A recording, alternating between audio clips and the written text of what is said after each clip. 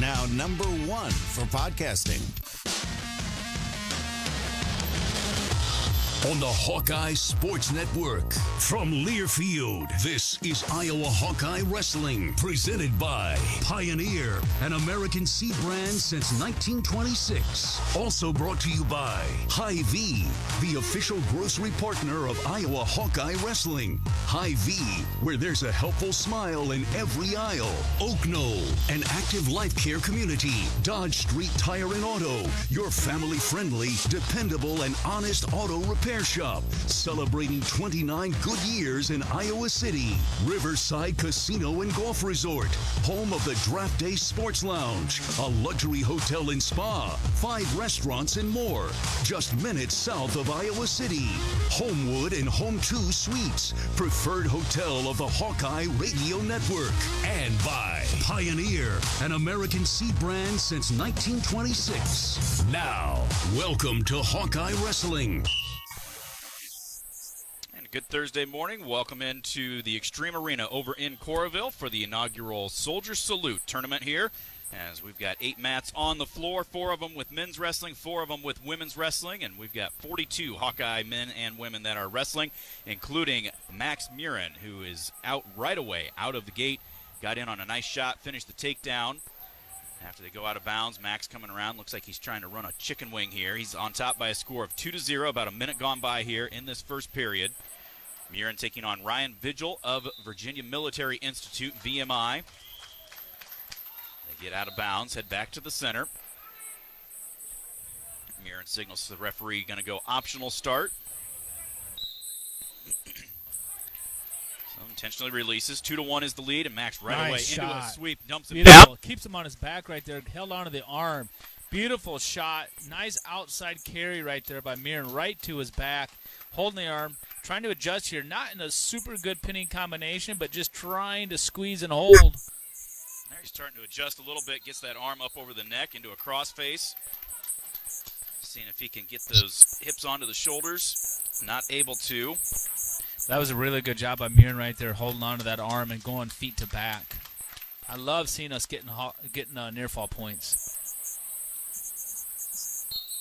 Murin had come out front. Looking for maybe a whip over, not there. Looked for a cradle.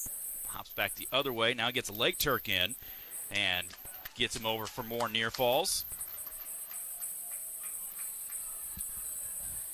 Reaching back with that arm, trying to peel that left leg of Vigil up. Vigil pushing Murin's hips away, trying to help fight that off. There we go. Now Max we're settled able in. to get up in there for the. Nice job, Max. I like how we're looking for the fall right there. First match out, looking for the fall, make it happen. 2 minutes and 31 seconds, the time of the fall for Max Murin. Max Murin got to be the straw that stir the drink, or he got to be the coffee of the morning. First man out right away, get things going. Over there on mat #1, that's Connor Thorpe of Northern Iowa taking on Jacob Silka of Citadel. Looks like Thorpe of UNI is leading that one 8-2. I was hoping K.O. Happel came, but he did not. No. Mat #2, you've got Jaeger Eiche of Minnesota taking on Freddie Junko of VMI. That one is a 1-0 lead in the second period for Junko of VMI.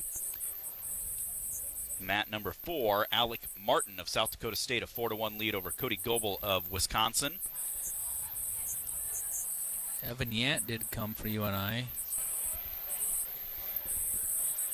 Mat #3, you've got Gable Fox of UNI Wrestling. He's taking on Logan Brown of Army.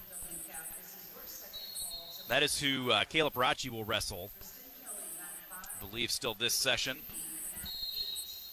Is the winner of that one. Mat #4, we've got Cade Siebrecht on deck. Between the men and the women, we have 42 athletes competing in this inaugural Soldier Salute. We'll do our best to get you the coverage on all of them. Mats 1, 2, 3, and 4 to our right are where the men are wrestling. Mats 5, 6, 7, and 8 to our left is where the women will be wrestling. Tournament preview brought to you by Hy-Vee. Score big savings and shop online at HyVeeDeals.com. I was wondering, Tony Ramos is here in the house. Yep. He brought a couple guys from, I think they got like 3 or 4 maybe. Well, I just seen on here at 174 pounds, we got Swafford in the lineup wrestling, which he hasn't wrestled much this year. But no Nelson Brands. Not sure what's up with that. He's obviously been kind of tweaked here and there, a little bit injuries here and there. But Cade Tinold of Don Bosco, who went to North Carolina, I'm sure that's probably one of the guys that is here wrestling, and Ramos is here coaching. Is there 2 Tinolds? Yes, they're brothers, twins. Yeah, both of them went down there, didn't they? Yep. Yeah, they're both wrestling here, I saw, so. Abe Assad wrestling at 84 for us.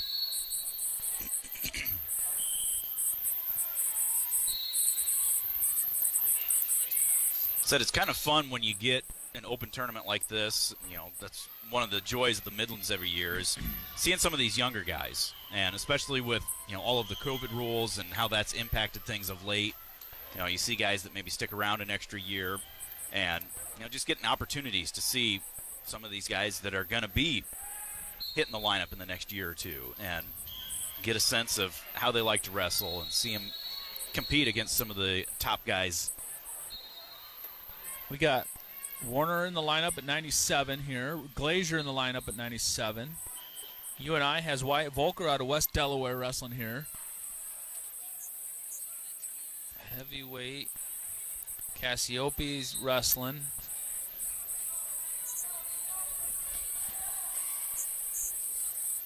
Got, was it 3 heavyweights? You got 4 heavyweights. Gage Marty. Easton Fleshman and Bradley Hill.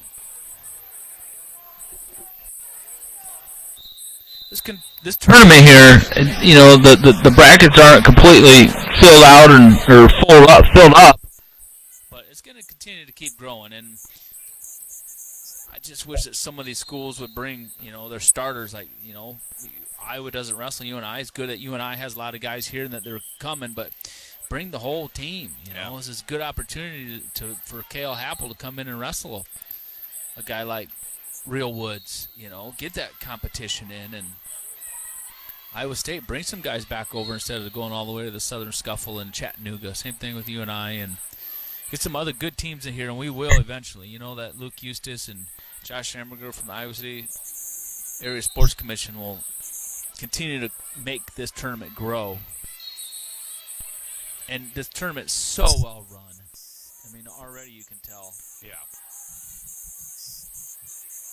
Good opportunity for the women. Jake Cadle, former Hawkeye, Cash Wilkie, both here.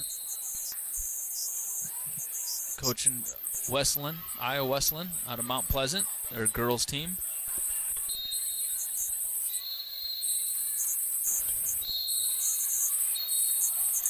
Mat number 8, we've got our first Hawkeye woman wrestler, Reese Laramendi, taking on one of those Iowa Wesleyan Tigers, Michaela Bloom. Mat number 3 down here. We got Northern Iowa's Gable Fox, also from Don Bosco. He's taking on Logan Brown from Army West Point. Was this Brown here from West Point? Did he wrestle against us? Do you remember? I don't believe so, but let me look real quick. Man, some of these teams came from a long ways away, traveled a long ways. Navy's here. Have you seen what's his name? Evans? Evans, Is he yeah. out there? I have not seen him yet, no. My bad. Mike Evans. No, Brown did not wrestle.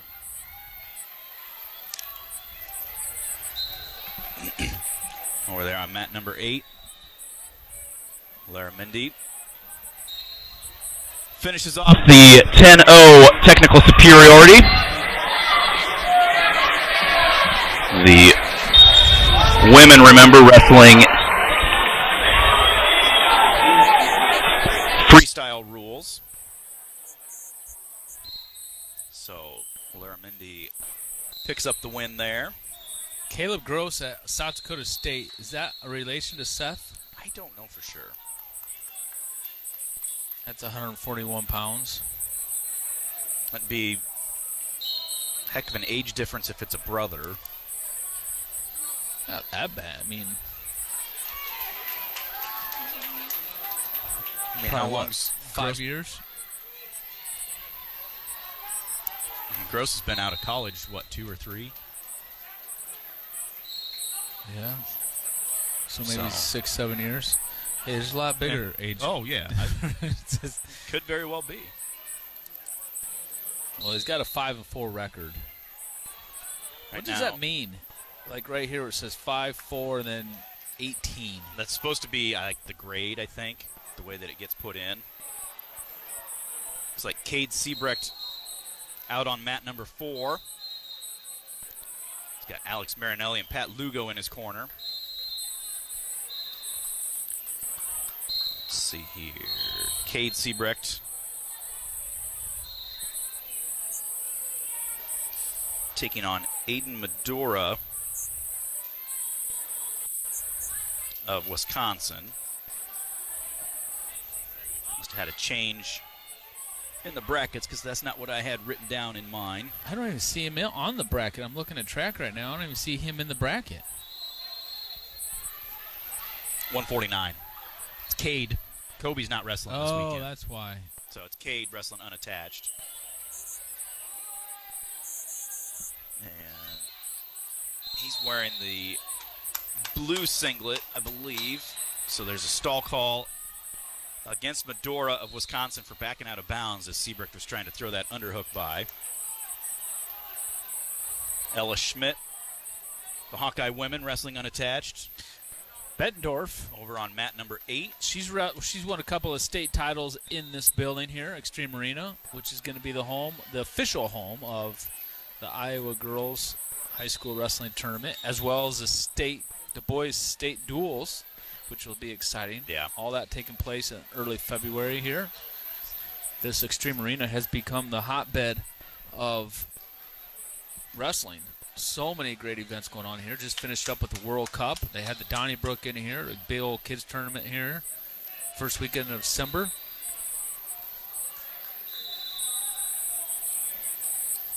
First period scoreless over there for Cade Siebrecht. Lugo in his corner, Marinelli. Lugo and Marinelli in his corner. It's like over on mat number 8, Ella Schmidt has a 1-0 lead. Mat number 4, Cade Siebrecht starts down, gets picked up, put back down to the mat. Who's Cade wrestling? It looks like Aiden Medora of Wisconsin is what it says on track.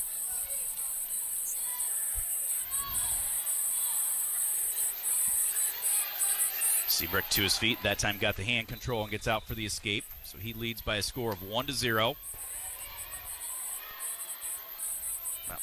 25 seconds of riding time for Medora. Gable Fox of UNI loses 6-5, it looks like.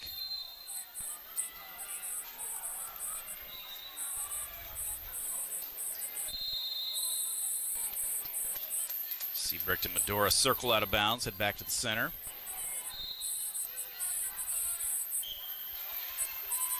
Ella Schmidt down there, no score. She's taking on Maya Latona from Columbia. And just got taken down right there. Latona just bowled into her. Yeah, she just... And then trying to get an ankle lace in. She just almost tripped over her own feet or something right there. That's going to be, for someone like Ella Schmidt who's, freestyle's a little bit different, She's, growing up wrestling folk style here at the high school level. This freestyle stuff's going to be a little bit different. 6-1 will be the lead for Latona as they go to the second period. Again, freestyle rules 2 3-minute periods with a 30-second break in between. I was talking to Josh Schamberger, and he said they were anticipating having the men overflow onto the other 8, all 8 mats. So they did not do the danger circle, the out-of-bounds warning circle. said, I'm sure the guys would have been fine with it. They would have known. I mean, when we wrestled out in Albany, one of the mats was a freestyle mat. So I said, well, that's good to know for next year. Maybe they'll keep that on there and have some of the mats that do have the freestyle ring. 1-0 is the lead for Cade Siebrecht as we go into the third period. Tied up 1-1 now. There's the escape for Madonna. Referee Rick Stahl Working that man out of Marion. Haven't seen him for a while. I haven't seen him for a while either. I talked to him as he walked in here today. Good to see him. Mat number 7. Is that an Iowa girl down there? So she just got hurt for his. Yeah, that's Nania Estrella.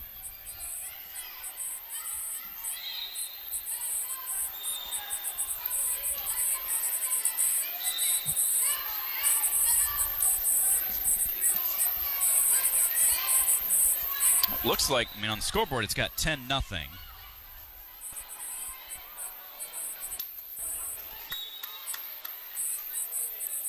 In favor of Estrella. Well, I know she was there. Siebrecht gets taken down, so he's down 3-1. Schmidt trailing 7-1. Schmidt hit on a shot or attempted shot there. Siebrecht gets his escape, so he's down 3-2 with 45 seconds left.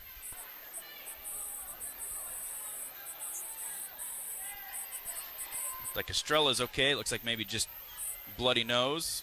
And Estrella does win 10-0. She's wrestling at 136.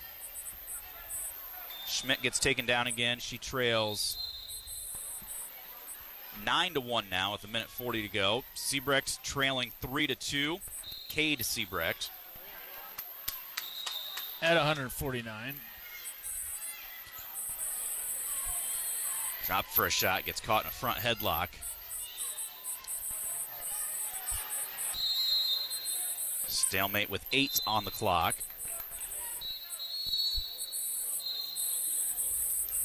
And it looks like Cade Siebrecht going to come up a point short here in the opening round. Thanks, Nick. Thanks, Nick. Okay, perfect. How many caps did you make? 2 or 3? Just 2? Looks like 2. You and Jessica are going to share? Yeah, we'll be fine. So Siebrecht loses by a score of 3-2. Ava Bayless wrestling on mat number 5 right down here in front of us. Bayless taking on Destiny Carranza of Iowa Wesleyan. Takedown, and now an ankle lace. Another ankle lace. And just like that, she wins by a score of 11-0. Here, give that to Jessica. That's the women's. You Okay. must have only done one of each. Must be just one of each then. Jessica can have them. If you want to. Here, you can look through that if you want. You don't have to fill them out, Jessica. We got track for that. That's why we bring her along, though. You got to keep her busy. Kylie Welker out on mat number 7. Wrestling at 170. They only had 3 entries at a couple of the women's weight classes. So they actually have 3 brackets at 170. They're basically doing like 3 matches against each girl. So Welker will wrestle Catherine McNulty 3 times, and she's scheduled to wrestle Tristan Kelly for Army 3 times. And Kelly and McNulty would wrestle each other 3 times. So The other thing that's different here, too, freestyle is looking down there. Some of these girls don't have headgears, Yep. but you don't have to wear a headgear in freestyle. You know, it's Funny funny. if you want to talk about safety, kind of, the headgear protects Protects you from kind of like a concussion and cauliflower ears and whatnot. But you know what's not a mandatory rule that should be for safety? mouth gear, mouth guard. Yeah, a mouthpiece should be a mandatory rule, in my opinion, before a headgear. A mouthpiece will prevent a concussion way faster than a headgear will. And it also protects your teeth. It protects your tongue. The mouth guard should be a mandatory at high school level as well. Yeah. Safety. Welker with the takedown, gut wrench. I'm trying to get that ankle lace locked up.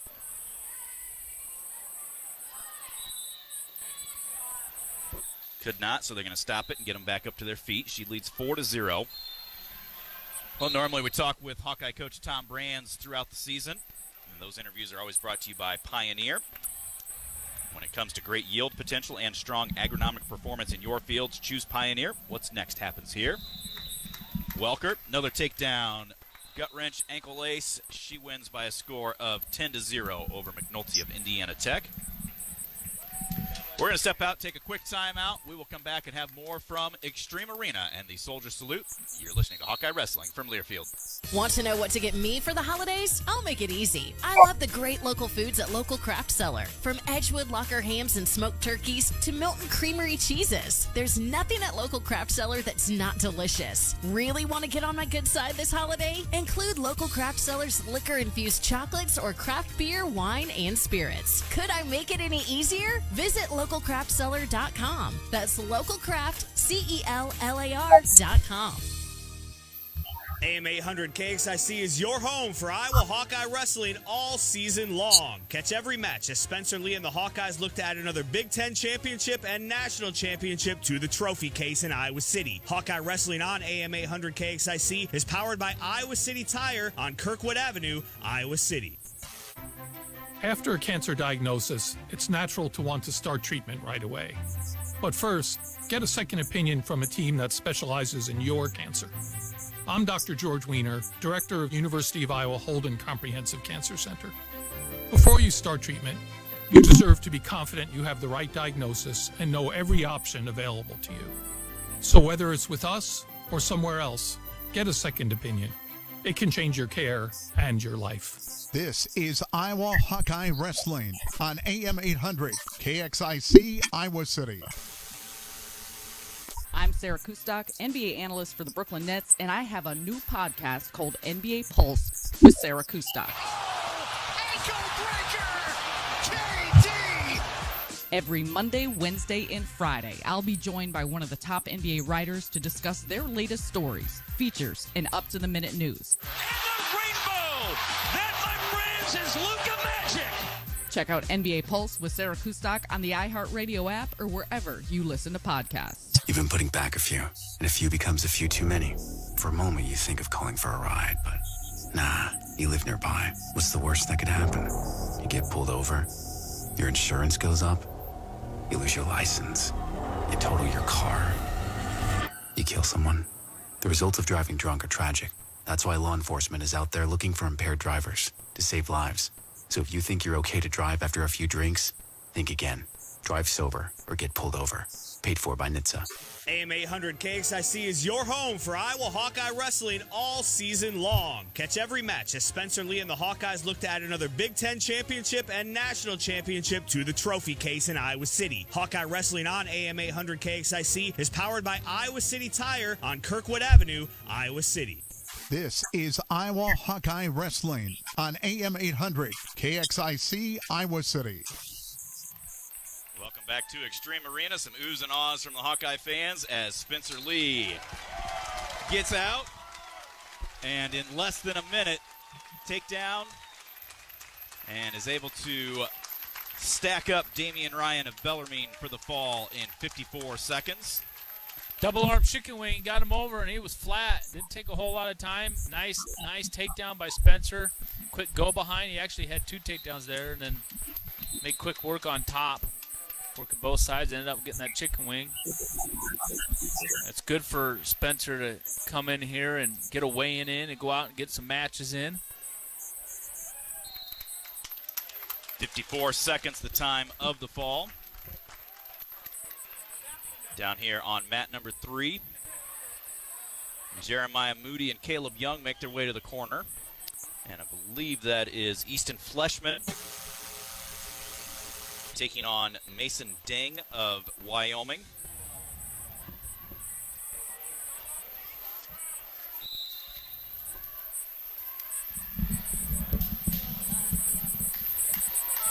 Fleshman, a freshman out of Inwood, wrestled for West Lyon High School. 7-6 record on the year.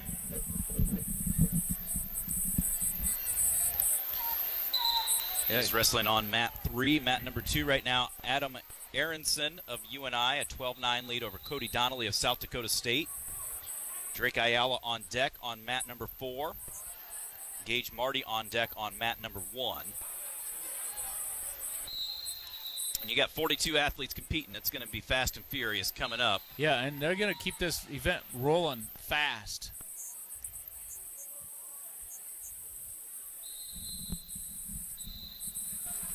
Mat number 2, Aronson does win for UNI at 197 pounds.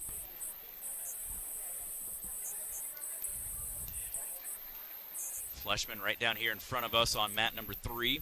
And look down here who's coaching Fleshman. Caleb Young and Jeremiah Moody. Yeah. Attaboy, Moody. Fleshman, mat number 3. He is wrestling Mason Ding of Wyoming. I love seeing teams like Wyoming here, and that's why I like this tournament. We're seeing a lot of teams that we don't normally see throughout the season. Right.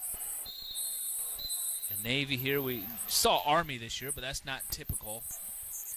VMI, Citadel, North Carolina has some guys here, as we mentioned. Which are those guys from North Carolina on 1 and 2?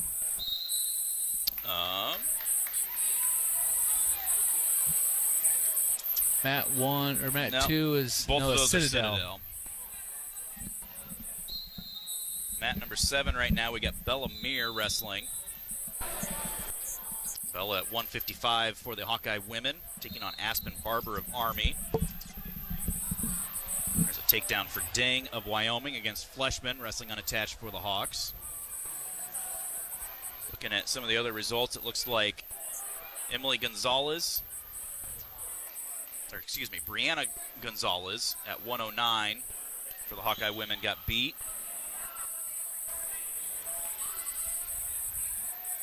This is good for the Hawkeye women, too. They haven't had any matches yet this year, except for Felicity Taylor wrestling in the World Cup.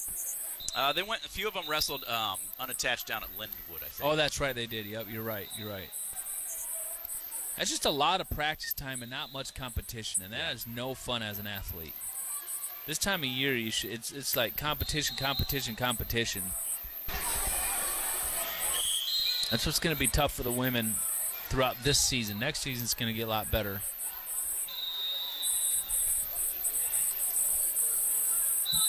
Fleshman trailing 2-0 at the end of the first period in his match here on mat number 3. Mat number 1, Gage Marty waiting to come out, but they're trying to figure something out, either score or a review. That one is an 18-4 lead right now, so it looks like not quite done. Matthew Williams of Army at 149, taking on Carson Rosler of the Citadel. Said mat number 4 right across the mark is where Ayala is on deck. Ding starts down for Wyoming, gets an escape against Easton Fleshman. It's at 3-0 now.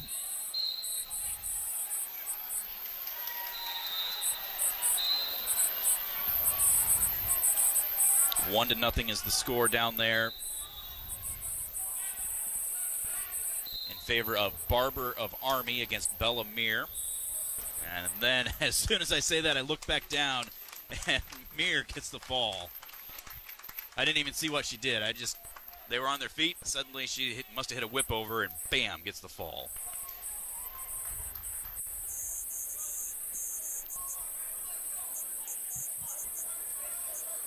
Gage Marty makes his way out now. He's taking on Austin Kohlhofer of Army. Marty, a freshman out of Solon.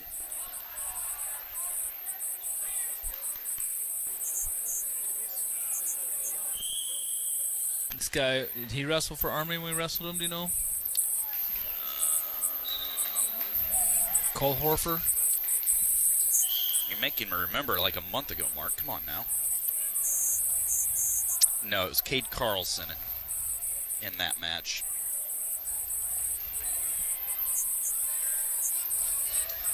Fleshman gets taken down again, so he's going to trail 5-0 going into the third period.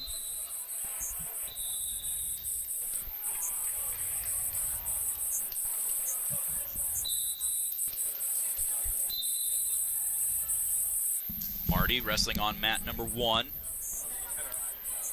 He's got Marinelli and Sorensen in his corner.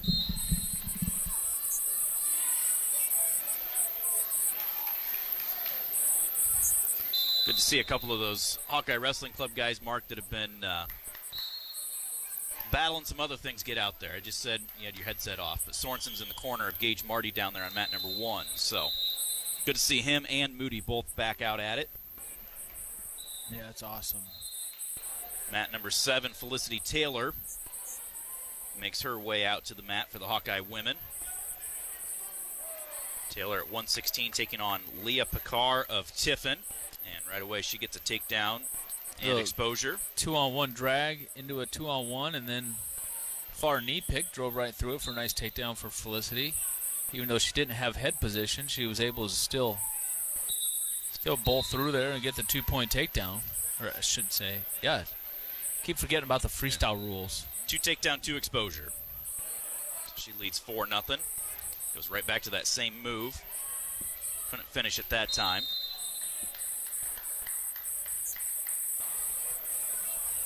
Nice double. And gets the fall. That's what you call a touch fall. Yeah. Picked her up under her shoulder and put her down. It was a 5-point throw because she put her straight to her back, and the girl didn't even really move off of it. So Taylor wins. Mat number 3, Fleshman for the Hawkeyes unattached, still trailing 5-0 with 40 seconds to go. 20 seconds left in the first, no score over there with Gage Marty wrestling unattached for the Hawkeyes.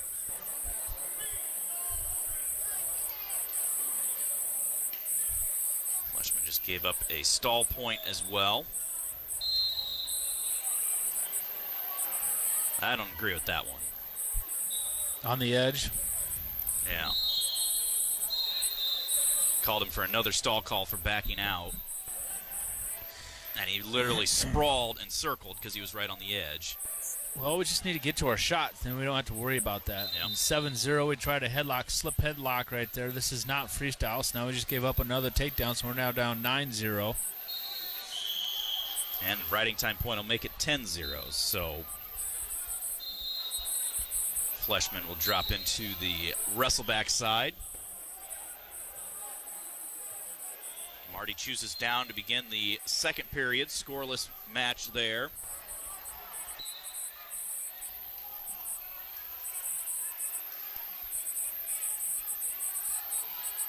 Emily Gonzalez looks to be on deck on mat 6.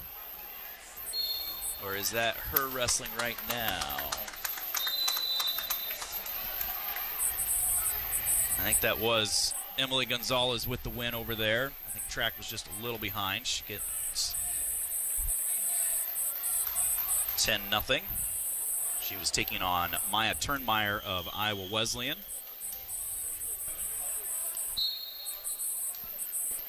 Gage Marty still 0-0 over here on his mat number 1.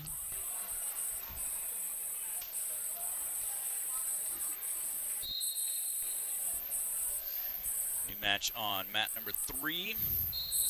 Charlie Farmer of Army against Kaylin Riley of the Citadel. Here comes Drake. Drake Ayala over on mat number 4. Drake taking on Trevor Anderson of Northern Iowa, wrestling unattached. Has his Seabolt Academy singlet on with the blue Superman S on the front.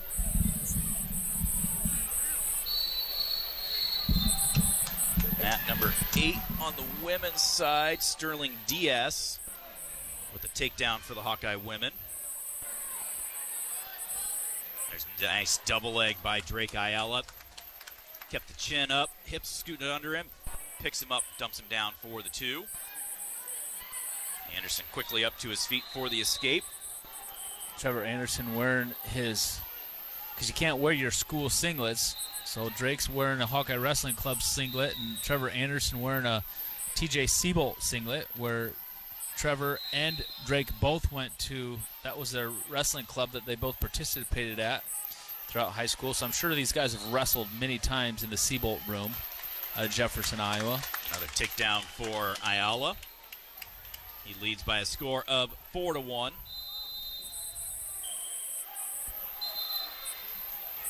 These guys actually may have wrestled each other in Siebold's room over break as a place to go train when they were off over break. Who knew they were going to draw each other first round of this tournament?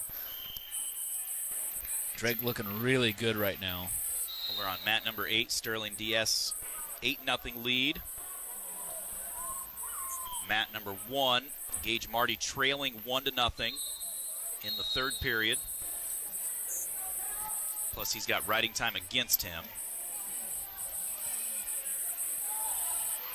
Ayala gives Anderson another escape.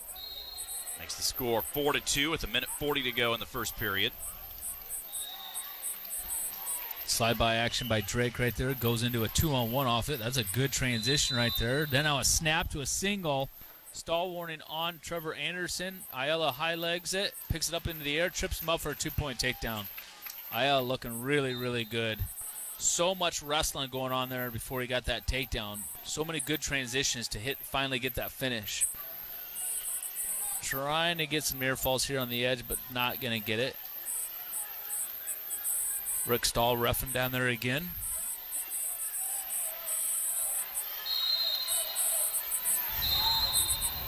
Marty, 30 seconds left, trailing in essence 2-0.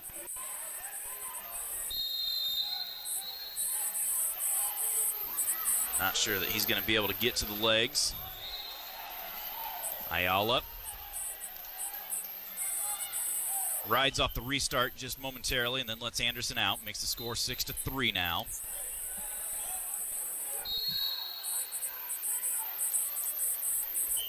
And Marty is going to lose by a score of 2-0.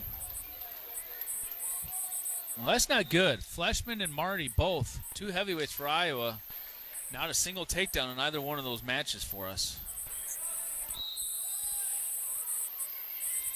It's part of our future once Cassiope's gone, so yeah, we need to start finding some offense there and putting some points on the scoreboard at heavyweight.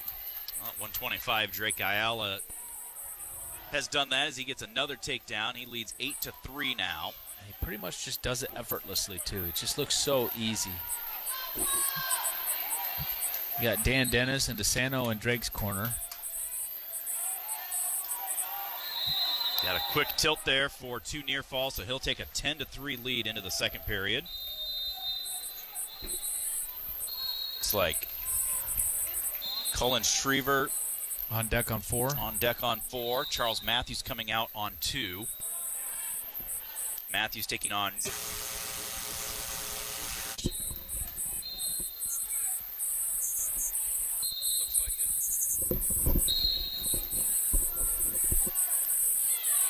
Anderson up to his feet. Drake just pretty much releases him there. 1-point escape at the start of the second period. Drake up 10-4. Anderson took a shot from a ways away. Drake able to get his legs back and then repenetrates, pops the head out, and gets the takedown. Charles Matthews wrestling over on mat number 2. We're curious to see if Charles Matthews puts any points up on the scoreboard. When he went out and re-wrestled for, against that Chattanooga, just not any offense. There's a slide by right there and just got taken down, Matthews did. Matthews wrestling that George Volk of Wyoming. Thank you. Now he's getting tilted up. Just give up 4 near fall. Drake Ayala still out to a commanding lead here. 12-5. Another 2-point takedown makes it 14-5. Man, I just love watching Drake wrestle. So fun to watch. especially a healthy Drake Ayala. I mean, end of the year last year, he was wrestling basically without his shoulder. Good to see him getting back on the mend. 36 seconds left, second period. 14-5 is the lead for Drake. Minute 30 to go, first period. Charles Matthews over on mat number 2, trailing 6-0. Jesse Ibarra on deck on mat number 1.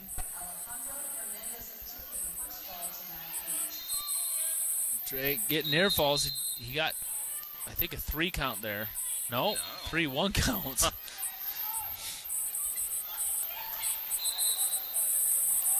He's got both legs in and he's just trying to kind of like pull him straight back over. Second period winding down, only 5 seconds to go. Drake's going to take a 14-5 lead into the third period. These clocks you can't see. Yeah, there's definitely a few changes that I would recommend to Josh to make it a little easier to see period, writing time. Yeah, you can't see period or where. They don't even. Yeah, they do have writing time. Yeah, you can see kind of the green blur, but yeah. Drake up out for the escape, so he leads 15-5 now. Charles Matthews gave up another 4 near fall. Shot from a ways away by Anderson against Ayala. Drake tried to get a reshot, but could not. Matthews down there now. He's losing 10-0. 12-0. 12-0 now. Now it's going to be over as he just got tilted up again. That is going to be it. Losing 16-0 against Jor Volk, unattached out of Wyoming, I believe it is. Drake takedown gives up another escape, so he leads 17-6, approaching a minute to go in that match.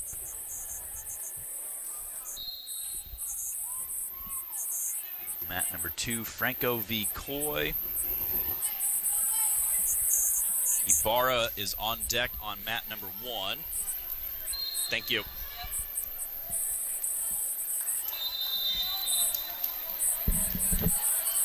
Drake, another snatch single, cuts off to a double. Now switch back to the single on the other side. Nice. Pushes the head to the side and Good throws finish. him down to the mat for 2. Drake does such a good job when he gets on his shots, is elevating the legs, getting the leg up in the air to get his opponents off balance and then trips him up for takedowns. But even the way he trips him up, he doesn't get long and extended out of position. And he's, man, Drake, I tell you what, he is fun to watch.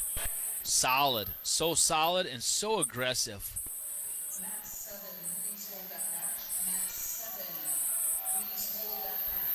That one, he's up 19-6. He's just going to miss the tech fall by a point.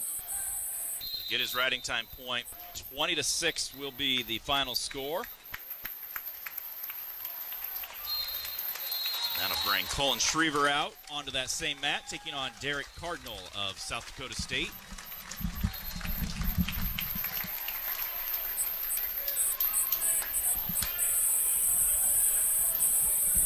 Hawk fans, experience your home away from home at Coralville's finest all-suite hotels, Homewood Suites and Home 2 Suites by Hilton. Let their warm and friendly staff take care of you and your family when you visit Hawkeye Country.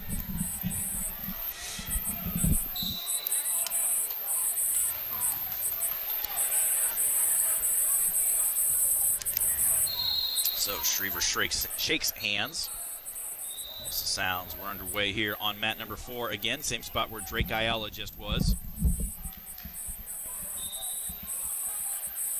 Underhook thrown in by Cardinal of South Dakota State. Schriever able to clear out of that.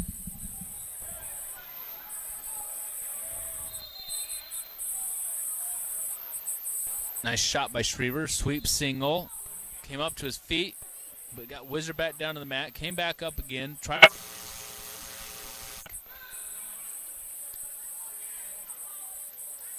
Into a front headlock now, right on the edge of the mat. Trying to circle. Wish Tanner Sloan was wrestling here for South Dakota State. South Dakota State brought some guys down. Just Tanner Sloan, local Al Burnett Prep not here wrestling, which is really unfortunate. Being so close to home, some of their guys, and not wrestling. That would have been a good opportunity for him and Jacob Warner to wrestle again. Yeah. They wrestled at the Midlands, I believe, a couple years 4 years ago. Sloan whooped up on him. Yeah. Might have teched him. Teched him, yeah. Tilted him. Just had that reinforced arm bar. Tilted him several times.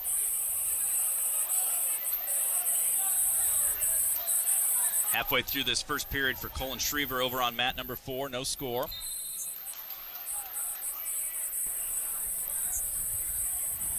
There's no Iowa State guys. No Iowa State guys here. They had 7 registered and none of them showed up.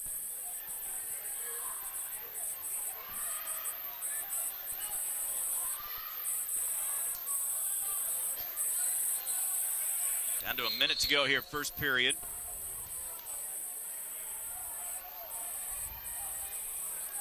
Schriever's another one, Mark, that sometimes he gets caught up a little bit.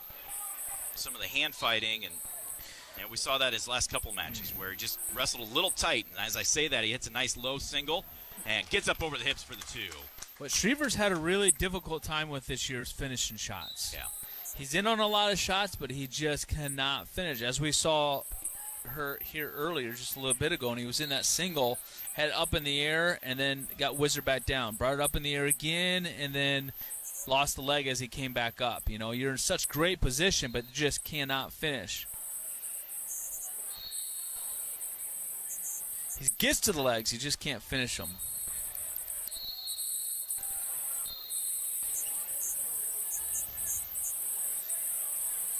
Five seconds remains here, first period. Schriever did finish that one, so he leads 2-0. Sarah B. out of Sutliff, thanks for tuning in. I agree with your comments 100% about Iowa State not being here.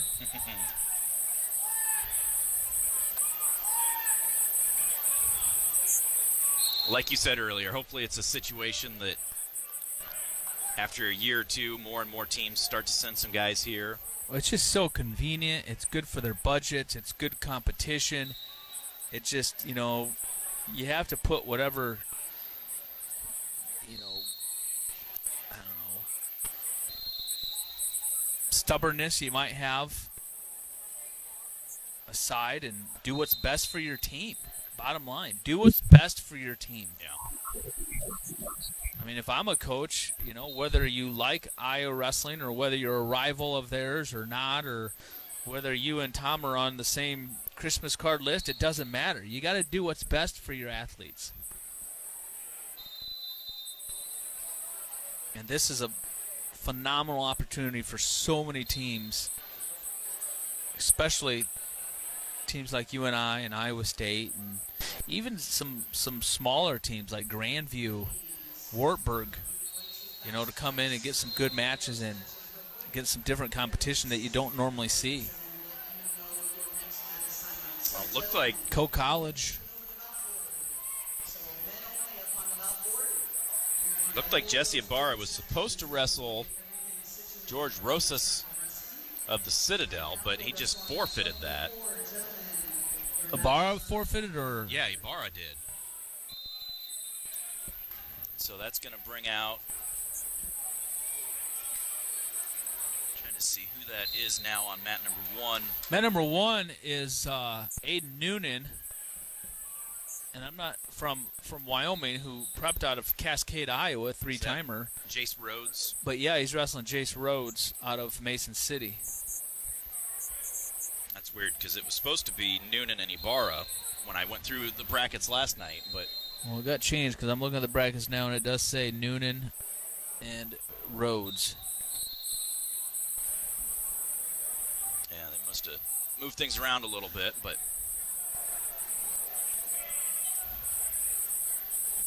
a couple of Iowa preps wrestling.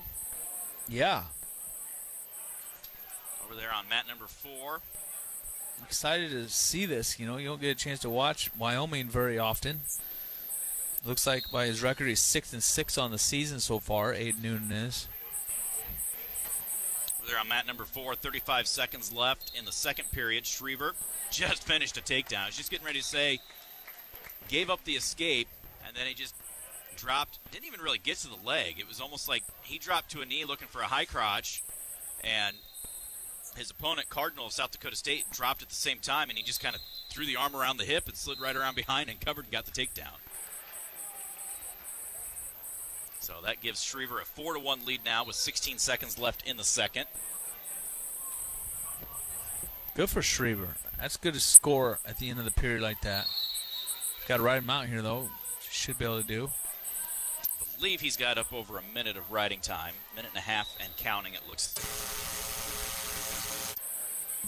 This is so good for these athletes, having a lot of finals week, Christmas, kind of getting back into the swing of things before we hit our conference schedule with Illinois next week and then traveling to Purdue.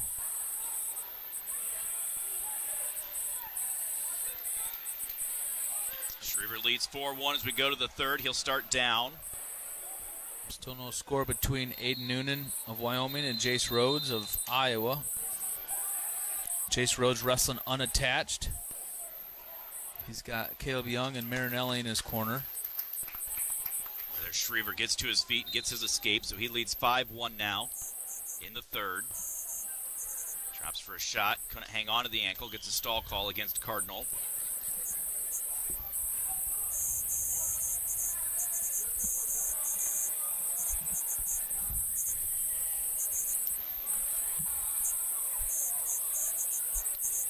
Down to the ankle again, able to hang on to it as Cardinal tried kicking away. Schriever able to get up over the hips. Driving back to the mat, gets the 2 right away, intentionally releases him. Makes it 7-2, 8-2 with the riding time. With a minute to go in that match. No score for Rhodes and Noonan at the end of 1, so Rhodes start down. There's a shot by Cardinal against Schriever. Colin trying to hip in. Now looking to kick out, but they're right on the edge of the mat, so he's trying to reach down, peel those hands. Jace Rhodes with a 1-point escape second period. Now a quick takedown. So he takes a 3-0 lead. Nice shot, nice finish. Nice return. Good job by Jace Rhodes now.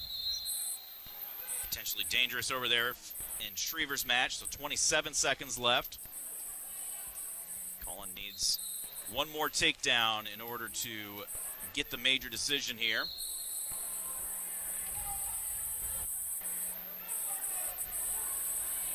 right, hits a nice head to the outside high crotch. Elevates somersault attempt there by Cardinal. He just stuffed that, kept circling around and gets behind the hips. Another 2 takedown. 9-2 is the lead. Drives him down flat to the mat.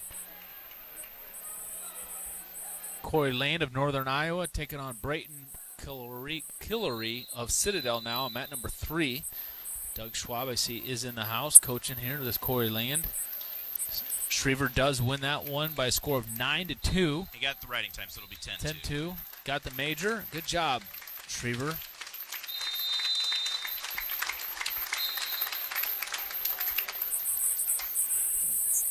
Jace Rhodes still up 3-0 down there in the second period. 51 seconds to go.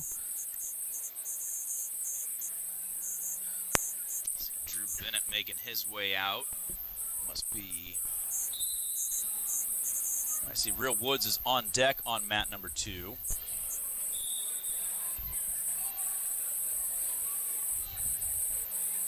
Does Corey Lane get hurt already? Of course, he's. Looks like they're tending to an ankle down here. Corey Lane of Northern Iowa. Who's that Northern Iowa guy on mat number 4 now? Mat number 4 is Garrett Funk. Pioneer, developing new generations of seed innovations for new generations of farmers. Boost your yields with leading-edge, locally tested seed. Pioneer, what's next happens here.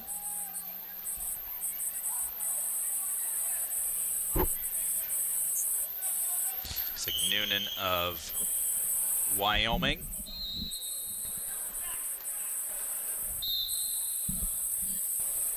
Will get the escape right as they go out of bounds.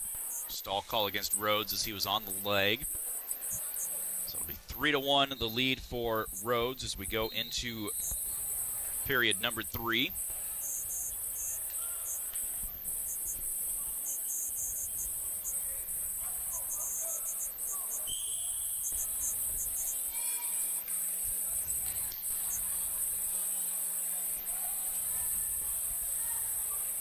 It's like the first round of the women's brackets are done. They're holding all the matches there to start them, make sure enough rest time and whatnot. Yeah, I see Ella Schmidt's like warmed up, getting ready to go out on the mat again. She lost her first match by tech fall. Down there on mat number 1, Noonan of Wyoming with the escape to start the third period. So it's a 3-2 lead now for Jace Rhodes of Iowa. Wrestling unattached. Does have riding time. And he's in on another shot. Picks him up, dumps him down for 2 more.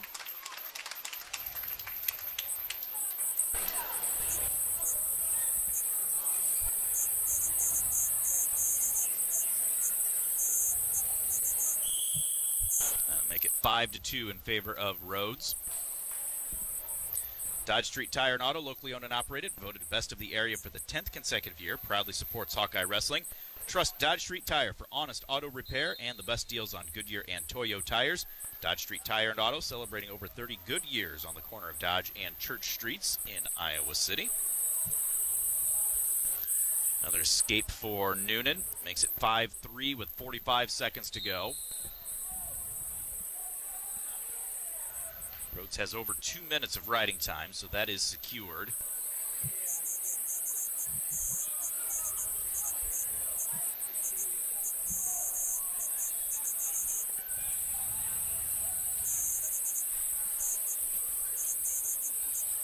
Real Woods on deck on 2. He's pacing around back behind.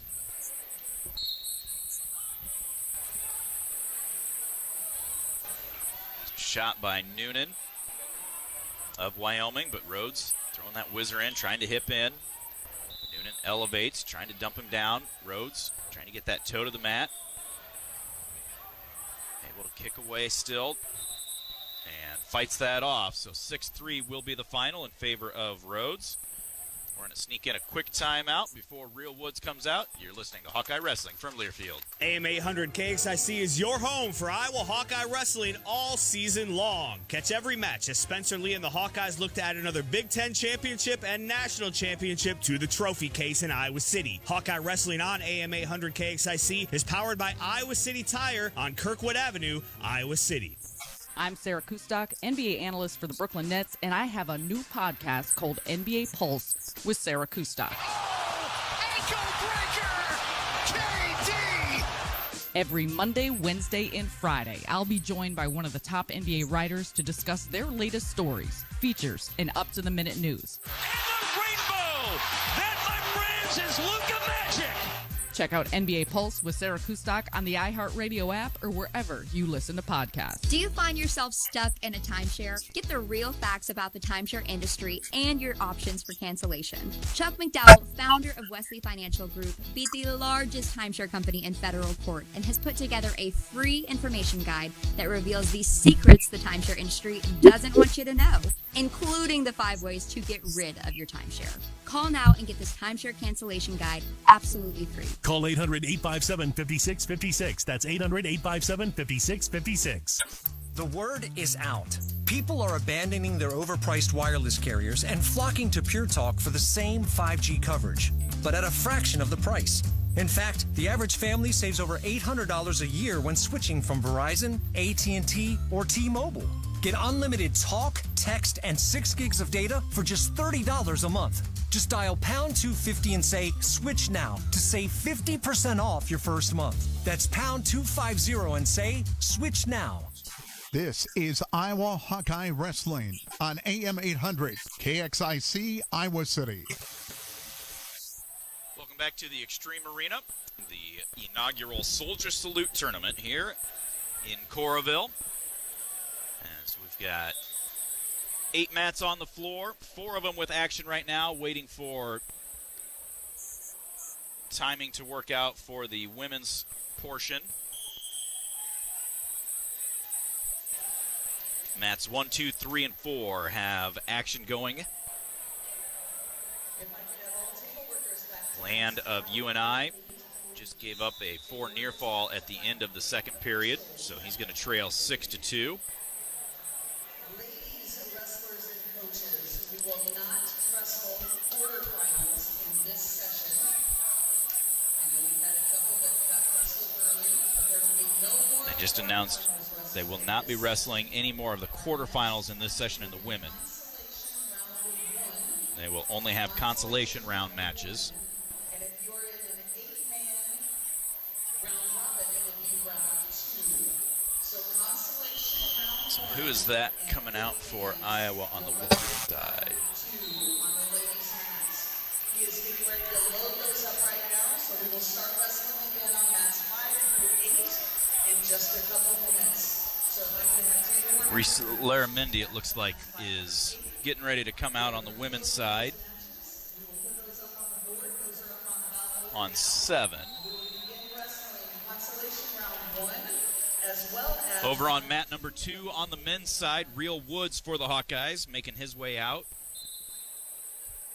Taking on Shane Pursley of Army. Right away, Pursley reaches for a shot. Woods ducks underneath of it, gets around behind, covers for the 2. Throwing in that deep waist on the left side, trying to lever that triceps. Drives Pursley down flat, trying to get that arm up onto the back as Pursley builds his hips back up under him. Did Pursley wrestle against us? No.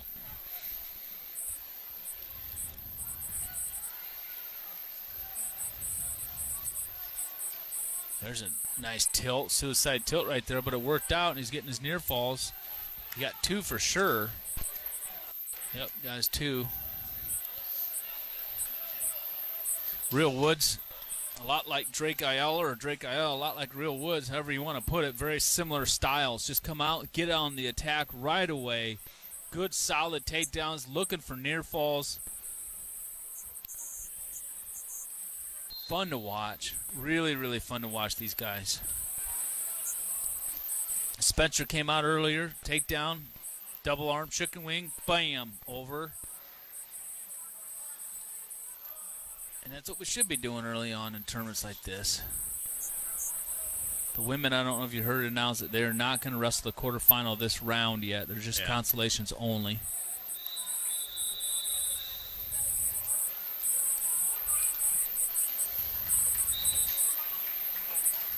It does look like, I stand corrected, that is Kylie Welker over there. Since she's got an interesting round robin, it looks like they are going to wrestle one of those, as there's Real Woods getting some more near falls. Got a 4 count. Gives him an 8-0 lead with a minute to go here in the first period. And he's trying to tilt him up again. Get him all the way over. There he gets that cross face adjusted just a little bit more. Arm on the back, 90 degrees, and underneath the other arm with the leg, and takes him on over and gets his 4 near fall. 12-0. That's like, can't see how much. This match might be over. Tech fall in the first period. You're going to get out of bounds and get a fresh start here. We got, what, 25 seconds to go? Another 4-point near fall, and it's going to be over. Who's that warming up over there on mat 2 for us? Bennett. He's on deck. Drew Bennett.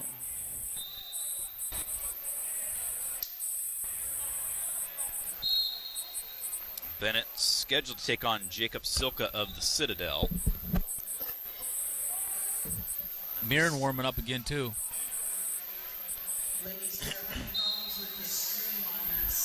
Looks like they've changed that one. It's Gray of the Citadel. 6 and 8. Women's wrestlers, we will wrestle on mats 5, 6, and 8. We will not be using mat 7 for the remainder of this session due to issues with the screen. issues with the stream, so they're not going to use mat 7 for this session. Try to get that fixed. Uh-oh. Woods got his leg caught, and Army was sitting back into him, Pursley, but period came to an end, so Woods leads 12-0 at the end of 1. Pursley choosing neutral to begin the second period. Again, he's just like the start of the match, Mark. He's coming across almost like he's taking a haymaker, just swinging hard, and just Woods feels it, ducks under it, gets right to the leg. And then looked like he was trying to find the headlock, wasn't there, able to slip back around behind and gets the 2. So now Real Woods was going to take him back with a whip over there. He had that head and then underneath the back. I thought, bam, he's going to kind of circle him right on down the mill, windmill him down on the mat right there and put him away. Stall call on Pursley as Woods again, left arm in that seat belt, gets that arm bar reinforced, and that's going to do it.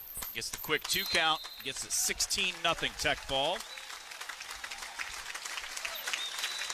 He will move on in the tourney. I'll bring out Drew Bennett.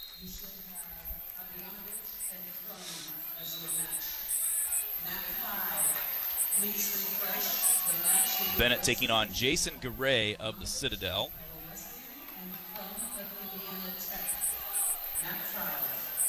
Same mat where Woods just wrestled.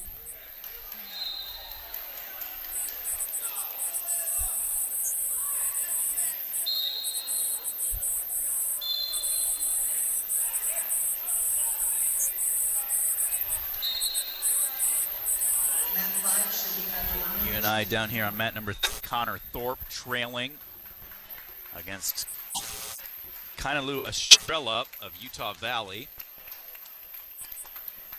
Didn't even realize Utah Valley had sent anybody as Bennett gets a takedown over there on mat 2.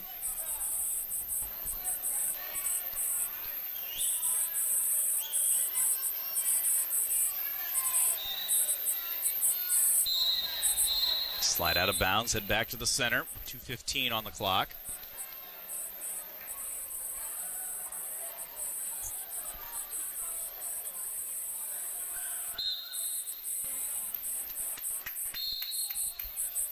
Is that... I didn't see, did Ella Schmidt wrestle again then or not? Not yet, I don't think. Schmidt.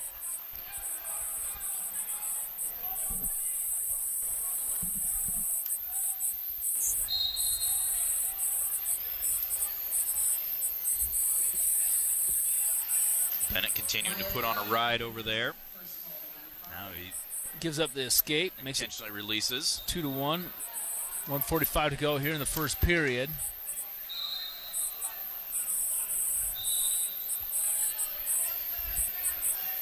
Yeah, Citadel, they brought their whole team. I like those singlets. Yeah. I like them too because they're easy to spot and see, and you kind of know that Citadel. On the back, I don't know if you can tell, but it kind of looks like an outline of the American flag, but still in the dark blue and lighter blue. Kind of up along the shoulder, like the left shoulder strap is part of the stars, and it comes down to the top half of the back. Yeah, it does look really cool. Another takedown there for Drew Bennett. Nice single, good finish. What did Minnesota bring down? I see that Minnesota kid warming up back there. I seen him wrestle earlier too. I think it was Jager Eisch at 133. I don't know if they had any others. Minnesota. That's the only one I've seen.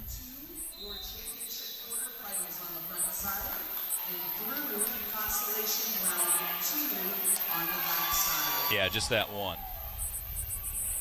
And he's wrestling at 141, actually, so.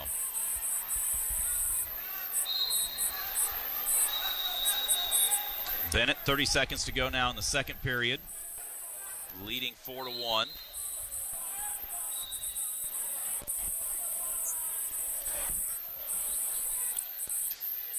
I don't know about you, Steven, but I like this a lot better than driving to look at that. Midlands. Is that a ball and chain locked in over there by Bennett? Yeah, it is a ball and chain. That's high school right there, but it worked. Got a 4 count out of it. That'll give him an 8-1 lead. Bennett looking good. Coming into this match here. On the attack. To your point, Mark, I agree. It was Jessica and I were joking as the girls were getting a little squirrely last night that, being in the hotel 3 hours away would be kind of nice, but it was really nice to be in my own bed this morning, drive 15 minutes, get over here, know exactly where I'm going, what I'm doing. We were able to come up here into here yesterday, get all the equipment set up. Bennett gets a Bennett reversal. with a nice reversal. Man, Bennett is looking good in this match. I can just text Josh Schamberger and say, Josh, I need this. And he says, okay, and it happens. Don't have to try to figure out who I'm looking for. We just need to continue to build this tournament from a team standpoint. Just keep building it. This could build into something just phenomenal. Yeah. Like, it'd be hard to even get a seat to get into here. I know that this year the seats are general admission. You just buy a ticket and sit anywhere you want, and that's going to change next year. It's going to be assigned seating. You're going to need to buy tickets ahead of time to be able to get seats where you want them.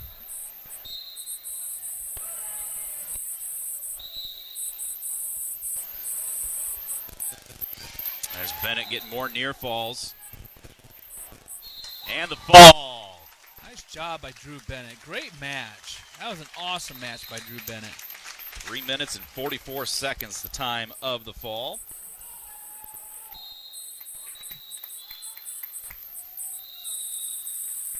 That's going to bring out, I believe, Leif Schroeder.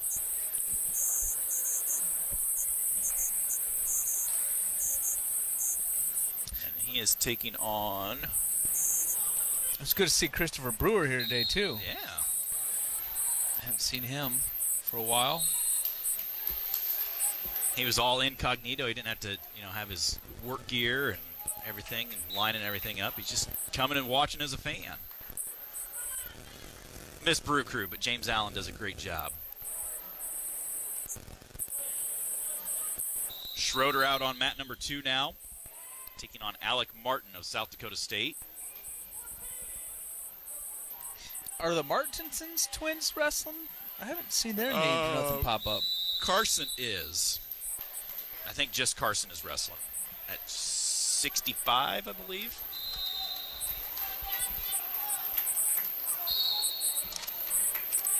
Yeah, Carson Martinson is wrestling at 165.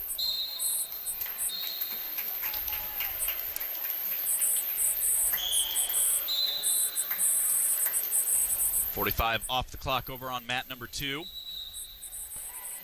Schroeder for the Hawkeyes. Martin for South Dakota State. Schroeder in on a shot. Trying to come through the back door here.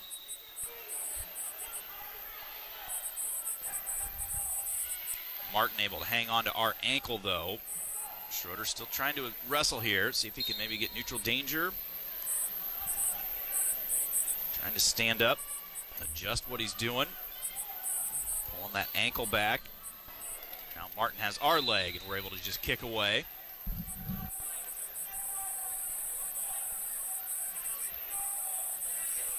Ran into Dylan Carew down on the floor before we came up here. Big Game Wrestling Club. He was asking how he could listen because he and his dad like to go, kind of like you, go down to southern Iowa to hunt. Has a hard time listening in. I was filling him in on some of the different options.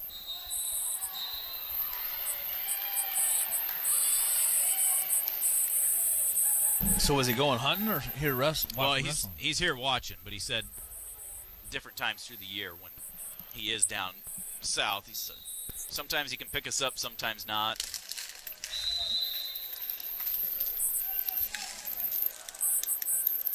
Said he's just kind of been enjoying this last month with helping host some of the teams here, giving them some workout space, and hosting some of the top wrestlers in the world with the World Cup making their way here. Yeah, very, very nice and generous of Tom Lepic to donate that facility to the Big Game Wrestling Club. Tom Lepic, big donor in our area and does a lot for the sport of wrestling. A lot for the Hawkeye Wrestling Club over the years. Him and Matt Lepic.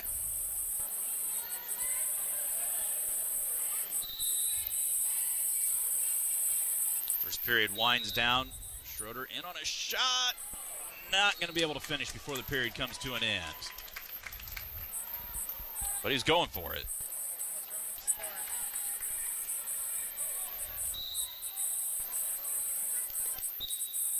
It's weird because it's like the clocks,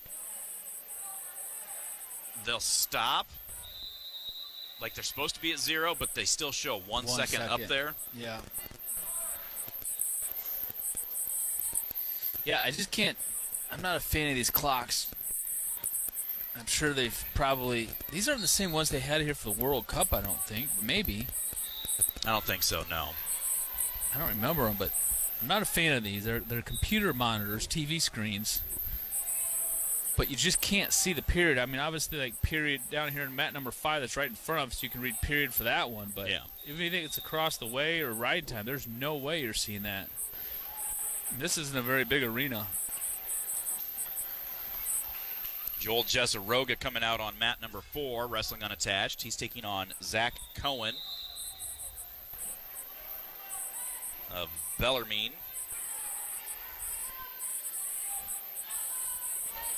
Where's that at? Mat number 4? Yep, straight across from us.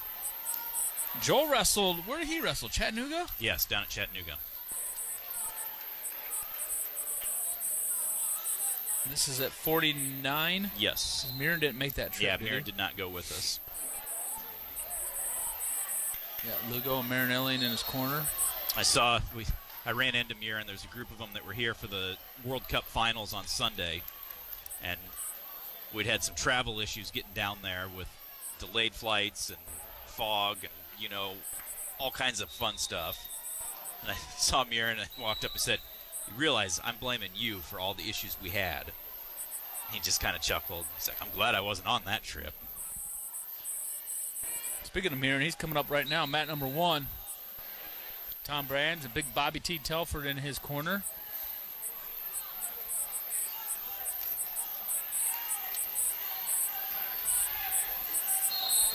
Mirren is taking on Allard of UNI. Northern Iowa. Doug Schwab in one corner. Tom Brands and Bobby Telford in another corner.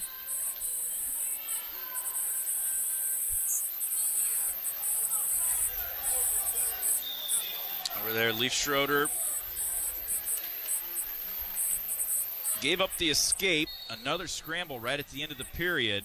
No points scored. Adam Allard. Northern Iowa. I'm trying to think of where he's from. Nice snap by Mirren right there. Beautiful snap. Wasn't able to capitalize on it, but did snap Allard all the way down to the mat.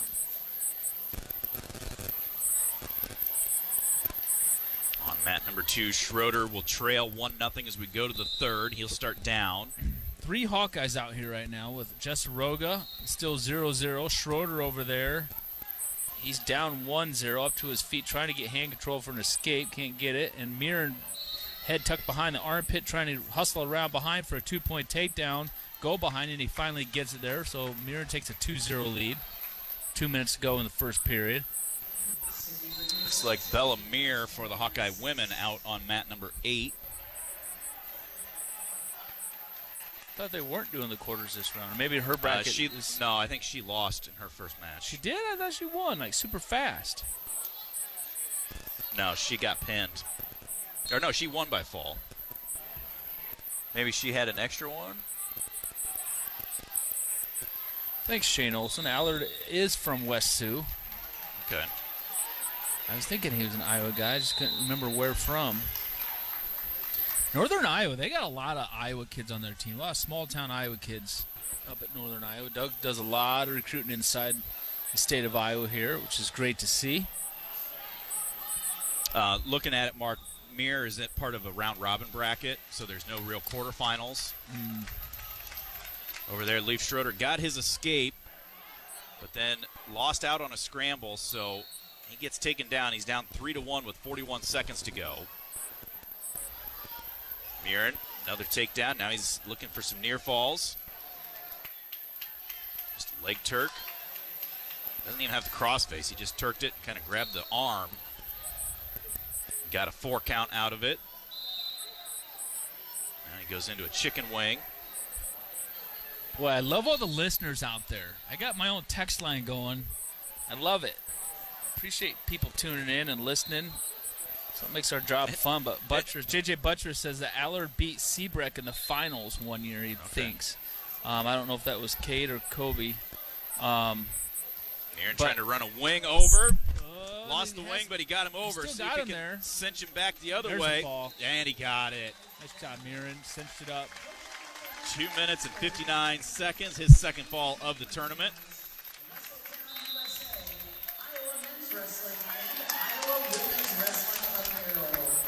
Schroeder. Looks like he's going to drop. He's down 3-1, up to his feet. Got to get a switch or something to get a reversal, and not going to be able to. So Leaf Schroeder is going to lose 3-1. Jesseroga down 1-0 right now.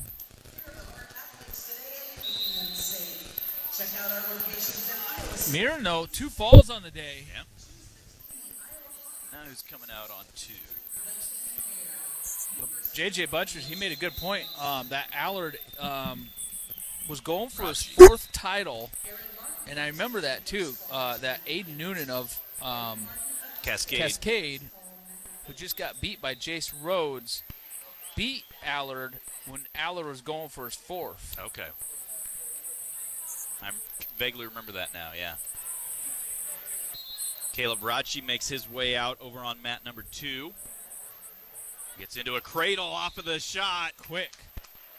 He's taking on Army. That's Logan Brown. Lost the cradle, but he still got him on the back. Not going to hang on to it. But that's a 6-point move to start things off. Over there, Jesseroga grabs the leg off of a switch to start the third period. Started that period in the down position. Trying to get a reversal here.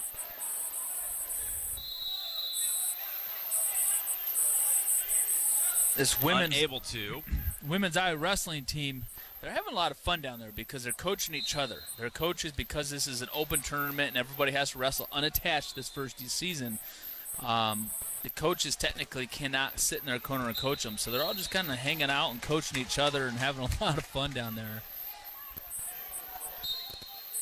Over there, Jesseroga does get the escape, so that one's tied up at 1. Riding time not a factor, I don't believe. I think that's third period with just over a minute to go, I believe. Yeah, yep. No score on their feet. Escape in the second, escape in the third. Over there, Rachi gives the escape, so he's up 6-1 now.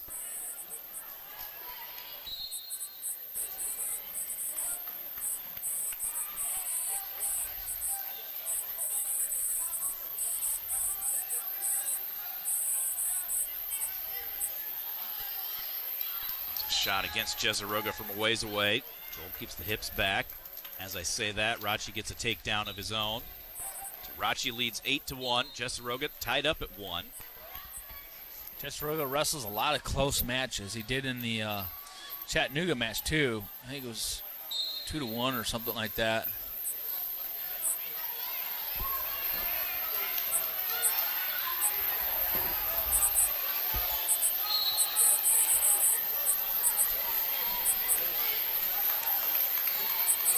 Good solid position, but got to find that trigger offensively too. Well, we're going OT now. Welker out right now for the Hawkeye women. Right in front of us, 6-0 lead. Taking on Tristan Kelly of Army. Again, only 3 wrestlers in that weight bracket, so they're actually doing 3 matches against each girl. And I don't know. Drove her right into the pad. Wow. That was like a body check from the hockey game.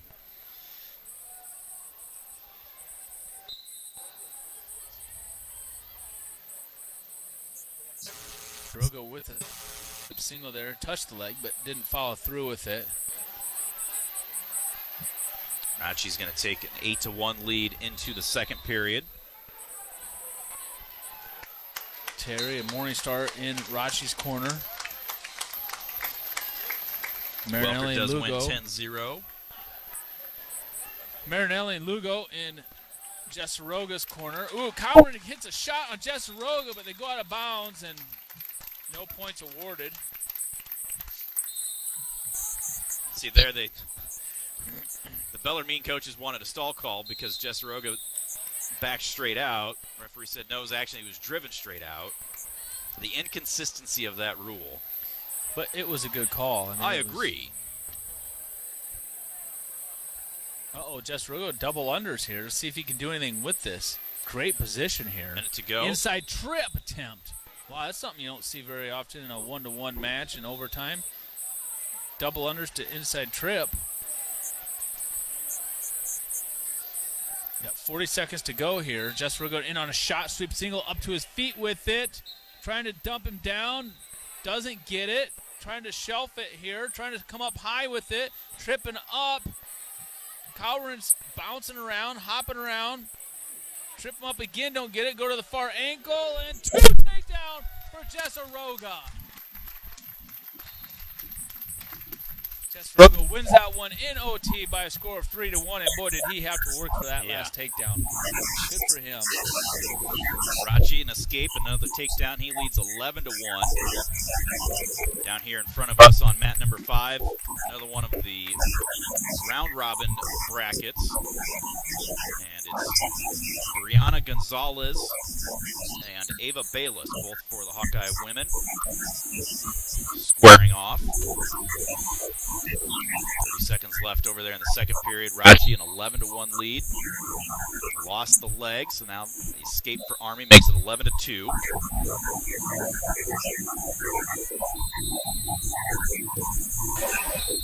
Back to the center with 17 on the clock. Is that Darren Miller down there? Doug? Stand next to Mariah in that lime bright green shirt. Yeah, kind of looks like it. Boy, he'd be easy to spot today. Shot by Brown against Rachi. Rachi, though, able to crack him down. Stops that before the period comes to an end. So Rachi takes an 11-2 lead into period number 3. No score down here in the women's match between Brianna Gonzalez and Ava Bayless. And as I say that, Bayless with a 4-point throw.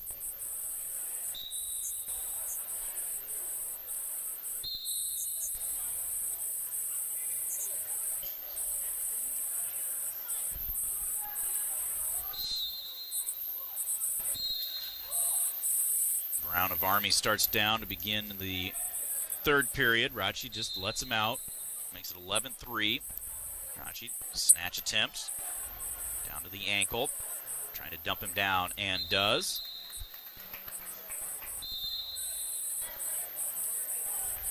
And as he did get the takedown, injury time called for by Army. Main Street Sweets been serving great ice cream and food in the heart of downtown West Branch for over 10 years, offering great burgers, tenderloins, cheese balls, and more, along with many awesome ice cream treats. Order online, call ahead, or stop in to visit. Main Street Sweets, owned and operated by my wife Jessica and me, on the web at mainstreetsweetswb.com. Hell, we're having time to go over there for some burgers between hand. Oh, everything's shut off, though. We took a week off this week, so... You just shut the business down for a week? We shut the business down for a week. Does it take that long to clean an ice cream machine and fryer?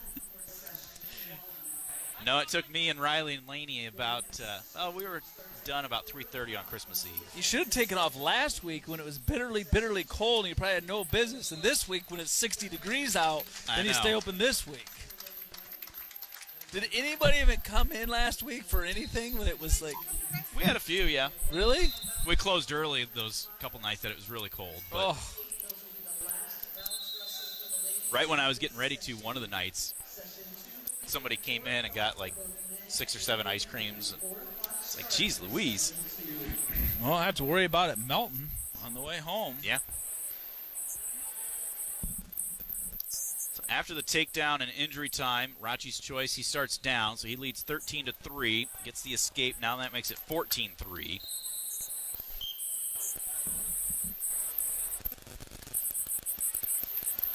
And hits another nice head to the outside shot. Lost that second arm, though. Brown was able to get that underhook thrown in. Speaking of warmth, my brother Matt just texted me, said they're listening down in Florida. Ooh. I heard it's cold down south. Well, that cold front that we had dipped all the way down. There's another takedown for Rachi. And they said it was snowing. They saw snow flurries at Miami last weekend. Serious? Yeah. It's like 45 degrees for the, I mean, it wasn't going to actually snow, but the Dolphins game on Christmas Eve, I think it was, they said it was 45 degrees at the time. Rachi, another takedown, goes into a quick hip tilt. Only a 1 count, though. As they rolled through, Brown throws his arm back, just basically hanging on and eating up clock. Rachi comes out, lets him out for the escape, 17-5. Rachi goes back to that high crotch, dumps him down, trying to cut across. Lost it. And Brown's going to hang on to that front headlock, but a point for riding time. Rachi is going to win that by a score of 18-5.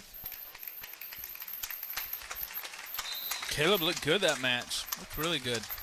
We're going to step out, take another timeout. We'll be back with more from Coralville. You're listening to Hawkeye Wrestling from Learfield. I'm Sarah Kustok, NBA analyst for the Brooklyn Nets, and I have a new podcast called NBA Pulse with Sarah Kustok. Every Monday, Wednesday, and Friday, I'll be joined by one of the top NBA writers to discuss their latest stories, features, and up-to-the-minute news. Check out NBA Pulse with Sarah Kustok on the iHeartRadio app or wherever you listen to podcasts. Do you find yourself stuck in a timeshare? Get the real facts about the timeshare industry and your options for cancellation. Chuck McDowell, founder of Wesley Financial Group, beat the largest timeshare company in federal court and has put together a free information guide that reveals the secrets the timeshare industry doesn't want you to know, including the 5 ways to get rid of your timeshare. Call now and get this timeshare cancellation guide absolutely free. Call 800-857-5656. That's 800-857-5656. The word is out. People are abandoning their overpriced wireless carriers and flocking to Pure Talk for the same 5G coverage, but at a fraction of the price. In fact, the average family saves over $800 a year when switching from Verizon, AT&T, or T-Mobile. Get unlimited talk, text, and 6 gigs of data for just $30 a month. Just dial pound 250 and say, switch now to save 50% off your first month. That's pound 250 and say, switch now. This is Iowa Hawkeye Wrestling on AM 800 KXIC Iowa City. Hi, Hawkeye fans. My name is Denali. And I'm Briley. We're still members of your Iowa Hawkeye softball team. During the off-season, conditioning is number one. At Iowa City Tire and Service, they keep our cars in top running condition year-round. And they treat their customers like family. Find them at 410 Kirkwood Avenue or online at ictire.com. Proud sponsors of Hawkeye Softball. Iowa City Tire and Service, where service actually comes first. Go Hawks! Woo-hoo! I'm Sarah Kustok, NBA analyst for the Brooklyn Nets, and I have a new podcast called NBA Pulse with Sarah Kustok. Every Monday, Wednesday, and Friday, I'll be joined by one of the top NBA writers to discuss their latest stories, features, and up-to-the-minute news. Check out NBA Pulse with Sarah Kustok on the iHeartRadio app or wherever you listen to podcasts. The word is out. People are abandoning their overpriced wireless carriers and flocking to Pure Talk for the same 5G coverage, but at a fraction of the price. In fact, the average family saves over $800 a year when switching from Verizon, AT&T, or T-Mobile. Get unlimited talk, text, and 6 gigs of data for just $30 a month. Just dial pound 250 and say, switch now to save 50% off your first month. That's pound 250 and say, switch now. Do you find yourself stuck in a timeshare? Get the real facts about the timeshare industry and your options for cancellation. Chuck McDowell, founder of Wesley Financial Group, beat the largest timeshare company in federal court, and has put together a free information guide that reveals the secrets the timeshare industry doesn't want you to know, including the 5 ways to get rid of your timeshare. Call now and get this timeshare cancellation guide absolutely free. Call 800-857-5656. That's 800-857-5656. This is Iowa Hawkeye Wrestling on AM 800 KXIC Iowa City. Welcome back to the Extreme Arena, the inaugural Soldier Salute. Stephen Grace and Mark Ironside sitting here watching as they work their way through opening round action. The women's portion this session is completed, and right now the Hawkeye women are wrestling unattached, so not really in the team race, but they are leading the team race with 43 points. Army and Indiana Tech both have 41.5. Iowa Wesleyan with 41, and then Life University at 22, as they are done until later on this afternoon. On the men's side, again, through about 149, we're starting to see a lot of the 157 matches making their way out. The Hawkeyes sitting in first with 16.5, Columbia second with 10.5, and then Army with 9.5. South Dakota State, the Citadel, and Wyoming tied with 5 at fourth place. As still a lot of wrestling to be had here. They will be moving some of the men's matches down to a few of the other end of the arena where the women were wrestling. Waiting to see which ones of those and how they're going to get that all worked out. As the Hawks, Spencer Lee with a fall in 54 seconds. Drake Ayala, just short of a tech fall, 20-6. Charles Matthews lost 16-0. At 133, Cullen Shriever, a 10-2 major. Jace Rhodes, a 6-3 win. Jesse Ibarra forfeited his match. At 141, 16-0 tech fall for Real Woods, a fall in 344 for Drew Bennett. At 149, Max Murin has 2 falls on the day. Leaf Schroeder dropped a 3-1 decision. Joel Jessaroga winning 3-1 in sudden victory. Caleb Ratchey winning 18-5. And Kate Siebrecht losing by a score of 3-2. And then in the heavyweights on the pigtails, Easton Fleshman lost 10-0. Gage Marty lost by a score of 2-0. As still waiting for more Hawkeyes to make their way out. We're going to catch up on some commercials. We'll be back with more of the Soldier Salute. You're listening to Hawkeye Wrestling from Learfield. Hi, Hawkeye fans. My name is Denali. And I'm Briley. We're still members of your Iowa Hawkeye softball team. During the off-season, conditioning is number 1. At Iowa City Tire and Service, they keep our cars in top running condition year-round. And they treat their customers like family. Find them at 410 Kirkwood Avenue or online at ictire.com. Proud sponsors of Hawkeye softball. Iowa City Tire and Service, where service actually comes first. Go Hawks! Woo-hoo! The word is out. People are abandoning their overpriced wireless carriers and flocking to Pure Talk for the same 5G coverage, but at a fraction of the price.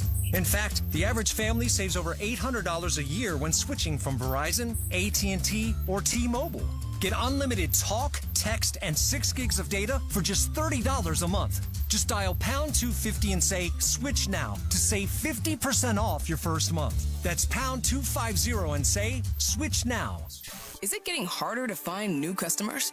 After all, it's one thing to run a business and another to grow it, especially these days. But what if you had access to everyone listening to me right now? Access to all the customers in your area. As the #1 audio company in America, iHeartMedia gives you access to all the customers you need to grow at a fraction of the cost of digital, video, and social advertising, with experts ready to craft your message fast. Get started today at iHeartAdvertising.com. That's iHeartAdvertising.com. This is Iowa Hawkeye Wrestling on AM 800 KXIC Iowa City. Welcome back to the Extreme Arena.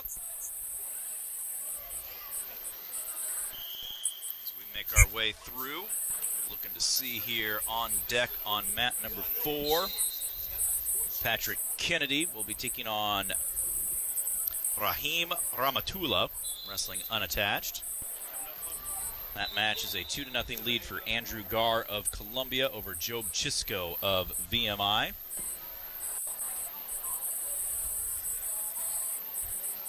Joe Kelly getting warmed up over there. He is in the hole on mat number 3. Or no, excuse me, that's Rhodes in the hole on 3. Kelly, I saw was listed in the hole somewhere, but there he is. He's in the hole on mat number 2, where Ryder Downey is wrestling right now. Downey for UNI. That one's just getting underway. No, excuse me, that's mat 1 that has UNI just getting underway. Wade Mitchell. Ryder Downey trailing 3-2 against Guida of North Carolina.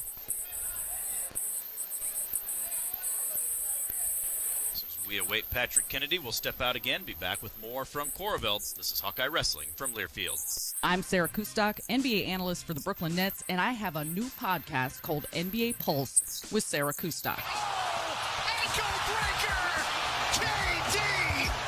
Every Monday, Wednesday, and Friday, I'll be joined by one of the top NBA writers to discuss their latest stories, features, and up-to-the-minute news.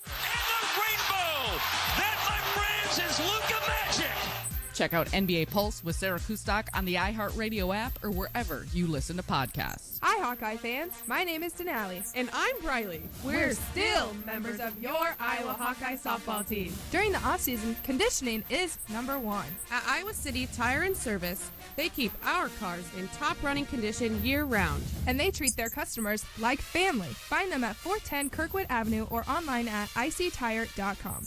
Proud sponsors of Hawkeye softball. Iowa City Tire and Service, where service actually comes first. Go Hawks! Woo-hoo! CorridorHalfOff.com has the deals for you right now. You can get half-off rounds of golf to Gardner Golf Course for the 2023 season. You can also get half-off great food from our restaurants like Brick and Iron and Tavern Blue in Coralville or Earl's Chili and Grill in Marion. And don't forget to treat your pets. There's also half-off deals for Muddy Puppy Pet Market in Coralville. All these deals are available right now at CorridorHalfOff.com. Certificates available is limited, so log on to CorridorHalfOff.com now to take advantage. This is Iowa Hawkeye Wrestling on AM 800 KXIC Iowa City.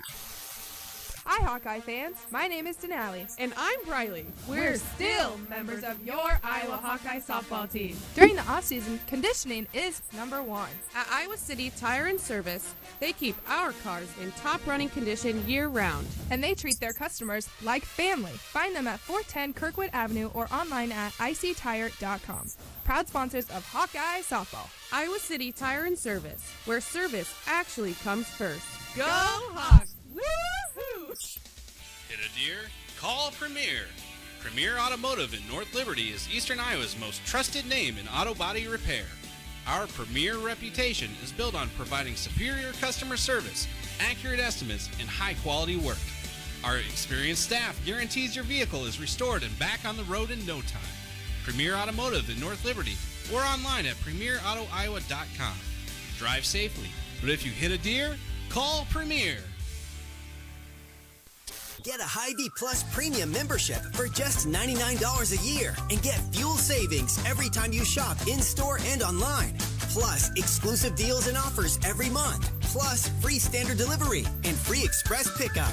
With Hy-Vee Plus, our plus equals more. For a limited time, get $50 off an annual Hy-Vee Plus membership with code SAVEBIG.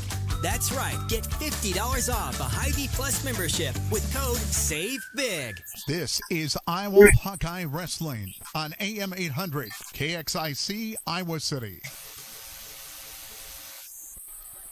Welcome back to the Extreme Arena in Coralville, the inaugural Soldier Salute 2022. Stephen Grace, Mark Ironside, my wife Jessica helping out on the computer, updating brackets. As we await Patrick Kennedy for the Hawkeyes, taking on Rahim Ramatullah, wrestling unattached. I just seen, I forgot, I was watching Navy wrestle just now. It looked like he beat the kid from Navy, but I forgot Blake Recalvo from UNI and Independence for them. Here comes Kennedy out on mat number 4.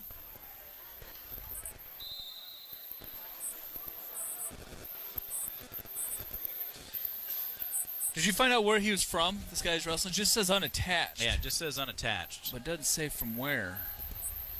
All that we found online was he's into jiu-jitsu. If it's the same guy, he's in jiu-jitsu as well.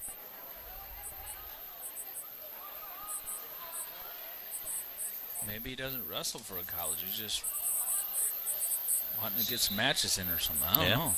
And it says, looks like he graduated high school in 2015. Quick takedown there for Patrick. High crotch. Cut the corner. Quick, easy takedown.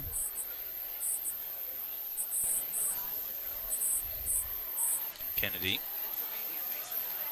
getting a hip tilt there. Got a 2 count.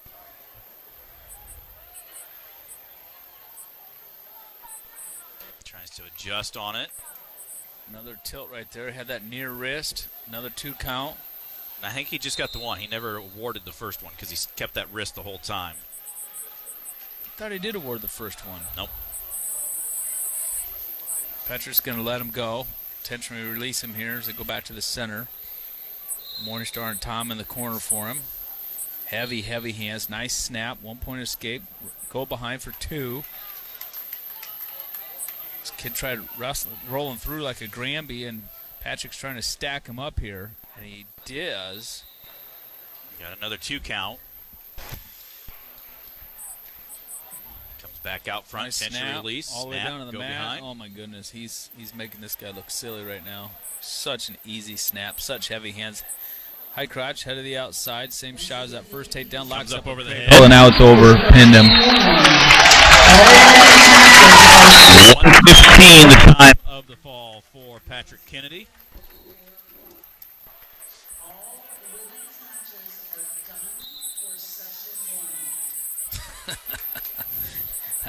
I don't know where that kid's from or exactly what he was trying to accomplish by being here, but I don't think he was expecting Patrick Kennedy right out of the gate, and he's like, I don't know if this is really what I signed up for. I think Joe Kelly and Drake Rhodes are both on deck on mats 2 and 3. Rhodes on deck on 3, Kelly on deck on 2.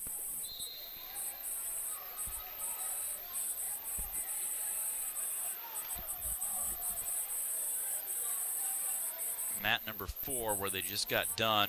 Mat number 1. Looking at this a little bit last night, Jack Thompson from South Dakota State. Is that Alex Thompson's brother? Yes. Thought so. Where does he go to school? South Dakota State? Dakota State, yeah. Yeah, that's his brother.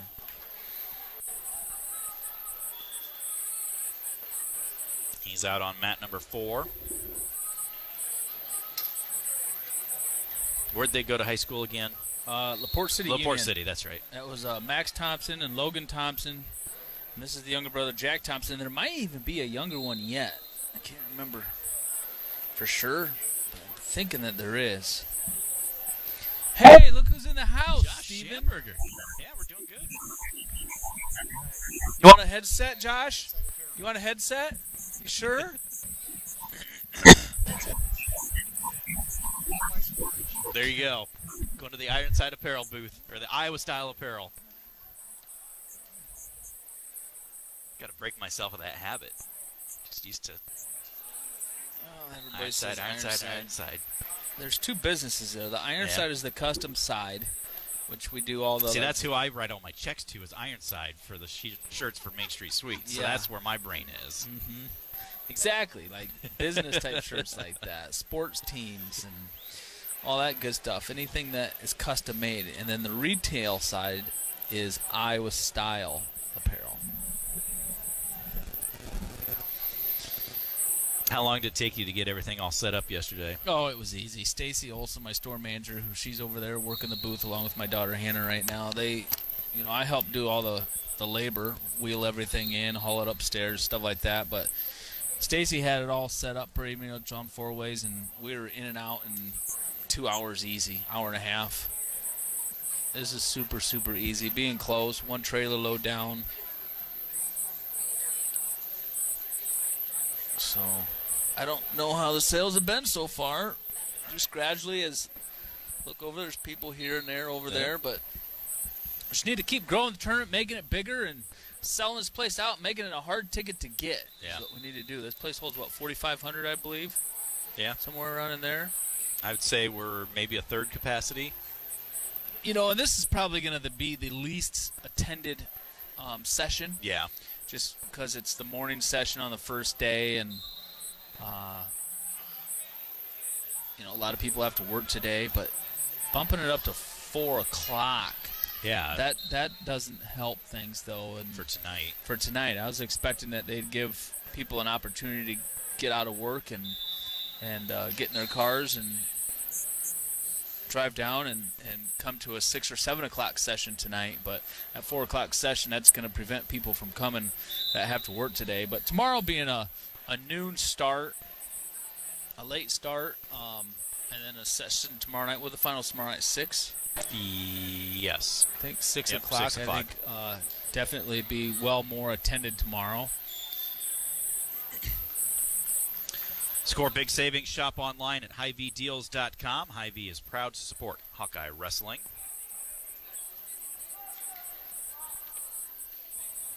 I don't even know what tickets are. What's it cost to get I in? don't know. I never looked. I'm not sure.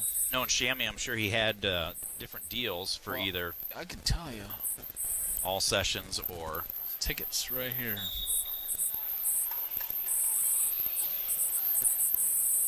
A tournament pass for the whole tournament for 2 days is $40.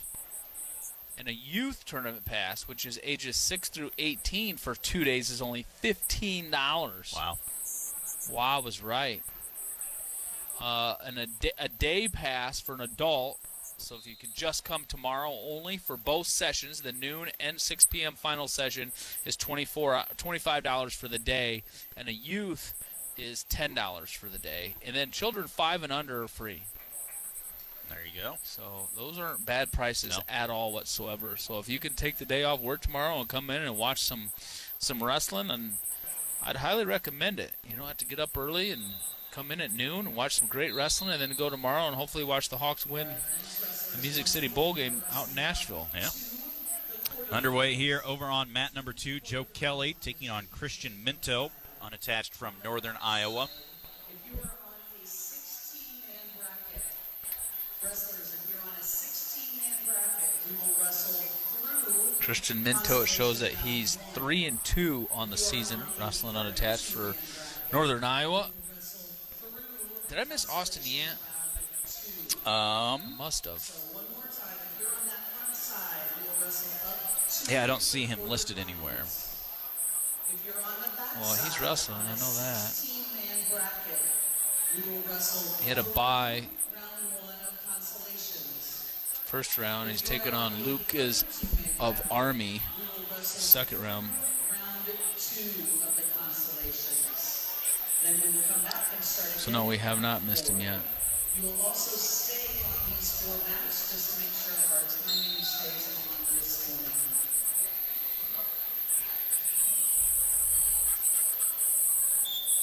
Kelly, minute 45 to go here. First period, no score.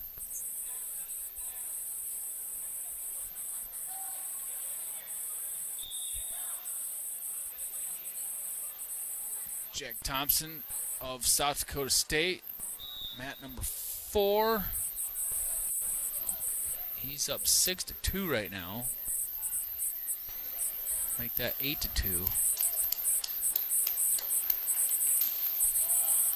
Navy with another wrestler going in mat number 1.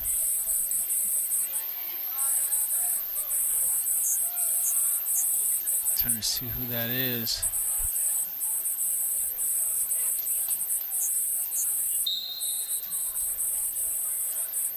Quadala. Gino Quadala. Wrestling Cole Nance of Bellarmine. Bellarmine, yep. Who's this down here on 3? There's Rhodes, Drake Rhodes, taking on Braxton Lewis of VMI. Rhodes gets the takedown. I really liked how Rhodes wrestled in that first duel of the year against Cal Baptist. Yeah. Very aggressive, looked good. Looks like Aiden Riggins is on deck on mat 1. Kind of interesting. You mentioned the Martinson twins, and if Riggins wins, he would actually have Carson Martinson in the next round of the championship bracket.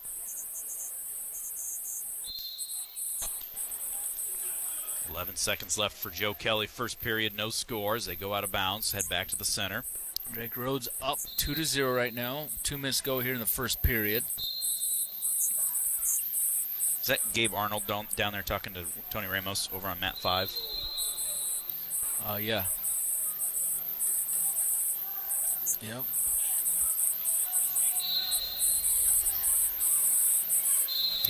Gabe Arnold had come up from, I think, Georgia? Yeah. And he wrestled as, he's going to City High now. City High this year, yep. He wrestled in the Donnybrook, won that tournament. Hard-fought match between him and Tate Nakaborn from Linmar. Drake Rhodes trying to run a chicken wing. Could not. Joe Kelly over on mat number 2, scoreless after 1. Kelly starts in the top position. Tries to drop to the leg. Returns Minto. Lost the hand control, though, as they get back to their feet once more. There's the escape. So Minto, unattached from UNI, leading Joe Kelly 1-0.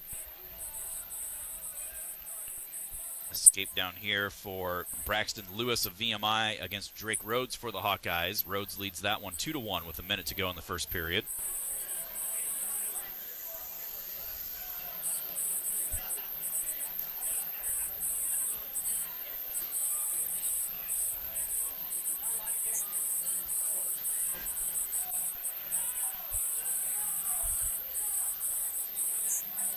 Working a front headlock. Nice little boot scoot underneath of that by Lewis, but Rhodes able to keep his hips square. Not in a great position right here as Rhodes has both legs locked up, but now Rhodes has his legs locked up, but he's able to lock through the crotch and scrambles, gets that out of bounds with no points given up.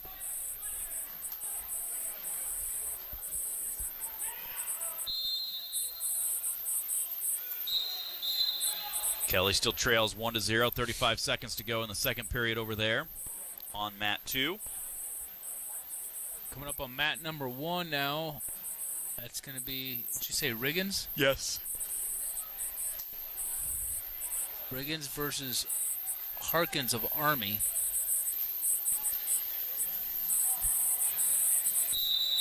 Patrick Kennedy beat Harkins 22-9. Drake Rhodes up 2-1 at the end of the first period.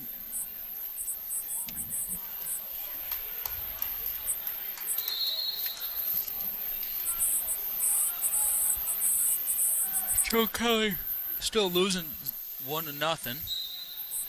He's going to choose down to start the third period. Riggins gets a takedown.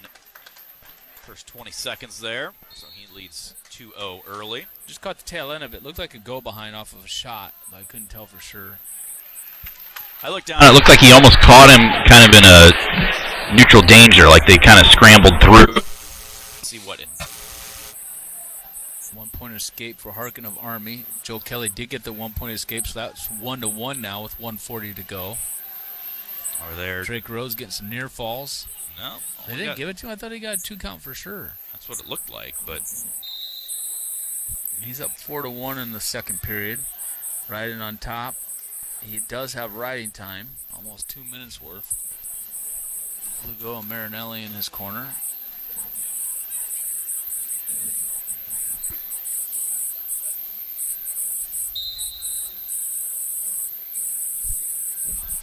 Approaching a minute to go in regulation for Joe Kelly on mat 2, tied up at 1.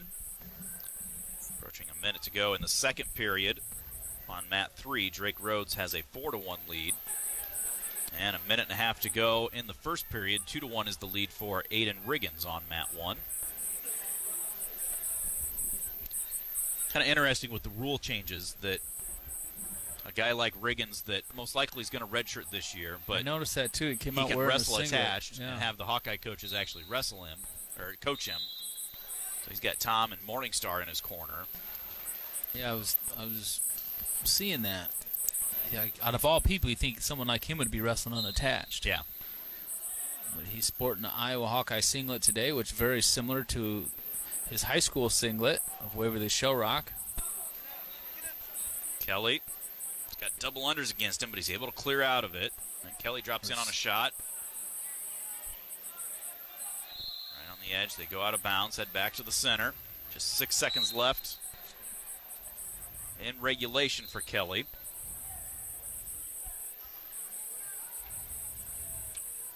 Riggins has his leg caught right now, trying to break the grip, see if he can get around behind for another takedown. Drake Rhodes leads 4-2 in the second period. Riggins goes to a stalemate.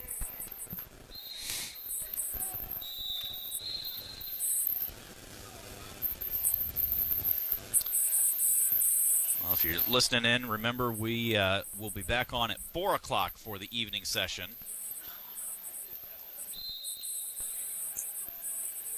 They bumped that up by an hour.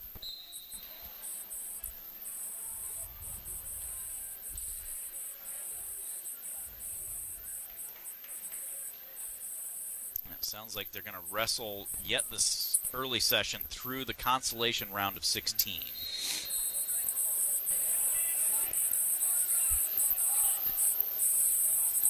Today? Yeah. Like this morning session? Yeah, so there's still, depending on how the brackets match up, there could be another round of wrestlebacks yet in this first session.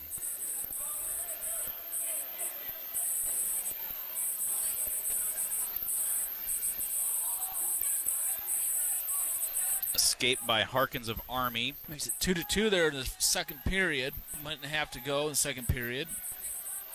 Riggins came out early, got that takedown. Harkin with an escape in that first period, then ties it up 2-2 with an escape. It'll be Riggins' choice going into the third period, but he needs to look for another score here yet this period. Joe Kelly all tied up 1-1. I'm assuming that's overtime by now. Yeah, that's sudden victory. Drake Rhodes leads 4-3 with a minute to go in the third. He does have 2.5 minutes of riding time.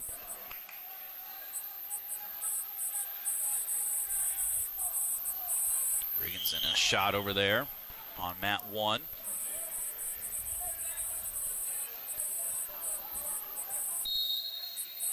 Now, looks like Kelly's going to go to the tiebreakers. Maybe. Say that. He gives up a shot attempt. Scrambling. Somersaults through. Period came to an end. No points. So it is tied up at 1. Another takedown down here for Drake Rhodes.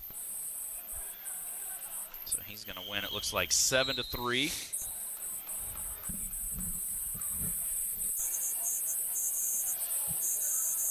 Joe Kelly defers his choice.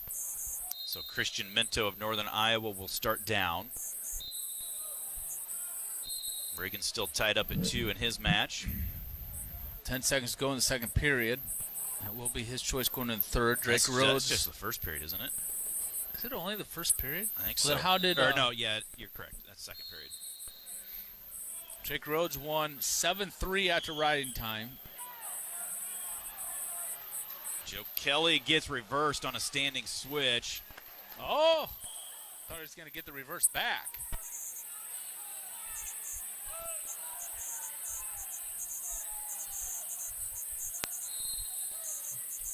Trying to clear out of that. Riggins up for a 1-point escape, takes the lead 3-2. Kelly's down 3-1.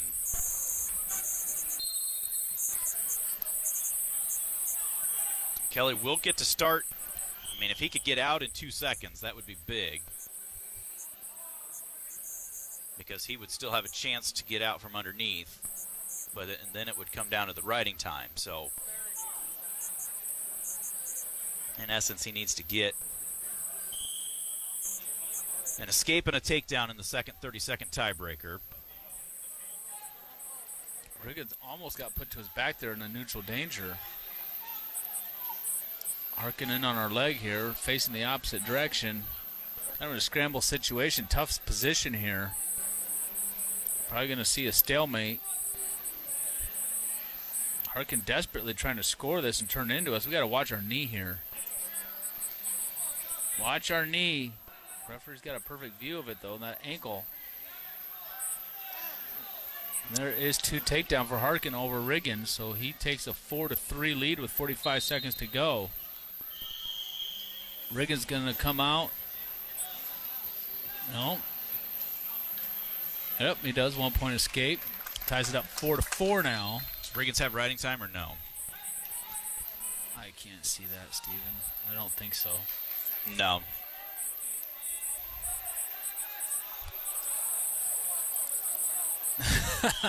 Tom threw a water bottle in. He's arguing something. I don't know what. I think no control is what I think he was. No control or takedown there, or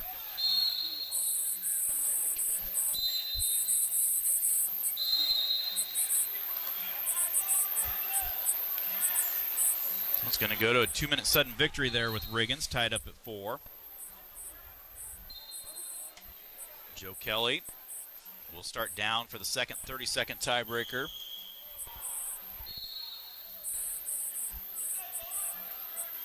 To his feet out for the escape. So now he's got to get a takedown. Oh, he dropped in on a shot, almost got whipped over. And then another shot, reshot there by Minto. And Minto's going to get another takedown, and that's going to do it over there for all intents and purposes. Riggins in on another shot. Almost caught in that neutral danger again. Now he's trying to catch in the neutral danger.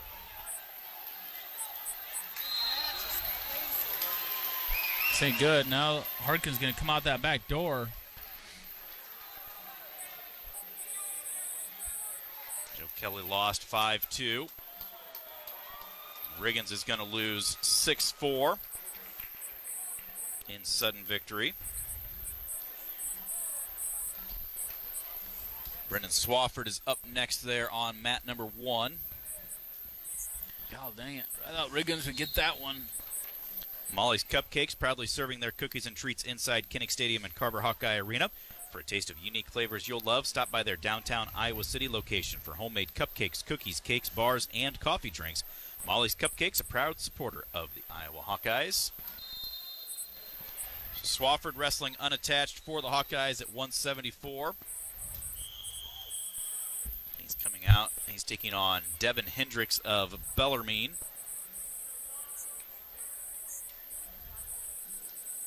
That is on mat number 1.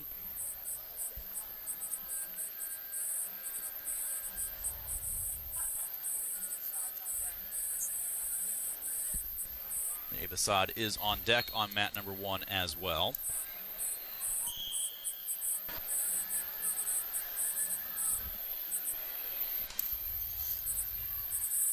That was a bummer. I thought Riggins was going to win that match. Well, he looked like he was in control. He did. He looked like he was in complete control. And the 2 takedowns they gave up were in really weird scramble positions, almost like neutral danger type positions, and just started letting Harkin get to our legs. Ooh. Swafford went in on a shot, kind of a lat drop attempt it looked like by Hendricks. Rico roll there by Hendricks and ended up giving up the takedown. But if Patrick Kennedy beat him, what'd you say, 22-9? Yeah. That shows you there's quite a gap there between Patrick Kennedy and true freshman Aiden Riggins.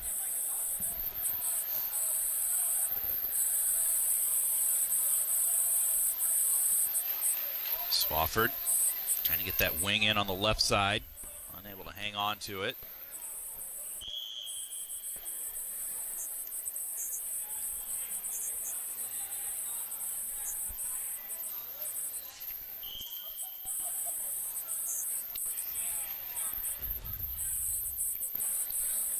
Minute 1:15 to go, first period.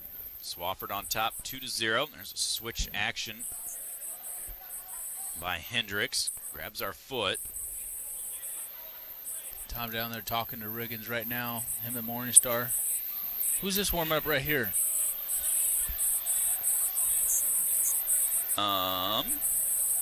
Is that Mickey Griffith? I think. I'm not sure. It'll be on mat 3, so it should tell us here in a second. McCain, maybe? Yeah, it might be Aiden McCain instead. Yeah, Aiden McCain. There's a reversal down there against Swafford, so he's tied up at 2.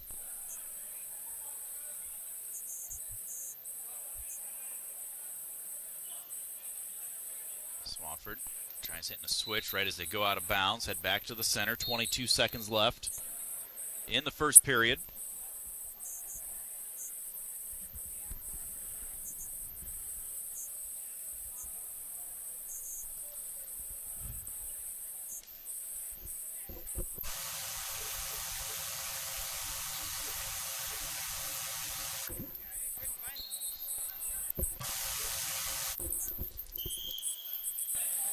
Seconds left. Swafford to his feet, gets thrown back to the mat.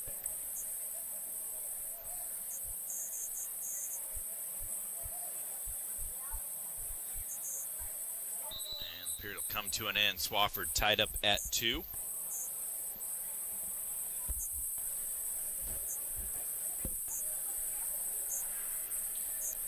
We're going to have 3 Hawkeyes in a row on mat number 1. Swafford now, Abasad on deck. Mickey Griffith is in the hole.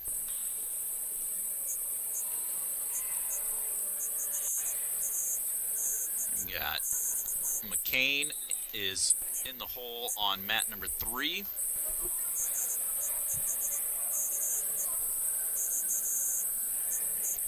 Back to action here. Second period underway on mat number 1. Swafford chooses down to begin the second period.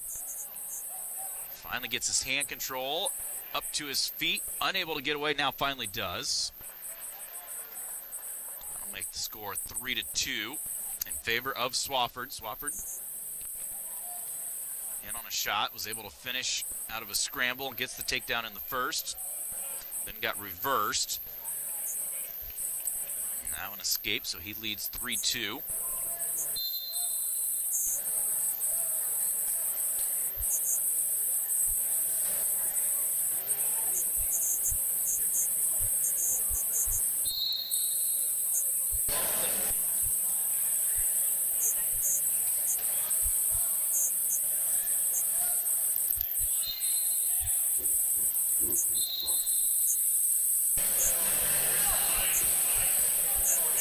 Seconds remain here in the second period for Swafford.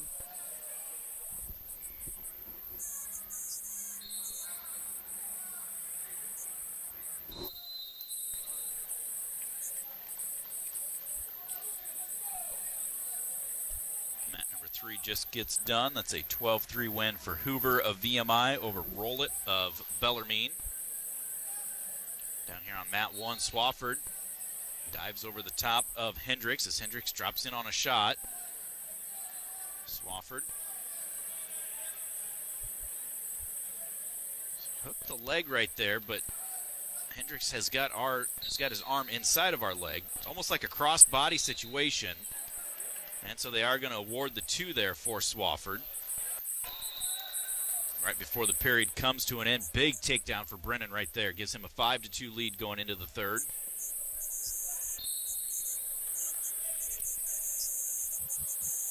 Hendricks will start down for Bellarmine to begin the third.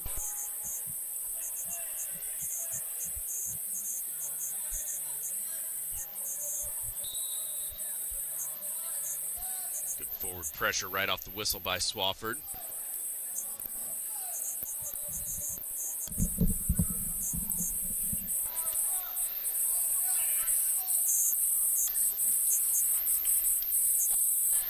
There's Bobby Telford. Hanging out with Jacob Warner. What mat's Abe going to be up on? 1. Gonna have 3 in a row there. Swafford about got reversed again, but they go out of bounds. This is great for our guys. It's just so good for our guys. Getting these matches in, getting the feel of competition.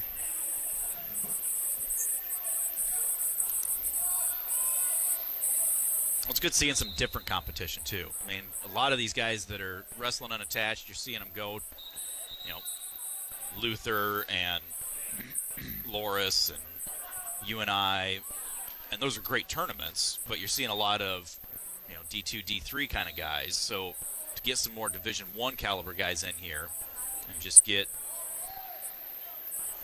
a feel for it and get that experience goes a long ways. Sure does. These guys can wrestle, too. A lot of these East Coast guys, these are good guys. Scrapping hard. Cody Caldwell down there coaching for South Dakota State. I forgot he was there.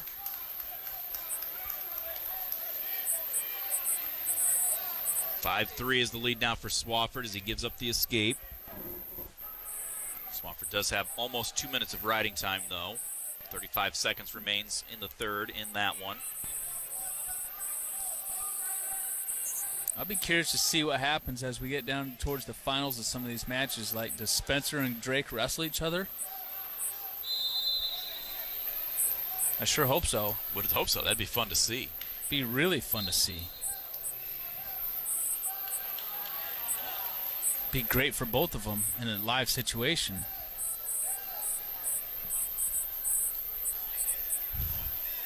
Overhook into almost a hip toss action there by Hendricks. Didn't get anywhere with it, so Swafford's going to win 6-3. It's going to bring Abe Assad out. University of Iowa Healthcare has the game plan for your same-day healthcare needs. If you need treatment for a common illness or minor injury, visit one of several UI Quick Care or Urgent Care locations throughout the Iowa City-Cedar Rapids corridor. Their care and expertise will help you get back in the game. UI Healthcare is proud to sponsor the Iowa Hawkeyes. So Assad coming out, taking on Guillermo Escobedo of Wyoming.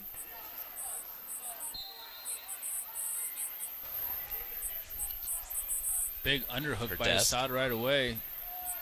Left side. Now he's trying to double unders.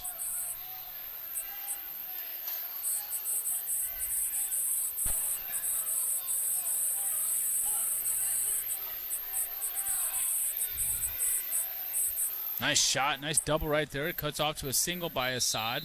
Up to his feet. Tries dumping him down. Doesn't get it, but then reaches across to the far ankle. 2-point takedown for Abe Assad coming out, firing. Got his cradle locked up. That didn't sound good. Has the cradle locked up. Didn't get it. Lost it.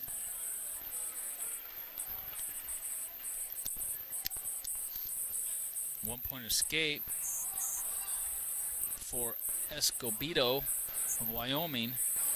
So that makes it 2-1 now. Now we're going to see. Now, does he get right back to the offense again? He worked really hard right out of the gate for that first takedown. Dropped for a shot right there, but couldn't hang on.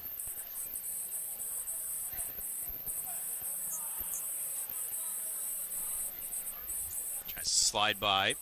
Underhook thrown in by Escobedo. About some of the results down in New Orleans. Keckeisen knocking off Heidley.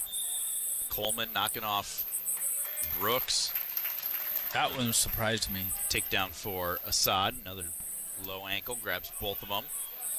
Climbs back up over the hips. He leads 4-1 now. Somebody beat Yanni again, or Yanni going to overtime with somebody? Or somebody, there's a close match with Yanni, too. He had a close match with Paniro Johnson of Iowa State. That's what it was, yeah. Overtime.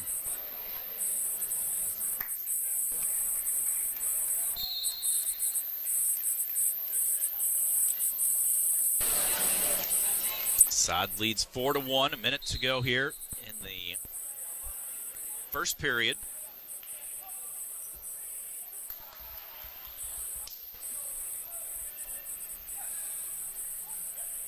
Escobedo for Wyoming to his feet. Assad lets him go. Makes it 4-2. 49 seconds to go in that first period. It'd be big. Get another takedown here this period, Steven. Take a 4-point lead into the second period. This is the type of situations where you have to know the clock. Yeah. You have to know the clock, know the situation. You got to work hard. Takes that same double he hit the first time, switches off to the double. To the single, yeah. Down to the ankle. Now climbs up, gets around the hips for 2 with 20 seconds left. Great job by Abe. Really, really good job. And we got to ride him out here for the last 10 seconds. Roll through attempt there by Escobedo. Abe let him go, gets back around on the side. Period comes to an end, so Abe leads 6-2. And that's something you talk about mat awareness, and Riggins, gives up an escape in that first period, can't get a takedown to extend that lead again. Some of those situations, even when I was watching Drake Rhodes' match, he ended up winning comfortably 6-3, but it felt like he was in control, and all of a sudden you look down and it's 4-3 match. So finding those opportunities to score points whenever it's possible, just to widen that gap a little bit, goes a very long ways. Well, Riggins just stopped. He looked like he just kind of stopped moving his feet. Was just moving his kind of hands and his upper body, and his feet started, maybe he got tired, and just, as that match went on, and just was not moving his feet well. Allowed guy to get on shots and created scramble situations, and unfortunately he went 0-2 in those scramble situations. Whereas Abe Assad has been the aggressor. He's been getting after. He's been shooting those doubles, switching off to singles, doing a good job. There's another double leg attempt by Abe Assad and a stall warning against Escobedo. And that's why you get the stall warnings. He's on the attack. You're not just out there hand fighting and hoping for a stall call. You're actually on the offense, hitting shots, penetrating. Abe throwing an underhook in on the left side, and then drops in, hits a shot to the opposite leg. Cuts off to a double. Now back to the single, down on the ankle. Escobedo trying to kick away. Abe reaches across to that far ankle for 2 more. 35 seconds left. 9-2 is the lead.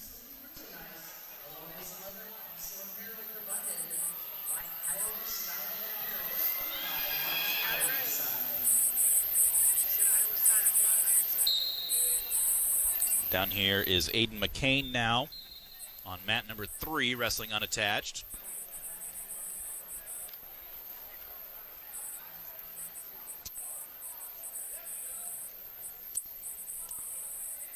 Gets taken down, gives up a cradle. Yeah, he got cradled up right there really quick. Wrestling someone from South Dakota State. Roman Rogotsky. Kane, a true freshman out of Round Lake, Illinois.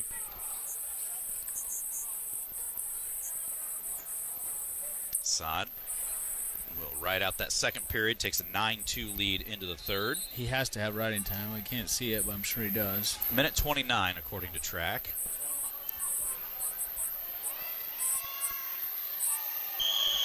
Kane got caught reaching right there after he gets an escape and gets taken down again.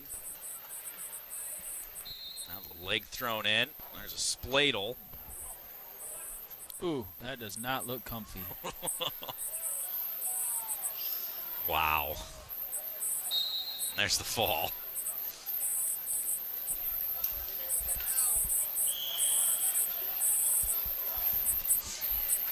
It's going to bring Jacob Warner out. Warner taking on Tice Radden of Wyoming. How about Stephen Buchanan? Basically, after the season already started, deciding to enter the transfer portal, and he's going to go to Oklahoma starting next semester. Buchanan out of Wyoming? Yeah, that's the one who Warner beat in the semifinals last year. He's going to go where? Oklahoma. There's Jacob, hits a short drag into a takedown. That's interesting. Switch by Radden, able to get up to his feet for the escape. Another takedown over there for Abe Assad, so he leads 11-3. Good job, Abe. He has right time, so he has his major.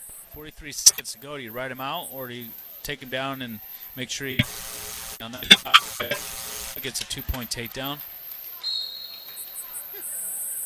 He's going to go optional start, Assad is, so I like it.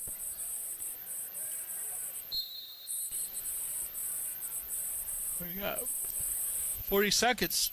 Get another takedown. Should be plenty of time. He hasn't had too hard of a time getting his takedowns, or a stall call too, either or. He's because Escobedo's already has a stall call against him.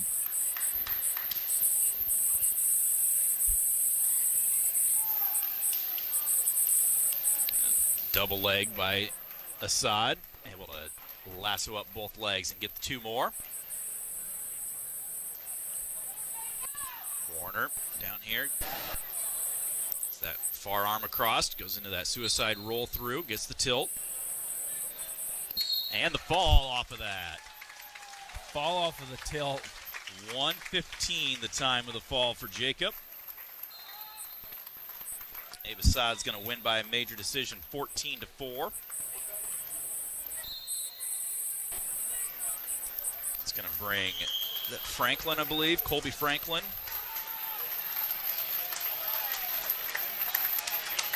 On mat number 3.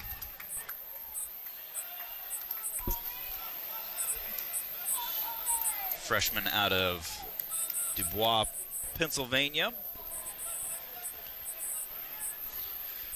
Franklin is taking on first time I've seen Franklin Javen Javero of Columbia. He's out of Pennsylvania? Yep. Mickey Griffith over on mat number 1, taking on Kennedy Wyatt. Just trying to read my chicken scratches from last night.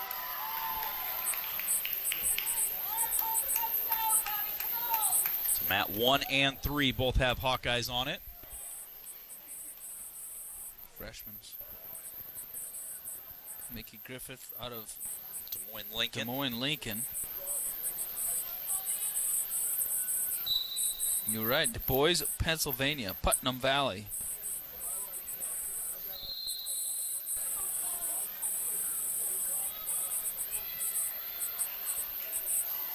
He was the runner-up at the Luther Open this year and runner-up at the Harold Nichols Open.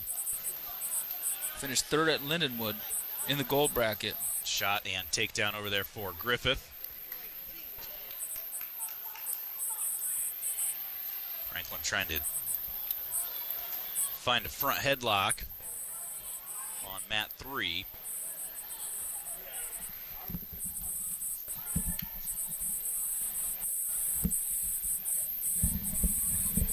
Griffith 2-0 lead with 1:40 to go here in the first. Franklin snaps, comes across into an underhook on mat number 3.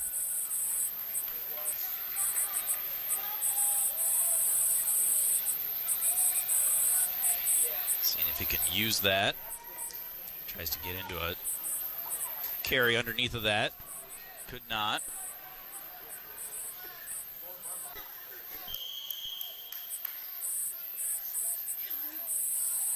Griffith continuing to ride over on mat number 1.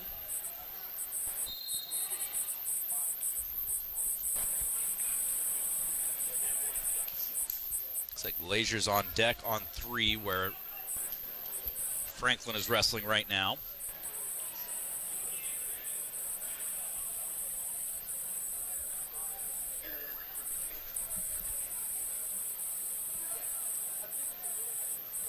Griffith's got blood on him, it looks like, so getting it wiped off.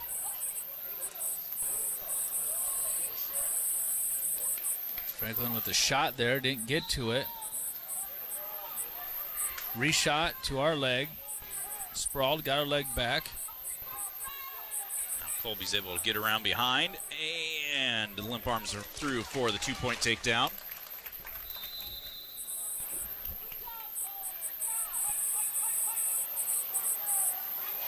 Left that leg trail. He's about ready to get reversed to his back. bails out to his belly, just gives up 2 instead of anything worse. But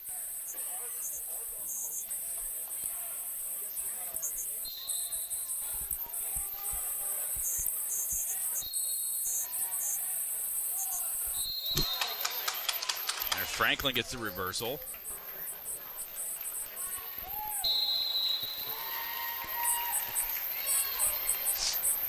So 4-2 is the lead as this first period winds down in favor of Colby Franklin on mat number 3. Mickey Griffith on mat number 1 has a 2-0 lead with about 35 seconds to go.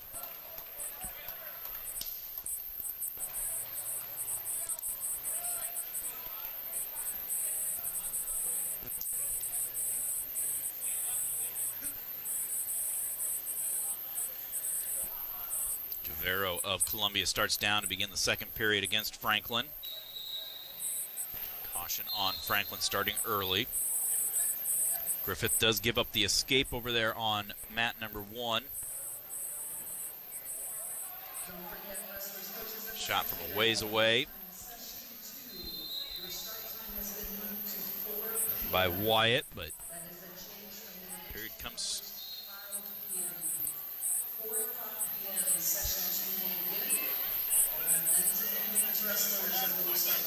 4-2 is the lead for Griffith. As we go to the second. Down here, Franklin looking for a suck back. Moves Javero into a sit out. Javero gets the hand control out for the escape.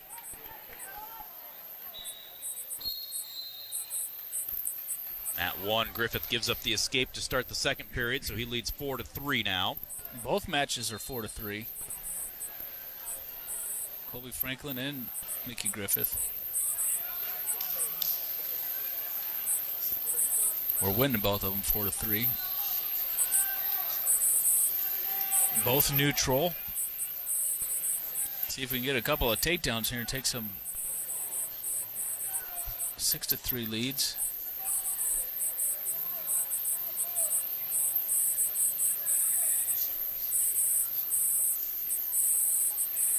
Nice shot by Mickey Griffith, gets a takedown right there, so he does take that 6-3 lead. Shot by Javero from a ways away. Franklin tried getting a good front job. headlock. Great job by Franklin defending that shot, though. Got his hips back, legs back. They go out of bounds. Stall call against Javero. Javero, hands on his hips as he walks back to the center. He already wrestled this morning. That was a long time ago. Should be in good enough shape now where it's not going to matter. Wrestled Sungyup Ryu, wrestling unattached from Japan.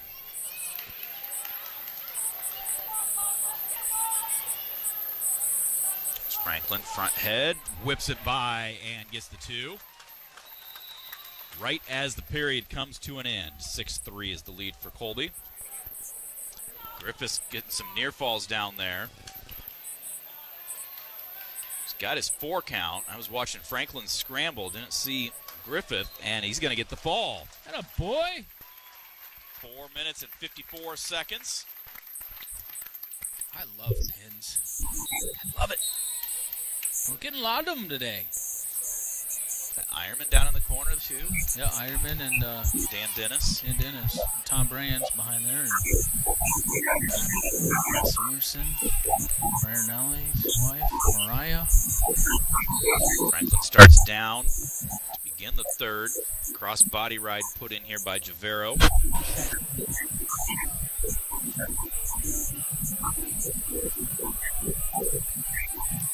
What do we have going on here? What the? Javero's got a ankle capped, and he's got his head underneath our arm on the far side. Colby Franklin can't allow someone to take your arm like that. There you go. Colby turning into him, trying to switch here, and gets it. Got to release our ankle yet, but we should be able to get this. Reach back and peel the hand off your foot, though. That's all he's got to do. There you go. That'll make it 8-3 now in favor of Colby. Oh, he's going to release him, too. Didn't even try to ride him. Makes it 8-4. I like it. 8-4, 1 minute to go, 50 seconds to go here in the match. He's up 8-4. Find double unders there. Now he's getting some confidence. There's another stall warning against Rivera. Is it Rivera? Rivero. So that gives us a point. So it goes up 9-4.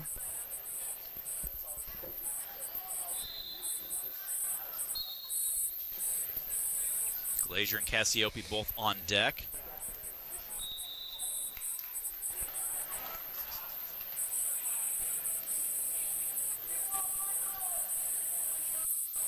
Five seconds remains in the third. A snatch attempt by Franklin. Get it. Goes to those double unders, trying to horse him up. On the edge. Drops him to the mat for two more. Won't be able to get riding time, so he'll be a point short, but he will get the 11-4 win.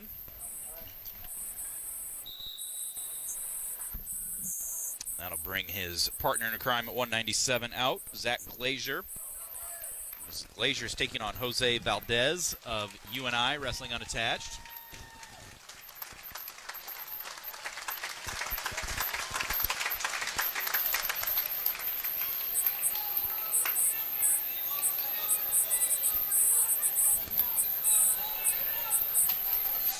Right here on mat number 3. Steven, I'm sorry. Oh, Mark. Dropping your reeds all over the floor. Jeez. My bad. It's all good. Maybe it'll shuffle them up a little bit so they're in a different order. Well, I think it happened. They're not even going to be in the right side up, all of them. That's fine. I'll go through between sessions and straighten them back out.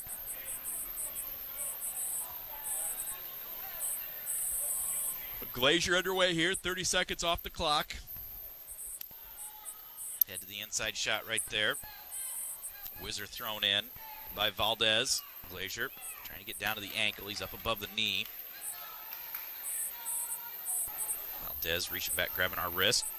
And we get that other hand down, lift that ankle up high. Nice. Force him to let go up top because otherwise he's going to land on his head.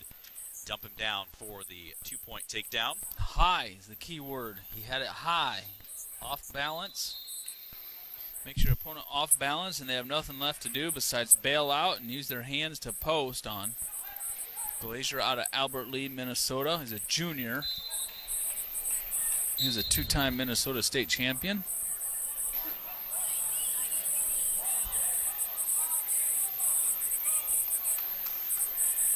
Valdez out of northern Iowa, wrestling unattached here.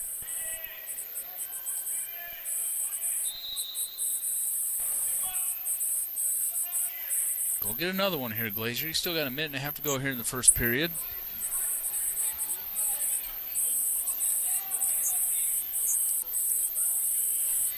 Is that Ned Shuck down there? I think it is. Who's he coaching for? I thought he was coaching at Augsburg. Did he bring a couple guys? Not that I know of.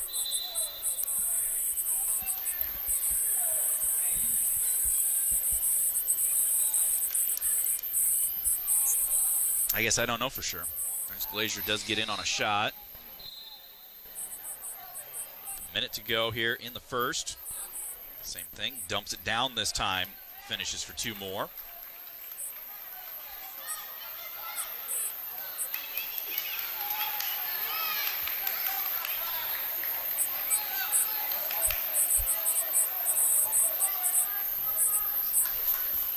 Valdez able to get to his feet, out for the escape. So 30 seconds left in the first. It's a 4-2 lead for Glazier. Glazier reaches for a shot, reshot by Valdez. Neither guy touched the leg, though. Okie State doesn't go to the Southern Scuffle, do they? They go anywhere like to a big tournament over Christmas break like this, between New Year's and Christmas around this time? A lot of times they'd go out like to Reno. But that's before early, Christmas. though. It's usually like the week before Christmas. Which I didn't really see much Oklahoma about that this year. Oklahoma would be a great team to have in this tournament. Yeah. Someone that we don't see ever. get a hold of Zelli down there and see what we got to do to get him up here. So they've come up to the Midlands before, I know. I don't think they've ever taken like the whole team, but parts of their team. Alex Marinelli waving up. Surprised he's not doing the BTM Plus. Is that the whole tournament? It is, but I think it's just a stream. I don't think they have announcers for it. I think it's just a video feed for it. Wrestlers and coaches, as soon as we finish the heavyweight bouts in this round, we will roll right into those 125 consolation matches. So if you're 125 pounds, there's an escape for Valdez. Makes the score 4-3. Glazier did get his riding time up over a minute.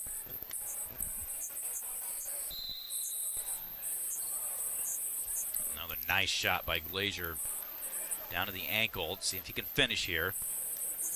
Elevates. Climbs up over the hips for two more. Give him a 6-3 lead with a minute to go here in the second period. He does have riding time as well. So technically he's up 7-3.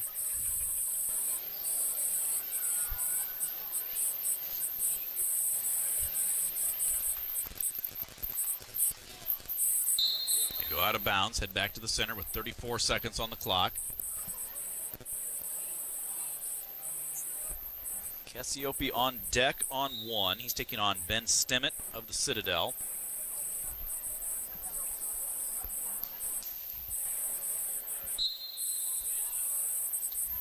Bradley Hill, I believe, still waiting to wrestle as well. He's actually in the hole on mat number 2.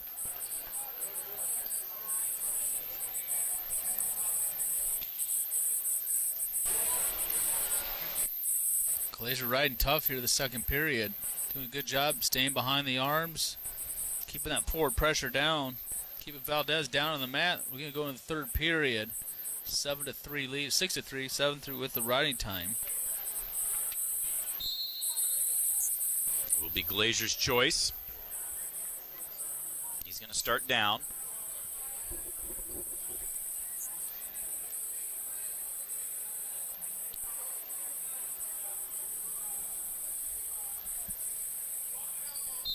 Second there, I was going to ask who Arnold was talking to down there, and I realized it's Cody Goodwin just without a hat on. I just never see Cody without a hat on.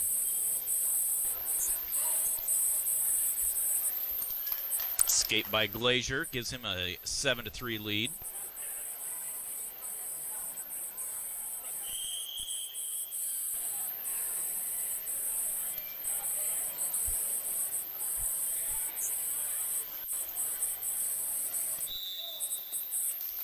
Half attempt there by Valdez from a ways away. Glazier just kept the hands on him, down blocked.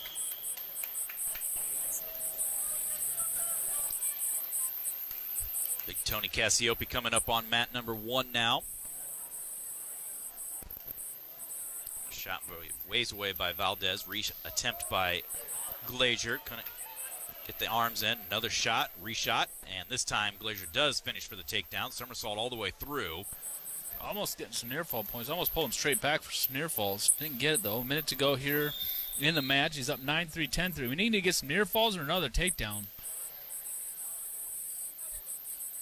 Cut him. Yep. Makes it 9-4, 10-4 with riding time. Look at that, Cassiope, nice double leg, 2-point takedown. Where he's comfortable going to work from that top position.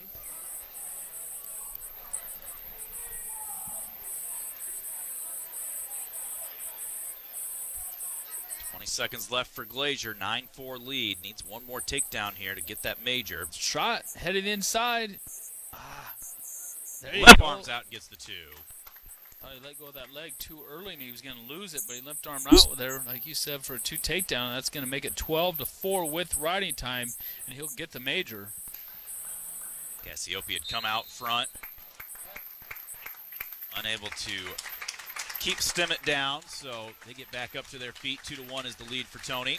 Gets into a body lock situation and horses him down, horses him over. He's got near falls, and he's probably going to settle this in. See if he can adjust his arms just a little bit. Yep. Not able to finish the fall, but he does get 4 more. Gives him an 8-1 lead.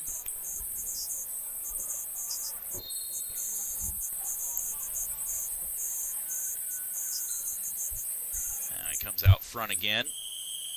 Arm up onto the back, into that whip over. Same thing that happened last time. As soon as he starts to do that, Stimmett able to work up to his feet and stand up.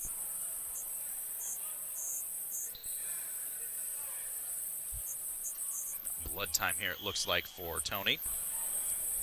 When you plant whiffles, you're not just choosing superior seed corn, you're making a statement, one that says staying independent, staying family-owned means something on your farm. Make your choice, plant your independence, plant whiffles. Mat 3 now is Patrick Brophy of Citadel. He's taking on Jake Lucas of Navy. Off the restart here for Cassiope. Intentionally released. Bad shot by Stimmett. Go behind takedown for Tony. Intentionally released back up to their feet. Comes back, double into a body lock. Picks him up and throws him to the mat. This time he's in better position and gets the fall.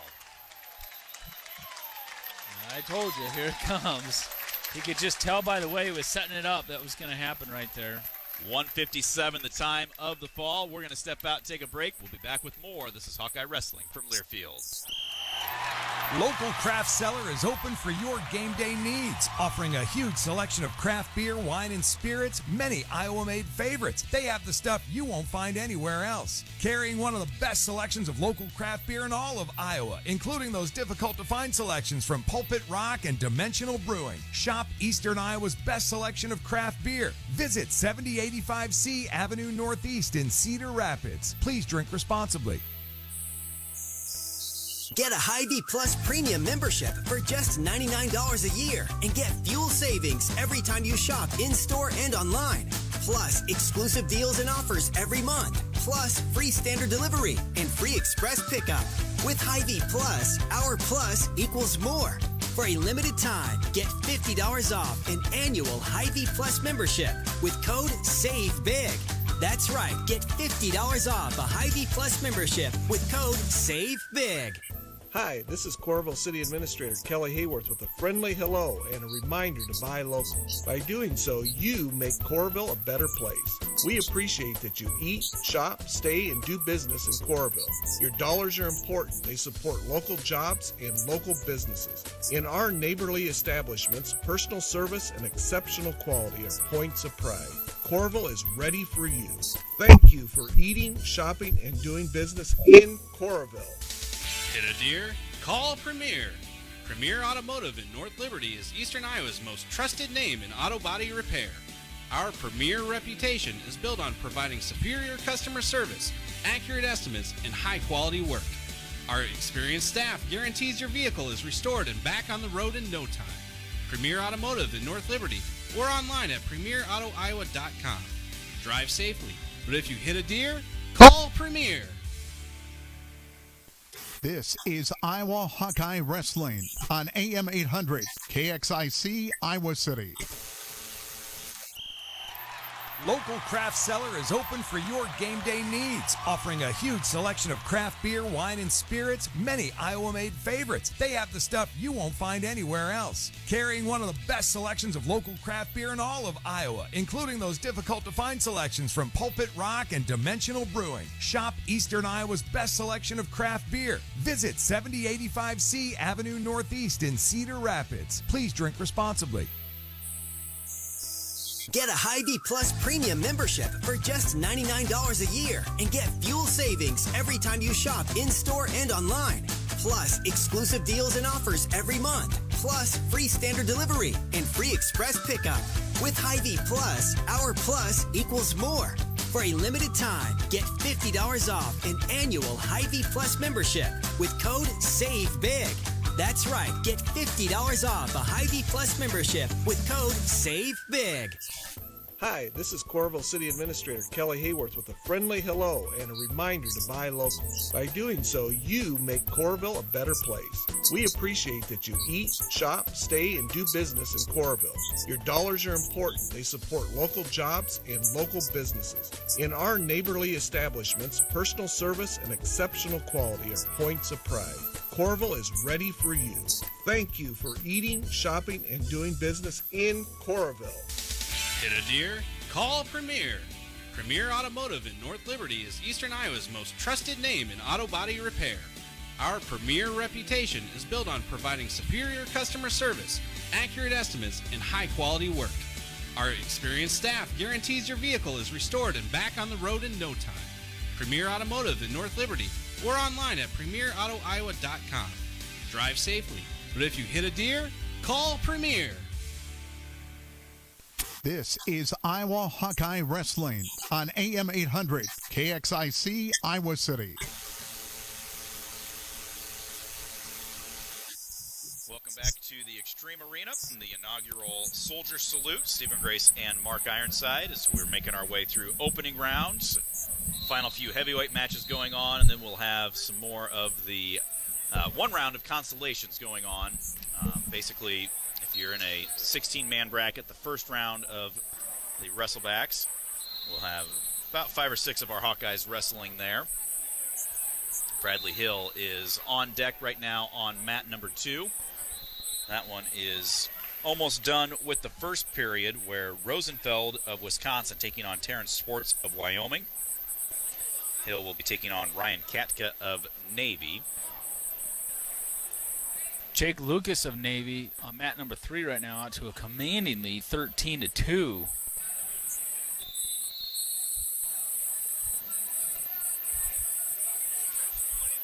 That's only in the second period, too.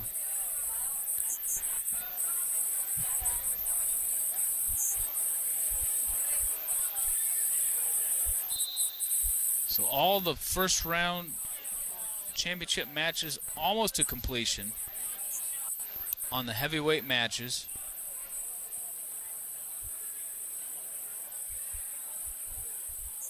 Heavyweight's a pretty full bracket. Tony Cassiope just won by fall in 1:58.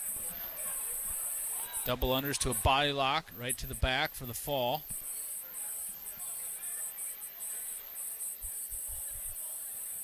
Waiting on Brady Hill.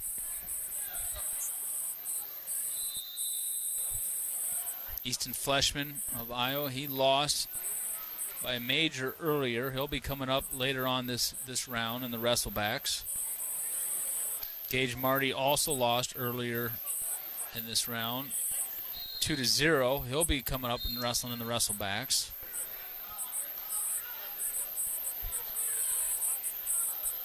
Brady Hill will be taking on Katka of Navy. Ryan Katka of Navy, who had a bye first round. And so did Brady Hill. They both had byes first round.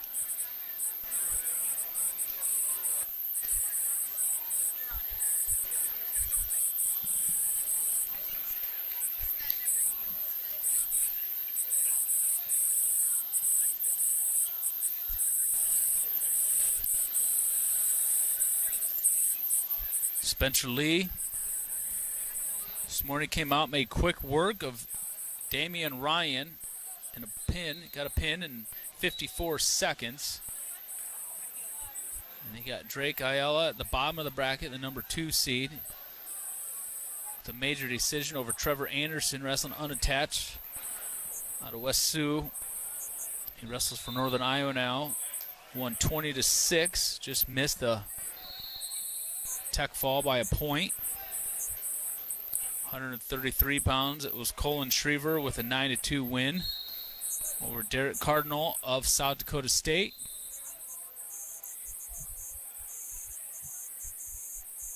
Jace Rhodes wrestling unattached out of Minnesota, Mason City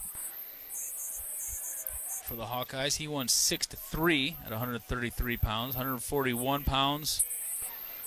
Real Woods, Tech fall in the first period. No, I take that back. It was the second period. 348, 16-0. A takedown and a whole bunch of turns. Also at 141, Drew Bennett with looked really, really good. Had scored a lot of points, then ended up getting a pin at the 3:45-minute mark. 149. Max Mirren, 2 falls on the day so far. One in 2:31, the other one in 2:59. So he hasn't made it out of the first period yet. And it was Joel Jesseroga for Iowa, wrestling unattached. He won in sudden victory by a score of 3-1. He beat Zach Cowan. And Caleb Rachi. He beat Brown of Army by a score of 18-5 for a major decision. Cade Seabreck, not Kobe, Cade, the younger brother at 149 pounds. He got beat first round by a score of 3-2.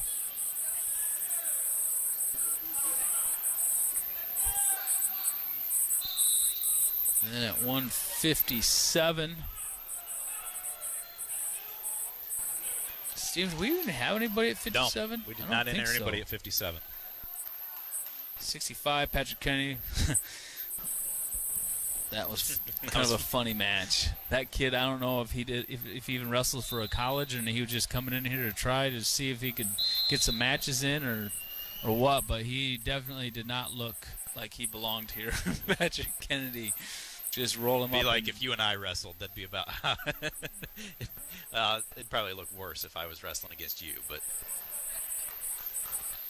there was a wide gap there. There was a really wide gap there between that kid and Kennedy. Patrick pinned him in 119 after scoring a couple of takedowns. Jack Thompson wrestling unattached for South Dakota State won his match. Joe Kelly lost in sudden victory overtime to Minto of Northern Iowa. Bradley Hill making his way out to the mat right now on mat number 2, taking on Katka of Navy. Drake Rhodes at 165, won by a score of 7-3. Aiden Riggins lost in sudden victory 6-4.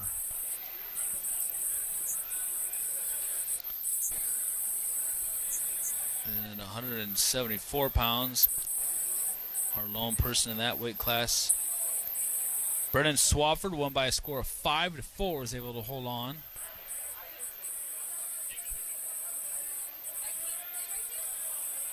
Cade Tenold of Don Bosco, who wrestles now for North Carolina. I did not see the match, but he did win by a fall in 3:26.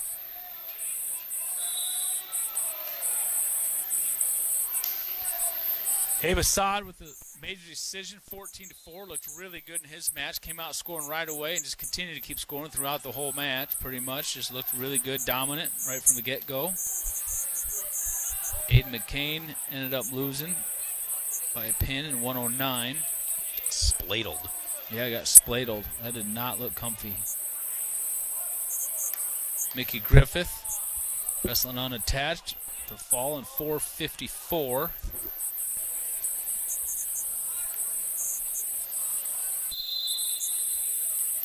And then Jacob Warren with the fall in 1:15.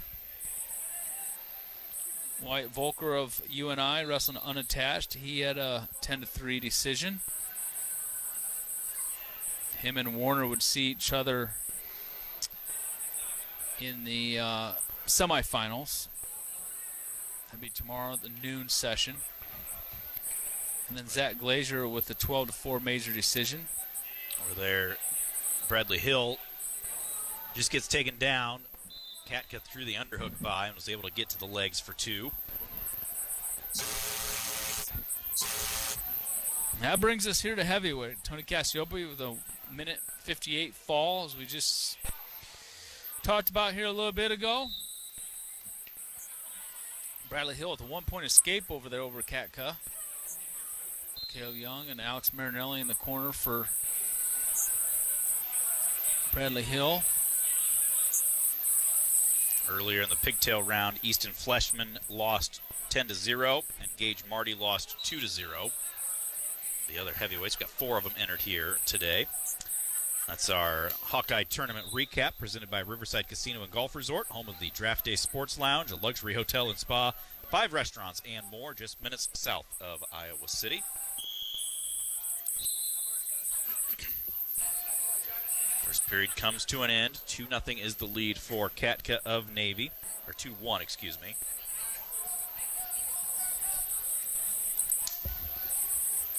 Anderson of UNI on mat number 1. To Drake Ayala beat. Bradley Hill chooses down to start the second period. He's losing right now 2-1. Up to his feet, trying to get hand control. Katka has her ankle, driving us out of bounds. We're almost there, up to our feet, trying to get that hand control. Can't get it. We go out of bounds. We can go back to center. Hill still down.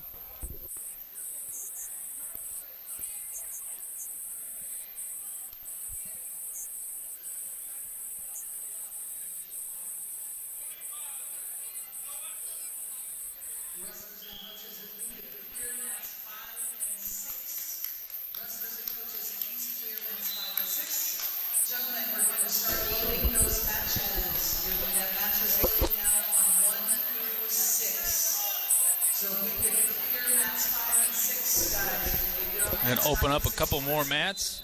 Make it a 6-match wrestlebacks instead of 4 mats.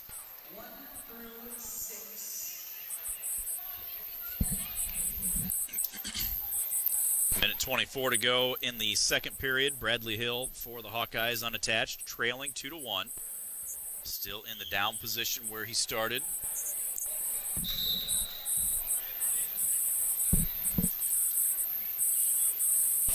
Do a sit out. Katka trying to suck him back. Hill works up to his feet, trying to get that hand control.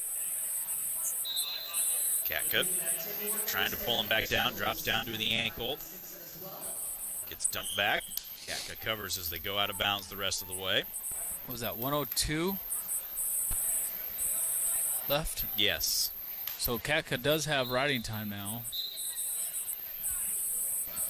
Bradley Hill out of Bettendorf, Iowa.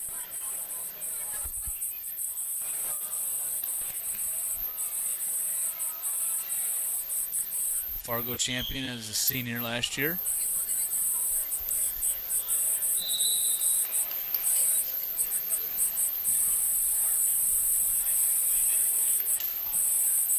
Boy, right now we've already given up the ride time. We just got to work on us getting an escape point here. Yeah.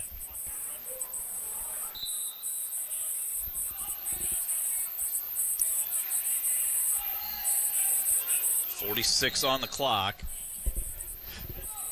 in the second period.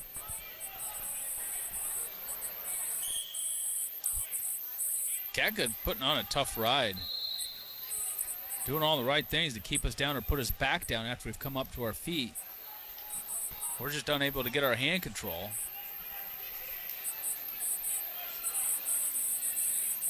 Cody Gobo, Wisconsin, mat 5, please. Cody Gobo, Wisconsin, mat 5. It's like Jesse Ibarra's wrestleback match. He's going to forfeit that, so I'm not sure.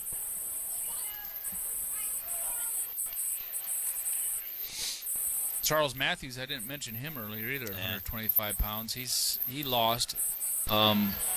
First period tech fall. Yes. 16-0. Yeah, 15 or 16-0 in the first period. He got a bye on the wrestleback, so he will not wrestle yet here this session. He'll wrestle again this afternoon.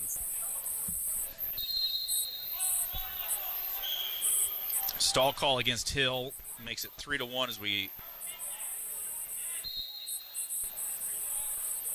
I couldn't tell if it was 3-1 or if he just said he wanted to start neutral after Katka chose down. I think that's what it was. It was 2-1, and then he gives up the escape.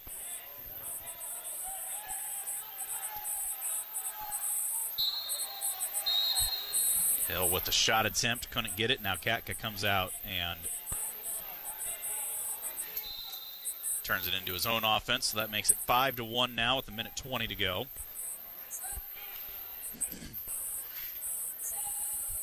Yeah,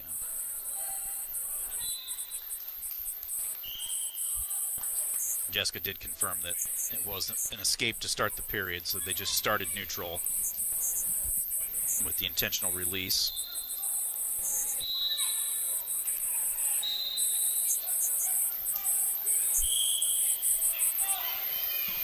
I'm getting hungry, Steven. I am too. There's a skate by Hill. Nice. That time he did a little something different. He hit a Granby roll and rolled out of it instead of trying to come up to his feet and get hand control. He actually hit a roll and it worked.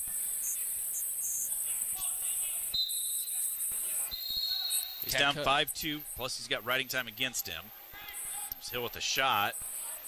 Trying to come out the back door, trying to stack up Katka here. Gonna get the 2. Makes it 5-4 now. Marinelli telling him cut him. Oh, and then he gives up the foot. Just got lazy with it. Luckily, they're right on the edge and they went out of bounds. Still 5-4. 1 point escape makes it 6-4 and has riding time. So technically, it's 7-4. 30 seconds to go. 25 seconds to go now. Oh, shot by Katka, reattempt by Hill, and he just got caught reaching, and Katka was able to repenetrate underneath that and just drove through him and gets the takedown. So Hill's going to lose 9-4.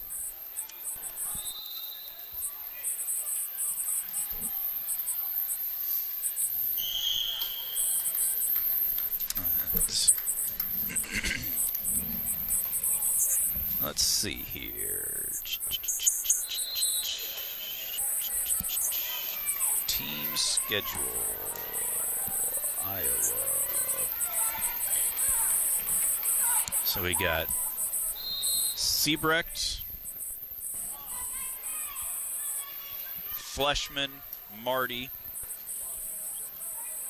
Looks like are the only ones that will be wrestling in this round. Everybody else got buys or they're on the championship side.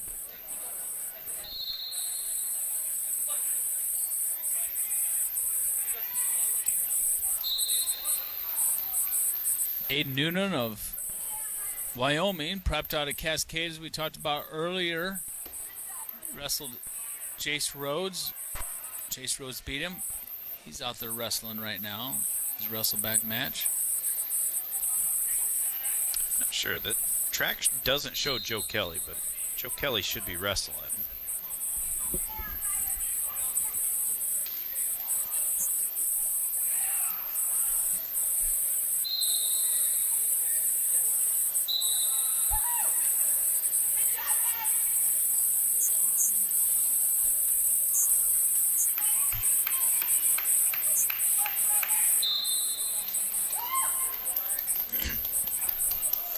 Iowa Style Apparel is your stop for all things Hawkeye. Get the latest looks for Hawk fans of all ages, including an expansive Hawkeye wrestling section. Shop online at iowastyleapparel.com or visit their store on Edgewood Road Southwest in Cedar Rapids. Iowa Style Apparel, your home for all things Hawkeye. I think I had no fewer than 4 people say they liked my sweatshirt yesterday, wearing my Wrestletown USA shirt.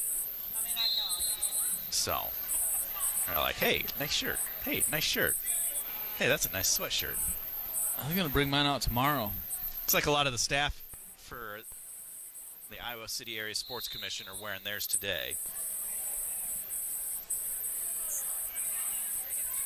Yeah. It's a cool design. It's a nice design that Josh Hamburger and Dale Aarons worked on together through University of Iowa licensing and turned out really good. Good USA red, white, and blue colors.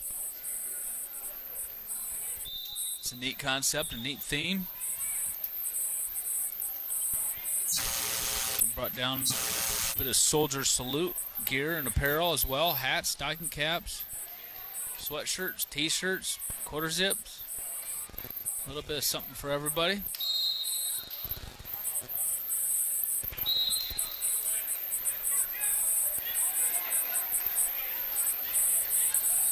No.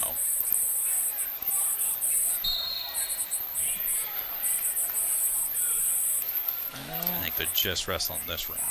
Noonan, Noonan gets his takedown over there for Wyoming. Got 4 UNI wrestlers going right now. 2 of them head to head. Wrestling each other.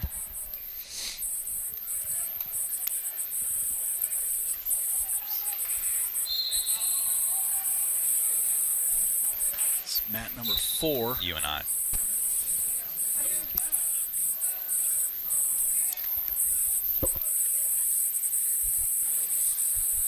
That's Corey Land taking on Garrett Funk.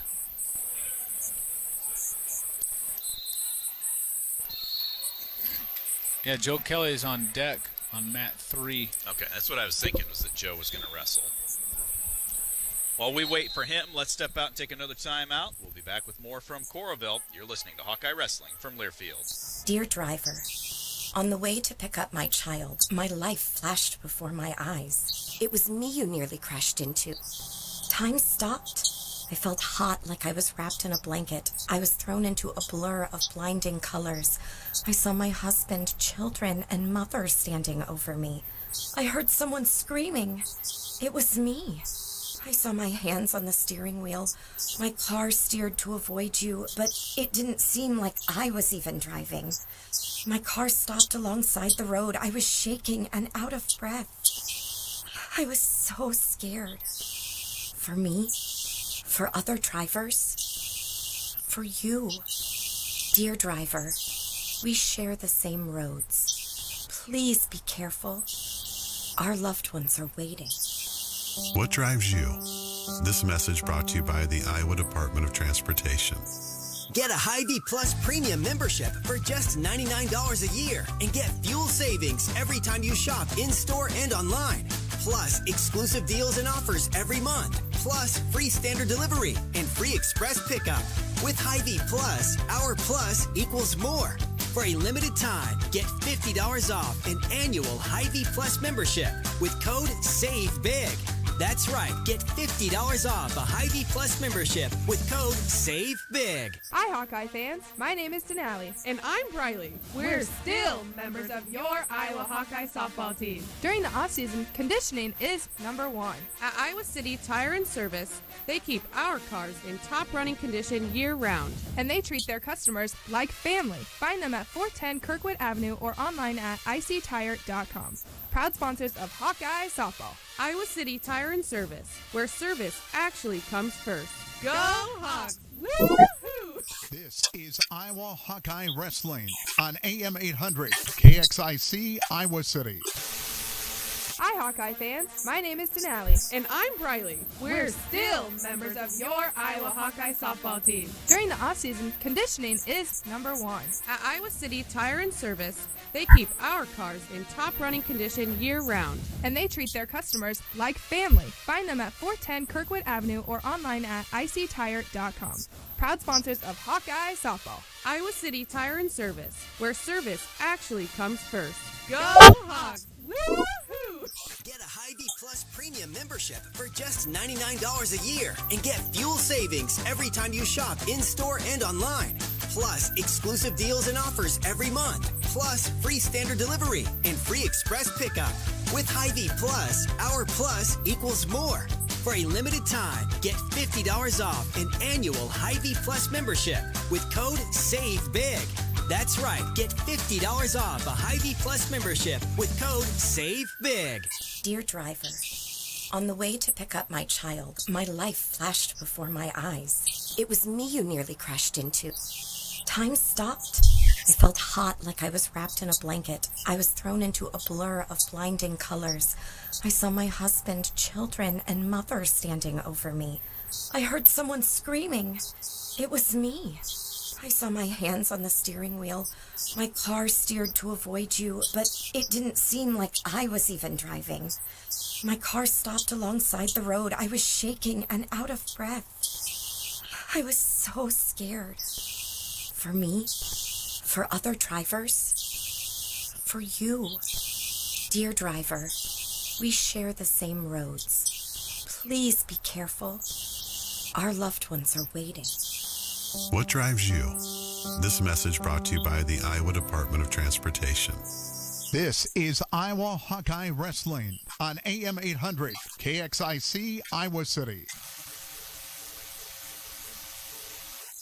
Welcome back to Coralville, the inaugural Soldier Salute at Extreme Arena. Stephen Grace and Mark Ironside as we work through one round of consolations.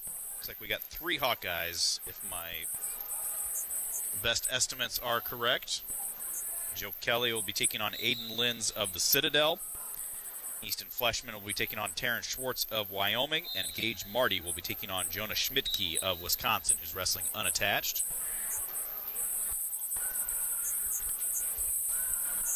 And now you got Garrett Funk of UNI, a 4-2 lead over teammate Corey Land. It's going to be the final there, it looks like. Adam Allard of UNI, a 4-0 lead over Carson DeRozier of the Citadel. That is at 149 pounds.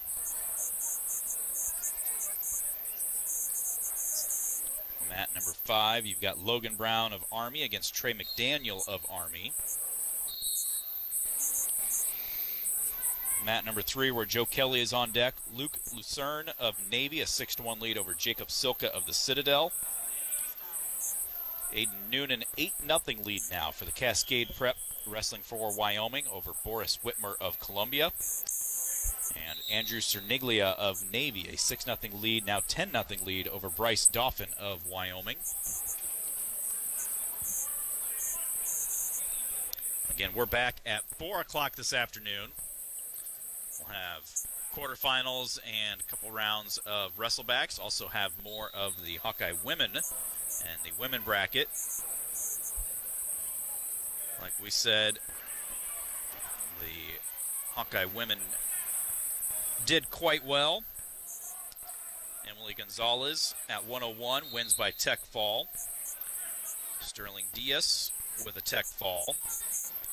Ava Bayless won by tech fall and was pinned by teammate Brianna Gonzalez. Gonzalez lost by tech fall to Genevieve Alejandro of Tiffin. Felicity Taylor won by fall. Kylie Welker won by tech fall. Valerie Hamilton did not wrestle. She got a bye in the first round. Nania Estrella won by tech fall. And then it looks like Estrella had to forfeit out because it shows the next two matches are that she lost by no contest. Ella Schmidt lost by tech fall before winning by no contest. Reese Laramindi won by tech fall. Bella Meir with a fall and a tech fall. And Kylie Welker with a tech fall. So scores in the team side for the women. The unattached Hawkeye women have 43 points. Army has 41.5, tied for second with Indiana Tech. And then Iowa Wesleyan with 41, Life University with 22.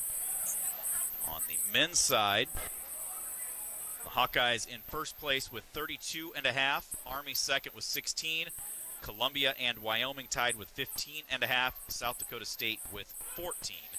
Wisconsin, UNI, the Citadel, Navy, and VMI round out your top 10.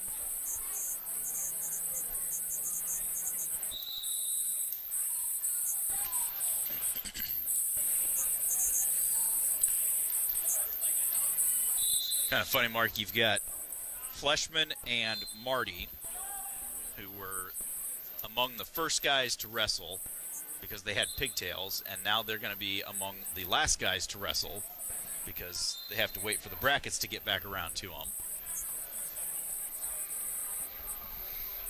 Well, at least they open it up to 6 mats instead of just the 4. Comes Joe Kelly on mat number 3. He's wrestling the guy from Citadel. He's seeing what's easy to pick out. Ryan Morningstar, Terry Brands in his corner. Nice duck under from Citadel. Joe Kelly has not gotten taken down yet on his feet, but now Citadel picks him up, puts him down hard for a 2-point takedown.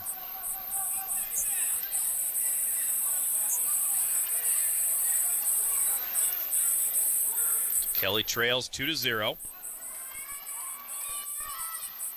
Gets to his feet, gets out for the escape. And then we've got an illegal hold.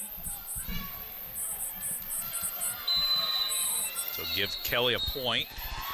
And 1 point escape, so that's 2-2.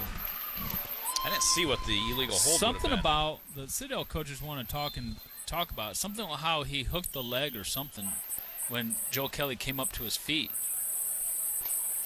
I don't know what that was exactly either. Tough break for the Citadel guy. Good for Joe Kelly.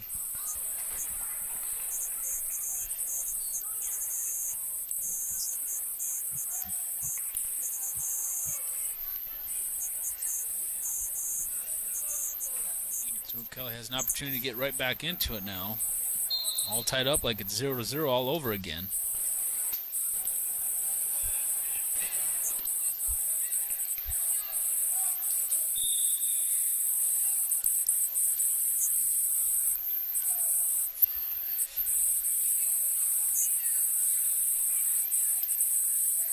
Citadel has 2-on-1 on us. Lenz from Citadel got out of it. A minute and a half to go in the first period. 2-2.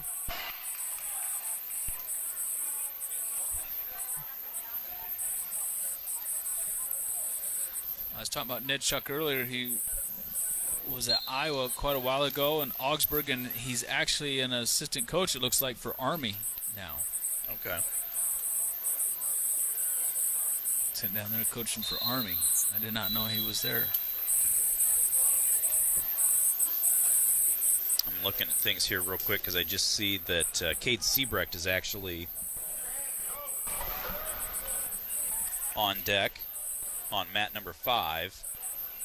He's taking on Zach Cohen of Bellarmine, which is who Joel Jezeroga beat in sudden victory. There's Joe Kelly in on a shot with 40 seconds to go first period. Yeah, he shot a double from quite a ways away, then switched off to a single, and now he's just going to hold on for the stalemate. Got 31 seconds to go in the first period of that match. Here comes Cade Siebrecht right now. Coming out on mat number 5, it looks like.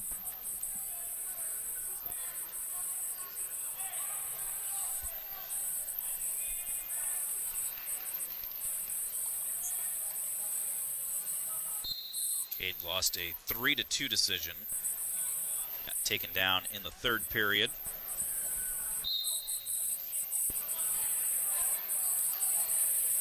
Kelly will be tied at 2 at the end of 1.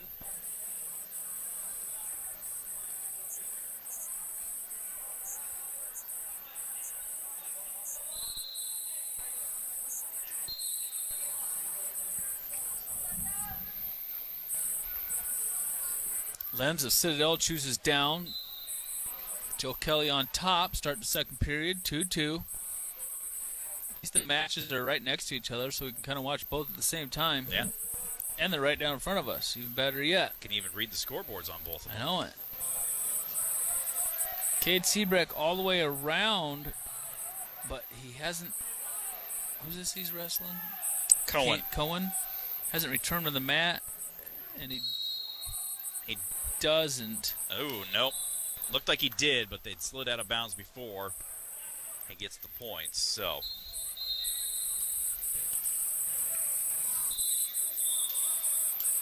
Kelly gave up the escape. Yep. To Lenz, so he trails Lenz now 3-2. Oh, the kid that Patrick Kennedy pinned just got beat again, 10-1. Well, at least he made it the full 7 minutes. Oh, did he? Yeah, there was time still on the clock, so I'm guessing he got pinned. There's a snatch attempt by Lenz against Joe Kelly. Joe able to keep the legs back into a front headlock. Pulls him all the way down to the mat, seeing if he can use this.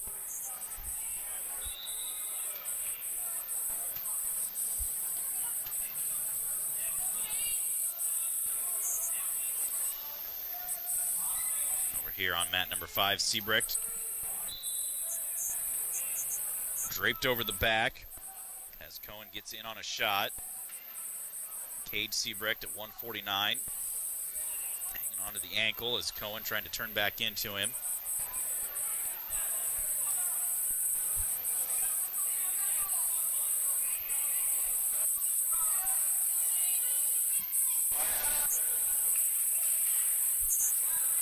Referee letting this go is now Cohen able to sneak through the back door and get the takedown against Siebrecht. Joe Kelly trails 3-2 as we go to the third. Choosing down. Terry up on his feet, giving him some advice. Cohen still leading Siebrecht right now 2-0 with 20 seconds to go here in the first period. Joe Kelly trying to get up to his feet with hand control. Up to his feet, hand control, 1 point escape, ties it up 3-3.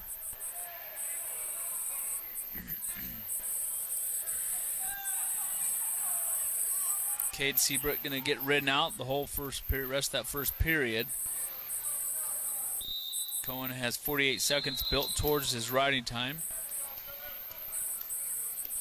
Let's see if Joe Kelly can muster up a takedown here. He did have one good shot earlier in that second period where he got in on a double, switched off to a single.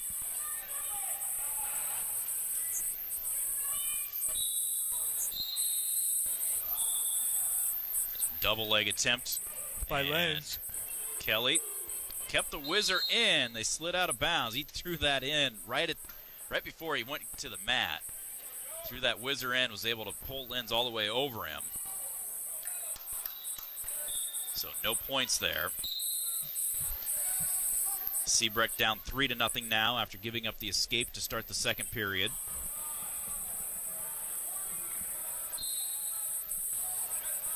Stall warning against Kelly, and he's going to get taken down. 45 seconds left. Siebrecht in on a shot here. Cohen started down and starts the second period. Got a 1 point escape, so he has a 3-0 lead. Siebrecht in on a shot headed the inside. But Cohen has our ankle. We're not going to be able to post up on this to finish. It's going to go to a stalemate. Oh! He's going to try to get a cradle on us. Yeah. And take us down. Taking us down. No cradle, but just the two. Kelly gets his escape, so 20 seconds left. He needs a takedown here to stay in the tournament.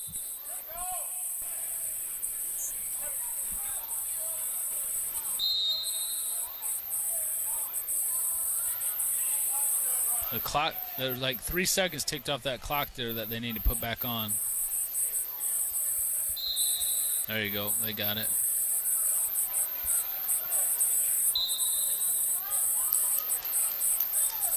See how Joe Kelly's coming across now, wrestling super, super hard, gets to a leg, time's up. That's how he needed to wrestle from the first whistle of the match. Yep. You can't wait till there's 8 seconds left in the match to go like that. Kelly will be done. Siebrecht down 5-0 as we go to the third.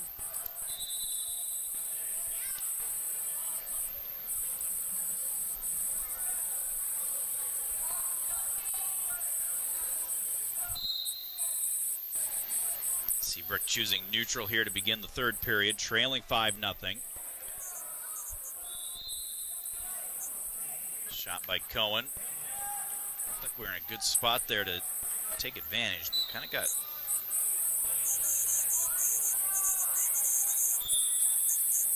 caught trying to catch him.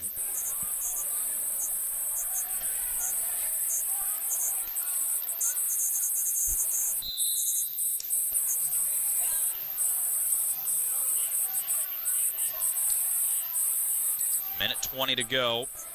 Siebrecht down 5-0, in essence 6-0, because he does have riding time against him.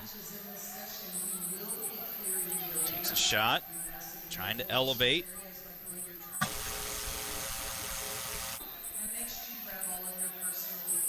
And gets up behind the hips and gets the two. Gives up the escape right away, so that makes it 6-2.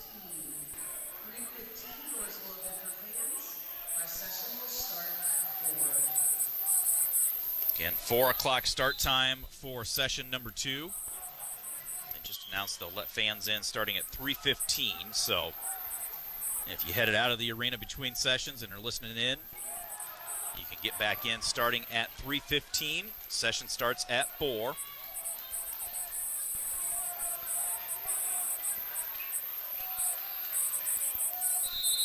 Siebrecht in on another shot.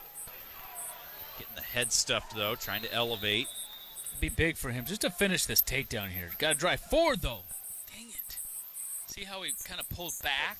Yeah. And when you pull back, then that you lose all the pressure on the guy, and the guy goes way a little forward. He gets his leg out. You got to drive forward there. Pressure forward. That's one thing I've noticed over the years, too. I mean, a lot of times you'll see some of these true freshmen and whatnot that some things that you could get away with in high school, you're not going to get anywhere close to getting away with when you get to the collegiate level. And not only against the really good collegiate guys, just your average collegiate guy. Yeah. 7-2 is the final. Seabrecht done for the tournament as well. We're going to step out and take another break as we await our heavyweights. Looks like Fleshman is on deck. So we'll be back right after this. You're listening to Hawkeye Wrestling from Learfield. Is it getting harder to find new customers? After all, it's one thing to run a business and another to grow it. But what if you had access to everyone listening to me right now? Access to all the customers in your area. As the #1 audio company in America, iHeartMedia gives you access to all the customers you need to grow at a fraction of the cost of digital, video, and social advertising. Get started today. From your cell, dial pound 250 and say keyword great results. That's pound 250 and say great results. Dear driver, on the way to pick up my child, my life flashed before my eyes. It was me you nearly crashed into. Time stopped. I felt hot, like I was wrapped in a blanket. I was thrown into a blur of blinding colors. I saw my husband, children, and mother standing over me. I heard someone screaming. It was me. I saw my hands on the steering wheel. My car steered to avoid you, but it didn't seem like I was even driving. My car stopped alongside the road. I was shaking and out of breath. I was so scared. For me, for other drivers, for you. Dear driver, we share the same roads. Please be careful. Our loved ones are waiting. What drives you? This message brought to you by the Iowa Department of Transportation. Welcome to True Confessions of a Des Moines Painter. The names and voices have been changed to protect the guilty. Well, the homeowner asked us to paint their cabinets, and that's all right by me. I'll just hire a subcontractor and hope they show up on time. Don't let this happen to you. When you need your cabinets to look brand new, hire Cabinet RX. They don't use subcontractors. I'm Carl, the expert in refinishing your cabinets. I've been doing this for years, bringing beauty to your cabinets. Go to cabinetrx.net today. The doctor is in. This is Iowa Hawkeye Wrestling on AM 800 KXIC Iowa City. Welcome back to the Extreme Arena in Coralville. Matches of the consolation round. So we've got Easton Fleshman for the Hawkeyes making his way out, taking on Terrence Swartz of Wyoming. That will be on mat number 4. Mat number 5, Gage Marty is waiting on deck. He'll be taking on Jonah Schmidtke of Wisconsin. That'll be down here right in front of us. Fleshman lost to another Wyoming wrestler, Mason Ding, by a score of 10-0 earlier.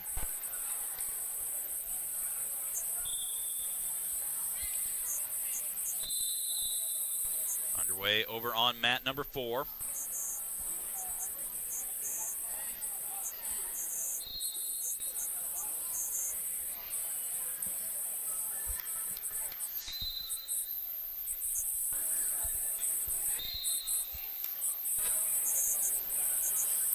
Couple of big bodies over there are trying to keep their tournament alive.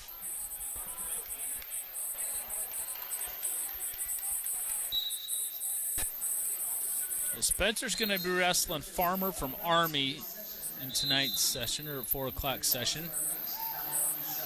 And Drake is going to be wrestling Parker from BU.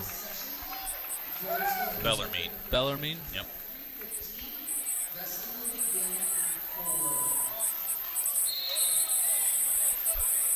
Are they going to do a round of constellations? Do you have any idea first? I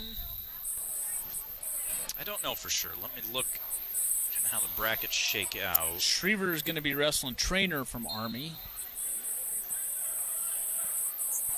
Rhodes is going to be wrestling Ferretti from Navy.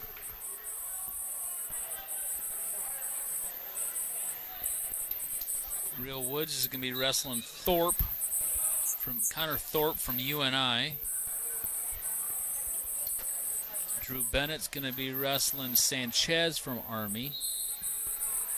They are not going to do a round of consolations, at least for the 16-man brackets, because like Charles Matthews got a bye in his first wrestleback round. He has the loser of the quarterfinal match in his next matchup. So that would be the round of 16, or the round of 12, I mean. So I don't know if they'll wrestle those. I would assume they would wrestle those yet tonight. Muir's going to be wrestling Alec Martin of South Dakota State. Takedown for Fleshman over there.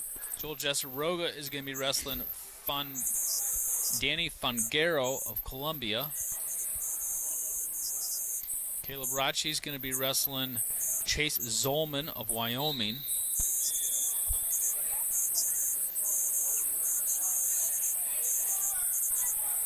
Patrick Kennedy is going to be wrestling Cole Nance of Bellemere.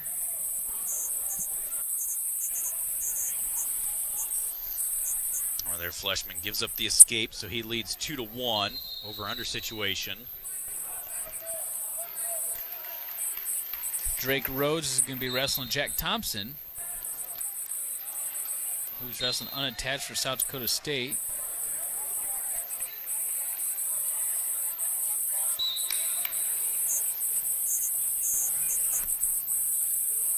Brennan Swafford going to be wrestling Nick Fine of Columbia.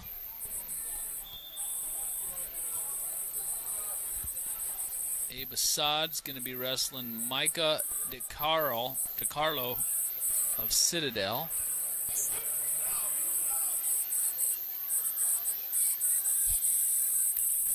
Mickey Griffith is going to be wrestling the number 2 seed Quayan Short of Wyoming.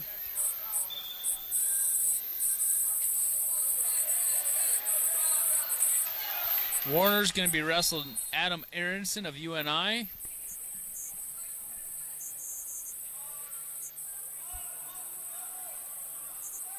Zach Glazier is going to be taking on Jake Lucas of Navy. Tony Cassiope is going to be taking on Brooks Empey. Just unattached. I'm not sure where he's from. Over there, Fleshman deferred his choice. Gives up the escape to start the second period, so we're tied up at 2 now. Jeremiah Moody and Osmond DeSanto in the corner for Fleshman.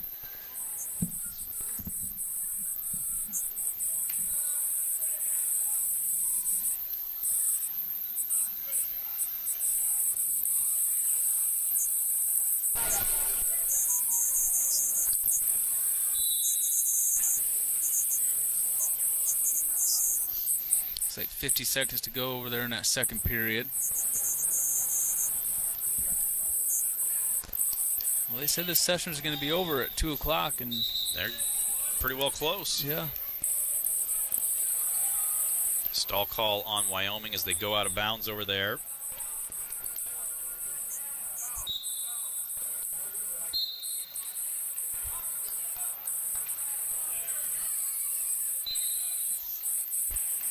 .5 seconds left in the second period. Matt number. There's Marty out.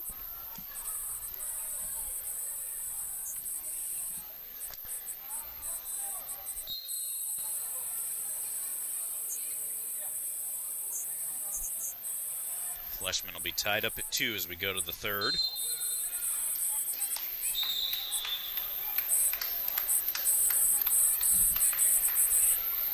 Fleshman going to go neutral.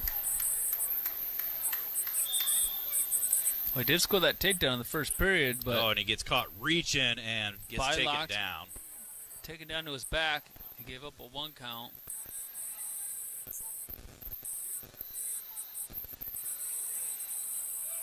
Comes kick Gage. Marty taking on Jonah Schmidtke from Wisconsin, wrestling unattached. Paige Marty's a big boy. Yeah.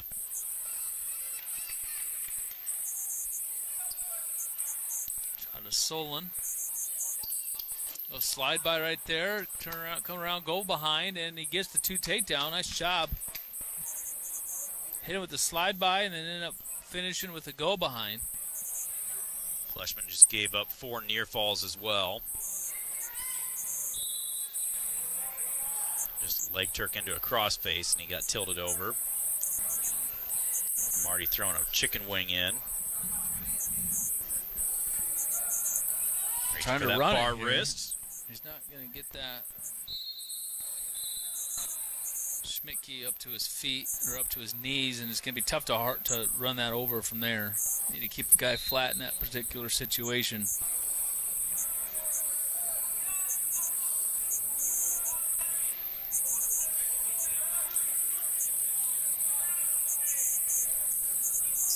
Fleshman, 30 seconds left. Looks like he's going to lose 9-2. There's a look at that. When do you normally see a heavyweight go to that 2-on-1 into a hip tilt? Not very often. He was able to capture that wrist and keep a hold of it. Good hips by Marty right there. And he goes right into a wing. He's got all kinds of time here still. Minute 25 seconds to go in the first period. Leads 6-0. Over there, Fleshman gets an escape right as time runs out. So he will lose 9-3. So Fleshman will be done for the tournament.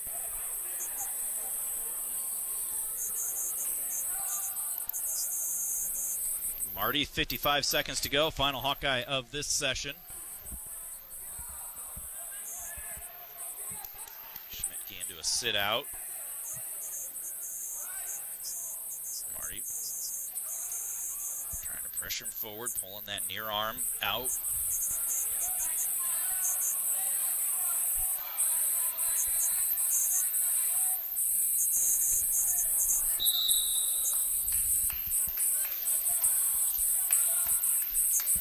It's fun to see this too, Mark. If you look down there, you see DeSanto wrestled at 133, showing the heavyweight some things that he saw from that match.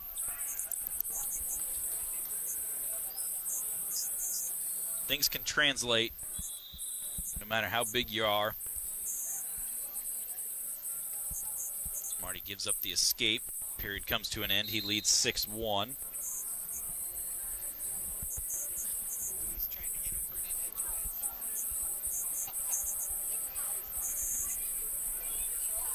Marty will start down here to begin the second period. These club guys are getting a kick out of doing some coaching. It's good for them too because you can learn a lot from coaching.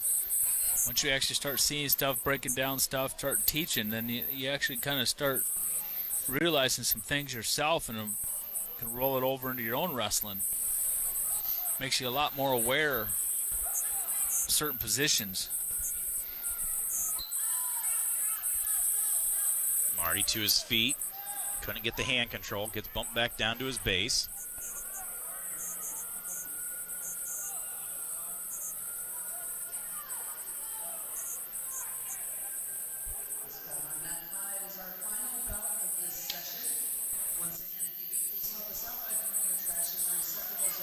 Marty back to his feet again. Gets dropped back to his base.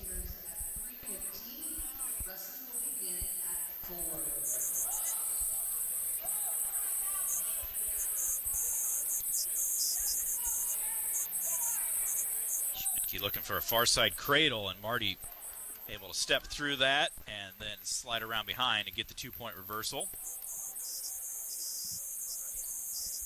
Gives him an 8-1 lead. Lets Schmidtke out, makes it 8-2.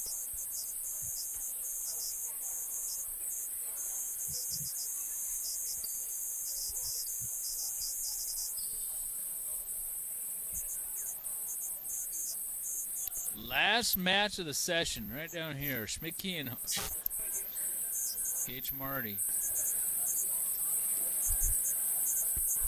Marty up by a score of 8-2. 10 seconds to go here in the second period.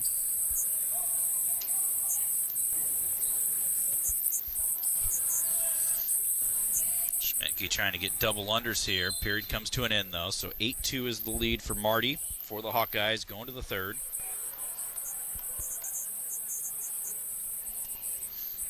Schmidtke will start down.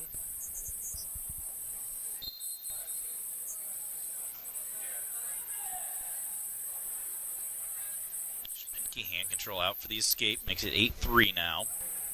Schmidtke trying to horse double unders in. Marty slips out of that. Throws an underhook on the right side himself. Over under for both guys here. Clear out. Minute and a half to go.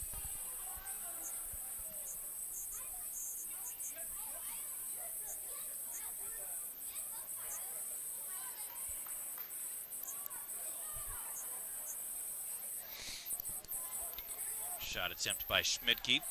Marty hipping into him. Schmidtke trying to elevate here. Break the grip. Can't shut down here, Steven. Finish this match. Don't be letting guys in on our legs, controlling the underhook and controlling the ties. Come on. Keep wrestling here. Finish this out. See how it's getting into the underhook right there, too? Yep. We've just shut down here. We're just holding on to this 8-3 lead. Double unders by Schmidtke. Go out of bounds. Stall warning on Marty for backing out. 1 point, Schmidtke. Yeah, we got 45 seconds here. That's still a lot of time. Underhook again by Schmidtke. We're just literally just standing there just letting this clock tick down. That's all we're doing, wrestling the clock right now. 30 seconds. There he does take a shot. Straight on from a ways away. He better square up there.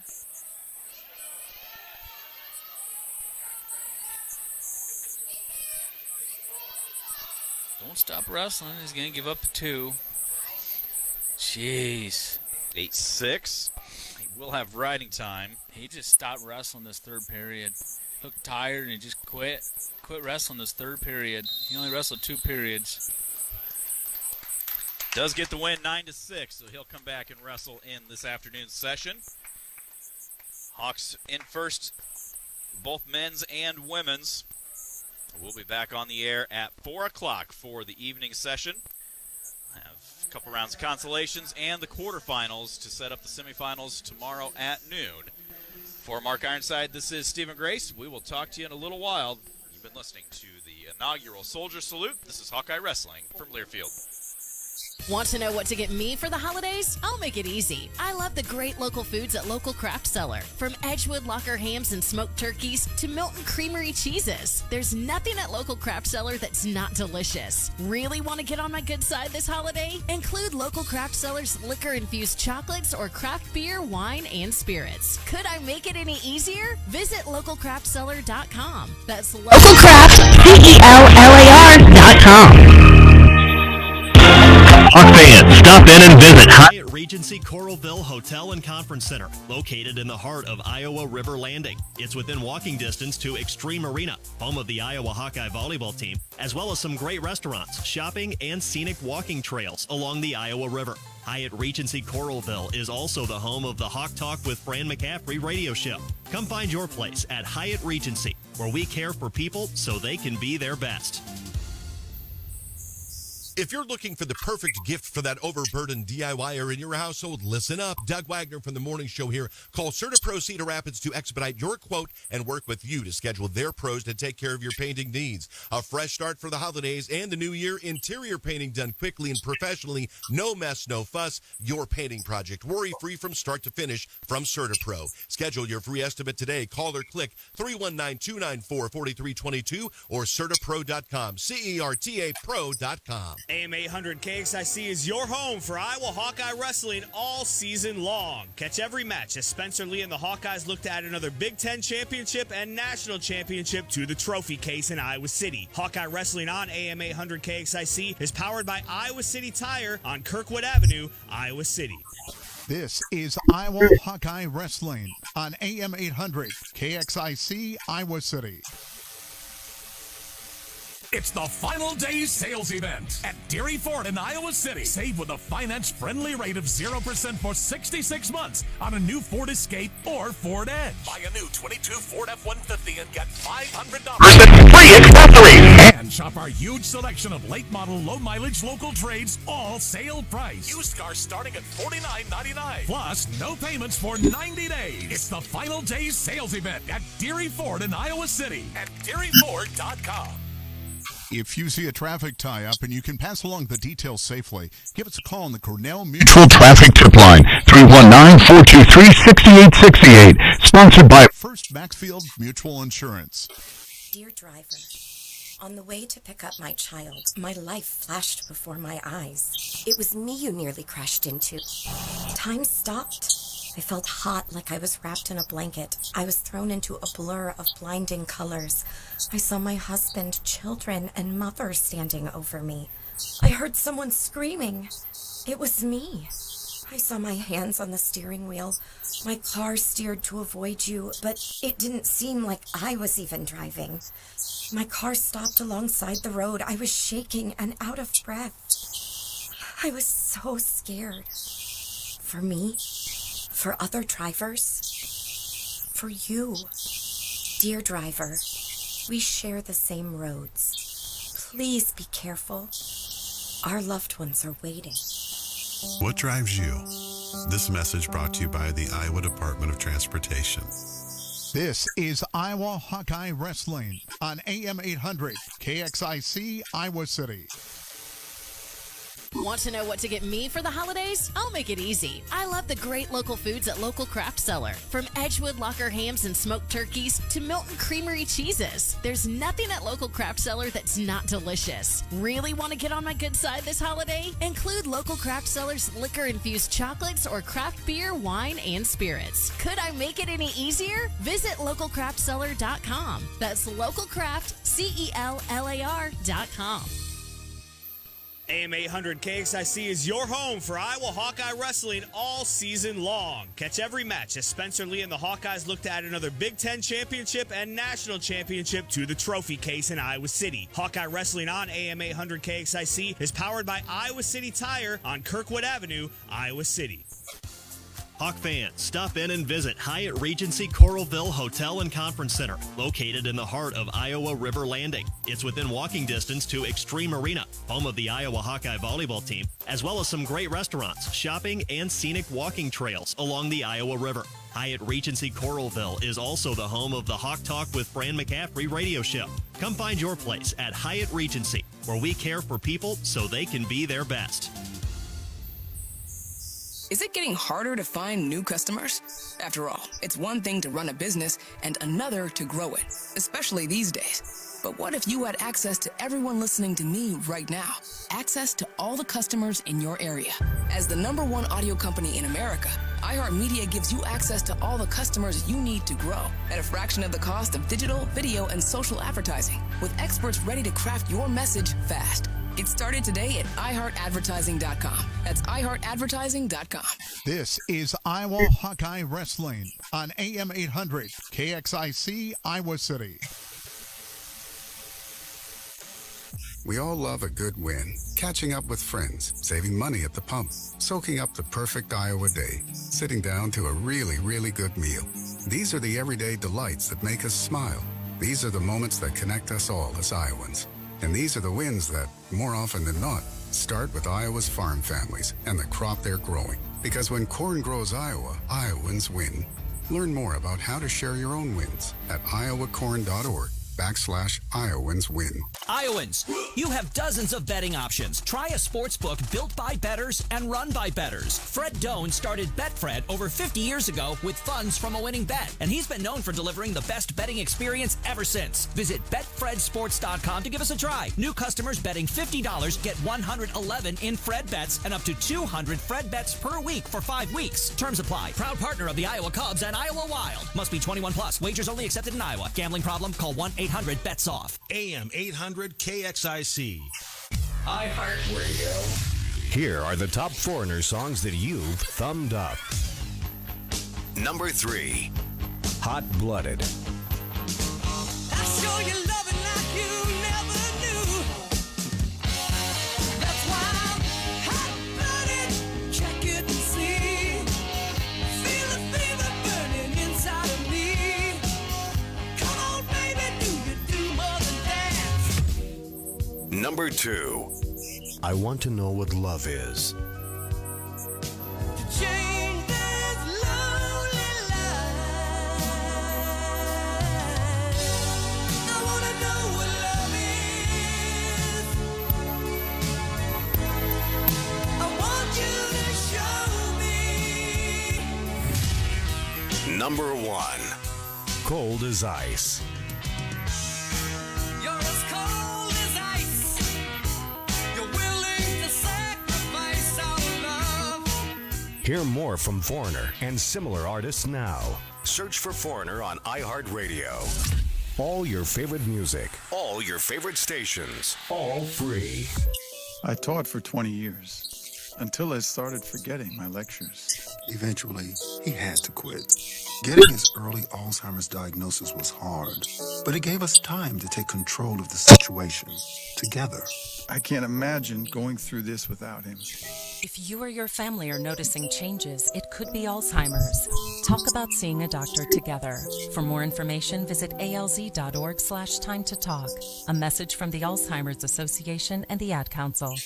The Hawkeyes play here on AM 800 KXIC, Iowa City's Hawkeye sports leader. High, you feel different. But if you feel different, you drive different. So don't drive high. Brought to you by NHTSA and the Ad Council.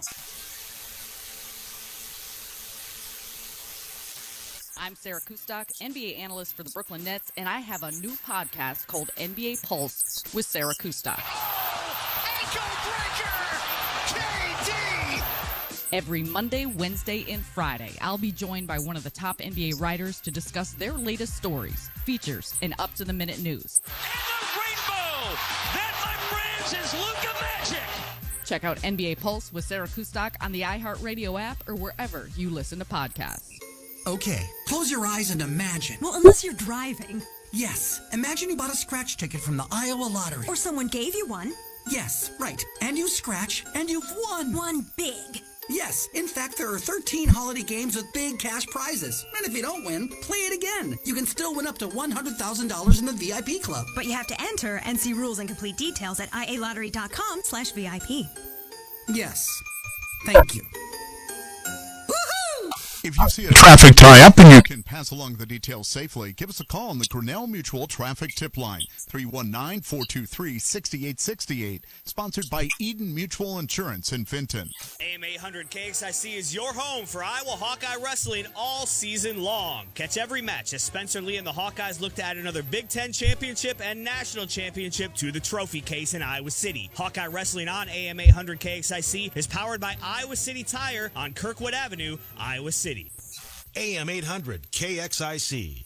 iHeartRadio. Here are the top car songs that you thumbed up. Number 3, Shake It Up.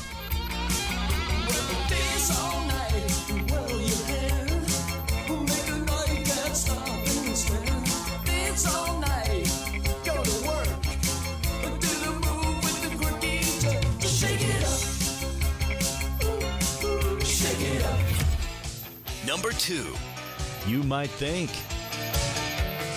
You might think I'm foolish, maybe it's untrue. You might think I'm crazy, all I want is you. Number 1, Just What I Needed. I don't mind you hanging out talking in your sleep. I guess you're just what I needed. I needed someone to feed. Hear more from the Cars and similar artists now. Search for the Cars on iHeartRadio. All your favorite music, all your favorite stations, all free. We've all felt left out. And for people who move to this country, that feeling lasts more than a moment. We can change that. Learn how at belongingbeginswithus.org. Brought to you by the Ad Council.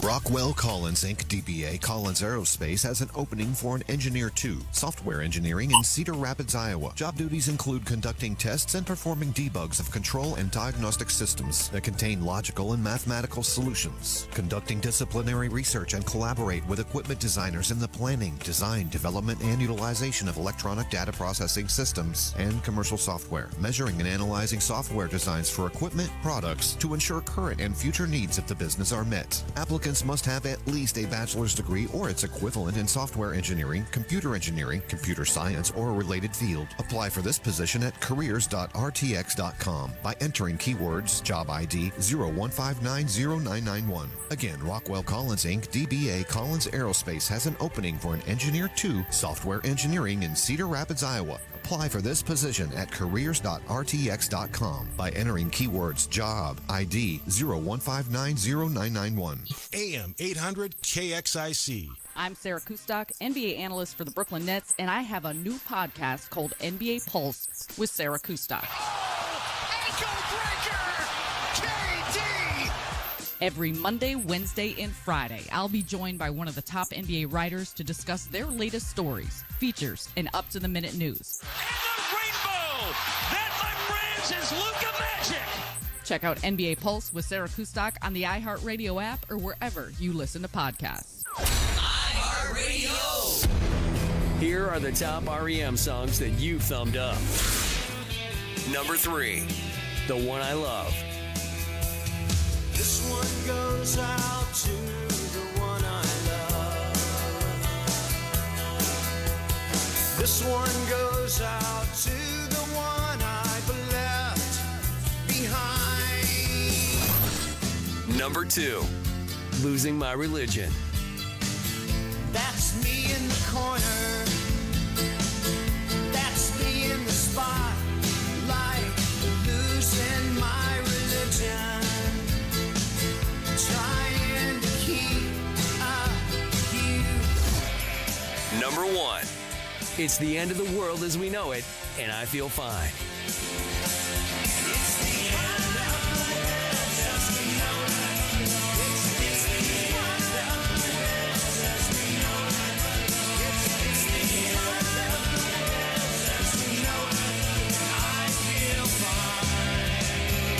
Hear more from REM and similar artists now. Search for REM on iHeartRadio. All your favorite music, all your favorite stations, all free. Aspirations, but how this plays out tonight, I'm not sure that the NFL thought it would be this way when the schedule was released in May. Well, no, that's not what they signed up for. They wanted everyone to play their stars. But the Tennessee Titans are in a situation where they have everybody beat up. They lost a bunch of games in a row. They know they're playing a win-or-go-home game in Week 18. And so Mike Vrabel has elected to prioritize rest over rust. And so he wants to make sure that he gets all of his guys ready to go for Week 18. So they're willing to take whatever happens tonight, put it to bed, and just focus on a one-game season next weekend. This is there are specifics of this game that we'll get to later on, but this is a problem, Bucky. I think that the NFL needs to look at, because I think that the NFL has these ideas that they think work great. And one of those ideas is, hey, Week 18, buckle up, everybody, all divisional matchups. Like, that is something that the football fans crave. Okay, right? That's what they do. And then they want to take the one game that could have playoff implications, and they will flex that, and they will put that on Sunday night and be like, here it is. for all the marbles, playoffs or bust. Here is your Sunday night game in Week 18. That's the message that I'm getting from the National Football League. Do you get that message from the National Football League? Well, I mean, I think in trying to create interest, you want people to tune in the entire season. So when you backload the schedule with the division games, you have games that typically are rivalry games that command a lot of intrigue. You have games that are pivotal when it comes to the playoff seeding or who's in and who's out. And so you want that stuff, and it makes for a better product. That Sunday night game, the marquee game, hey, let's tune in. This team wins, they're in. This team loses, they're out. Everyone is more likely to watch. Now, let me ask you this, because you are an analyst. This is all getting to my point. We're taking the scenic route with this, Bucky. When people tweet at you on Twitter, when you allow them to with the comments on, because I know Instagram's a different story. No one can comment on Bucky's Instagram. You either like it or leave it. Okay, but if people are asking you football questions, let's just say out of 10, how many have to do you think with fantasy football? Like the main drive of them reaching out to Bucky Brooks, former NFL player, NFL Network analyst, draft analyst, all of that. Your life is football. How out of 10 would you say, how many do you think actually are driven by fantasy football topics? I would say probably about 50-50. Yeah. I would say out of that 10, yes. about 5 people are going to ask me about who should I start, who should I sit, what do you think? Yes, that stuff. And they may try to mask it, right? Hey, Bucky, how do you think CeeDee Lamb can exploit that Titans secondary? And then you go into your football spiel, and all that they want to know is he going to have 8 catches for 105 yards and a touchdown, like was projected on an ESPN fantasy league? Right? That's what I'm getting to. So tonight, in a game where you have the Titans, who are in the playoff picture in the AFC South, the Cowboys have clinched, and the likelihood of them winning the division is slim, but still you have they're a playoff team. We have a game tonight that doesn't have key parts to it. It doesn't have Tony Pollard, who's got a thigh injury, short week for the Cowboys, not going to play. Probably not worth the risk of having him play. The Titans have Derrick Henry doubtful because, again, everything is there for Week 18. And we've not reached upon our destination, Bucky. The NFL has to do a better job of realizing on how fantasy football butters their bread. And how gambling butters their bread.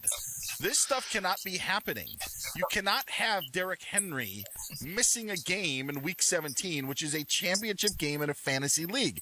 And I know, I hope you respect me enough to not disrespect fantasy football players like Mike Tomlin did a few weeks ago and talking about they don't care about fantasy football, they don't care about your team and all of that silly stuff. The NFL needs to realize how much fantasy football, and I think they realize how much betting plays a part in their interest. But you had a season this year where you had 6 teams on a bye in Week 14. And for those that play fantasy football, that's the end of the regular season or the first week of the playoffs. And now you have a situation here, because of how the schedule sets up, where the tiebreaker in the division is already set up with the Titans and Jaguars that makes the Week 18 game mean something. But now you have a game tonight that's the standalone game on your, brand new provider of Amazon Prime, and the interest to watch this game is slim to none. Heck, the line has probably moved so much that it may not even affect bettors that may be caring that much. But for fantasy purposes, this does not bring people to the TV screens. And I think that the NFL is really playing with fire if they don't recognize how much fantasy football actually runs their league. I agree with you on that. I would say I agree with you on the Week 14 bye. Yeah, that's irresponsible. The bye should have been early in the year. I don't understand why it was so late this year, but they certainly can move that up. Now, as far as the Tennessee Titans and who plays and who doesn't play, that's different. I don't think the league can legislate anything when it comes to that, because injuries happen. You just don't know how people feel and those things. So I don't think you can make a team play a certain player because of fantasy football. But I do believe they certainly can help you out by making sure that the bye weeks are right in the middle of the season and they don't have a significant impact on the fantasy football playoffs. I was looking at the divisional setup because, honestly, I don't care about divisional games the final week. Week 18 to me is so different than the other weeks because fantasy football is really not important unless you're playing a daily fantasy league or if your league for some reason goes to 18 weeks. And it just doesn't have the same. And if you're betting, I don't know how you can really, truly handicap it when you don't know what guys are playing. Are guys going to just be playing to get their bonuses? Are they going to be playing a quarter and then sitting out? It's a really, really odd sort of week. So then for the NFL to have, and by the way, half the games are meaningless in week 18. And then to have the divisional games, like something has to be done. Something has to be set up schedule-wise for the NFL because it's not fair to it's not they're not doing the right job. And actually, I don't think it's fair for certain divisional matchups to be played in week 18 when teams are completely different the first couple of weeks of the season. Okay, so when you want to play all the divisional games? Figure it out. Say, you know what? Weeks 8 through 14 or weeks 4 through 11, somehow, some way. Because and then we just get garbage matchups this week? Well, we wouldn't have garbage matchups. We don't know if we have garbage matchups. That's what they're trying to plan against. That's what they're trying to plan against in week 18. But half the schedule in week 18 doesn't matter. They're going to put all those games at 1:00 Eastern time. It's good. It's so boring in that week. And you've got to figure out a way to make at least this week somewhat respectable and have guys end up playing a game. If it wasn't down to division, I don't know the exact solution. But I also don't think you're really upset about it. Did you have Derrick Henry on your team tonight? Oh, I do have Tony Pollard. I do have Tony Pollard. That's where But I don't. Yesterday, you got on me about like a little tardiness and giving you the heads up and all that other stuff. Why did you send me a text today to just air out some of your frustrations about Tony Pollard? So I knew the first 15 to 20 minutes of the show are really personal to you. Well, it's about Tony Pollard having a Charlie horse who can't play, and the Cowboys elected to sit him out in a game against the Titans. I sent it to Iowa Sam. He was supposed to send it to you. I don't know how that could get lost in the shuffle. I don't know because how that... yesterday after you took him to task, we decided that we were going to have more direct conversations as opposed to indirect. Here's the thing, Bucky, though. I'm not the only one. I know I'm not the only one that's in a championship game that has Derrick Henry or Tony Pollard on their team. By the way, you can tell me. Aren't you supposed to handcuff those guys? I mean, I am a two-time fantasy football champion. Shouldn't you do a good job of handicapping those players?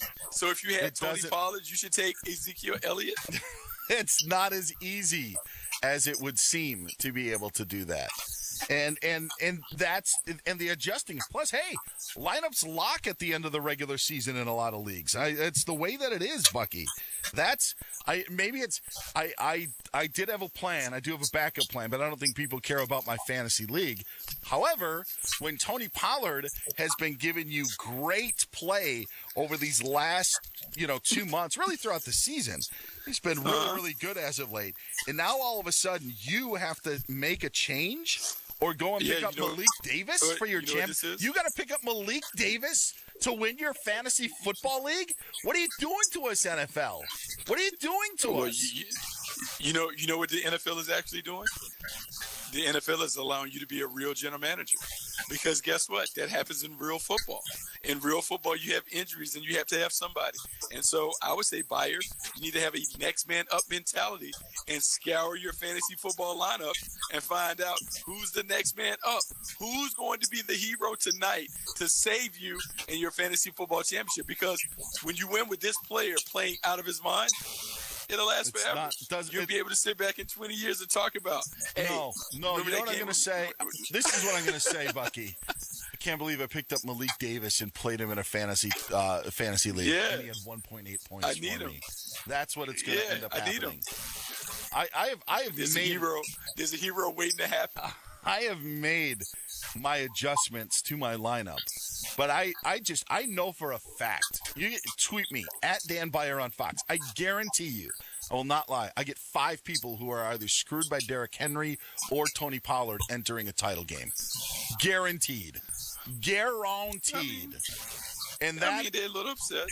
Yeah, a little upset, but you have to be able to adapt and adjust. Anything could happen.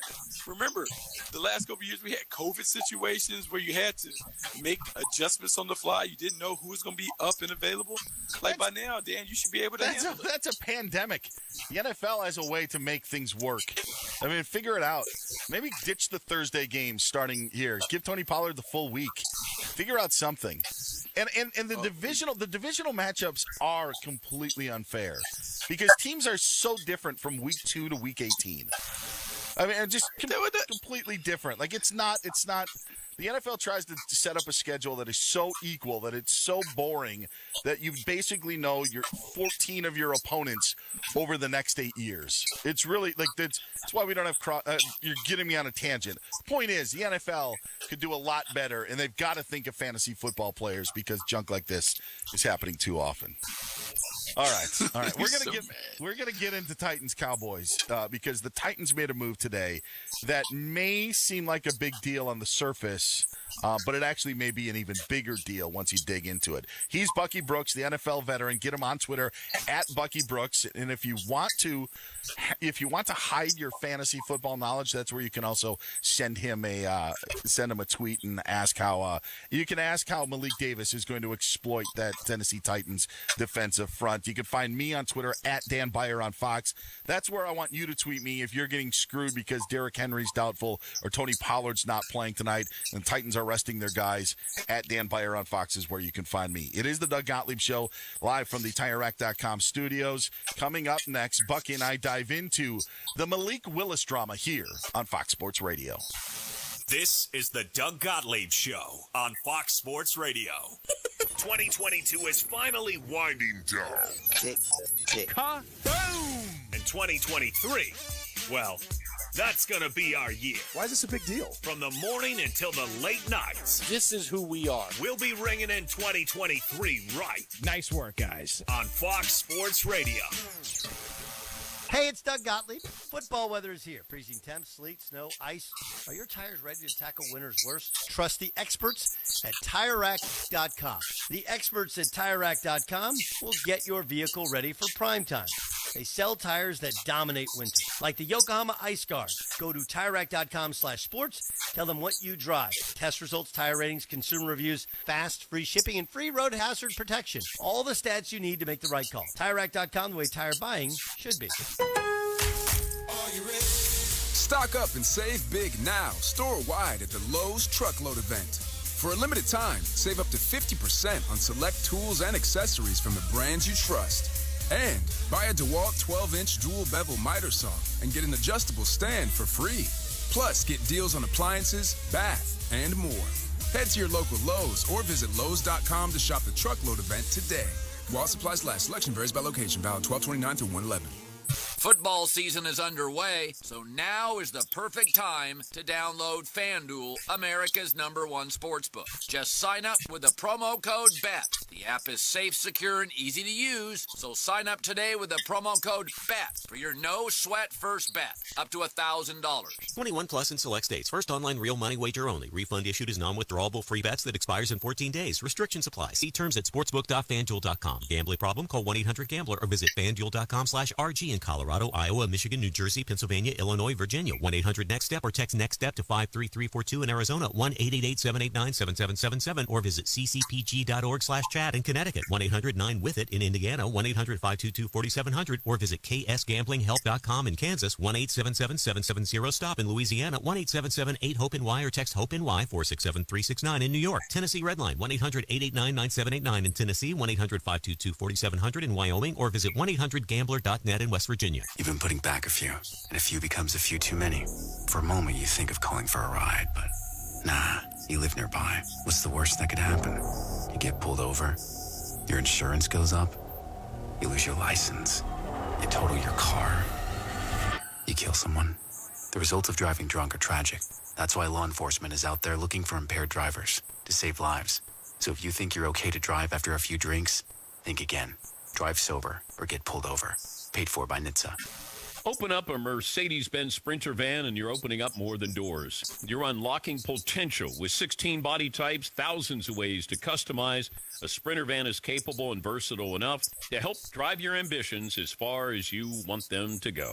Now you could win your very own Mercedes-Benz Sprinter van customized by Gretsch RV by entering the Dan Patrick Show's Ultimate Fan Van Sweepstakes. To enter and get official rules, visit danpatrick.com for your chance to win. Get ready.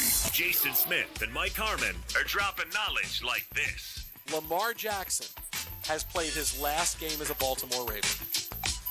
He's out again with a knee injury. Who knows when he's going to play again? You know he is at arm's length with the organization. He wants a big contract extension. The team doesn't want to give it to him. He wants $250 million guaranteed because you gave Deshaun Watson $250 million guaranteed. That's what he wants.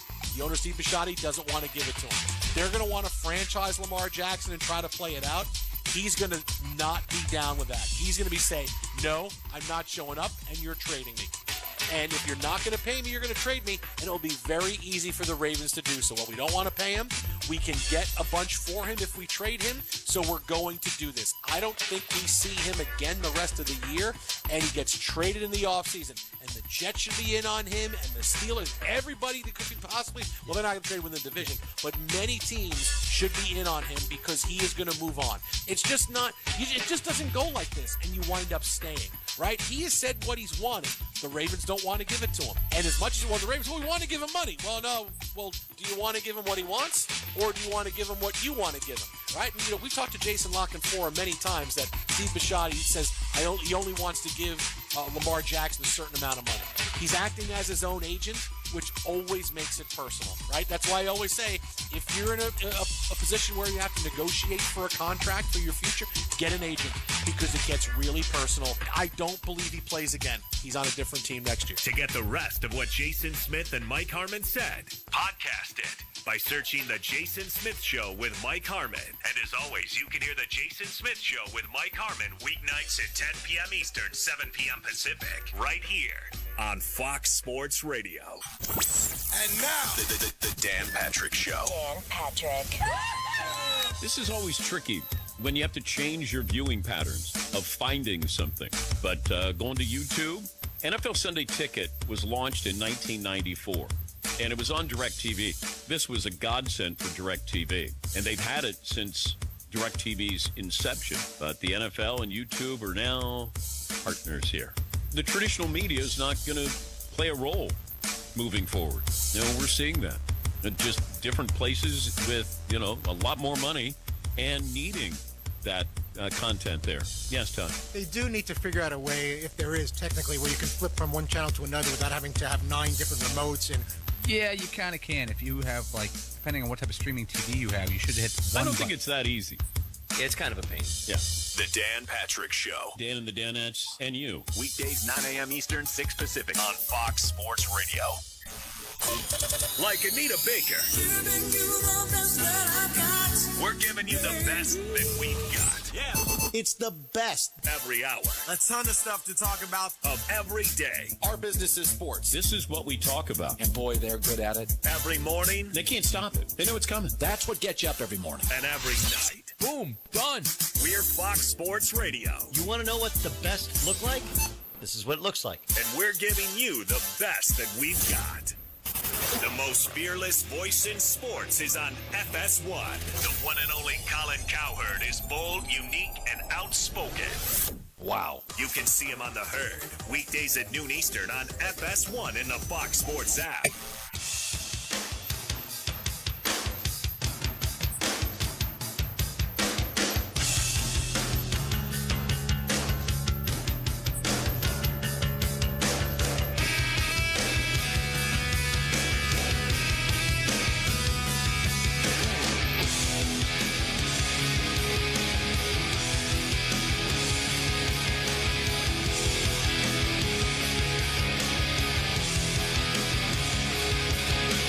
Doug Gottlieb Show on Fox Sports Radio. He's Bucky Brooks, the NFL vet.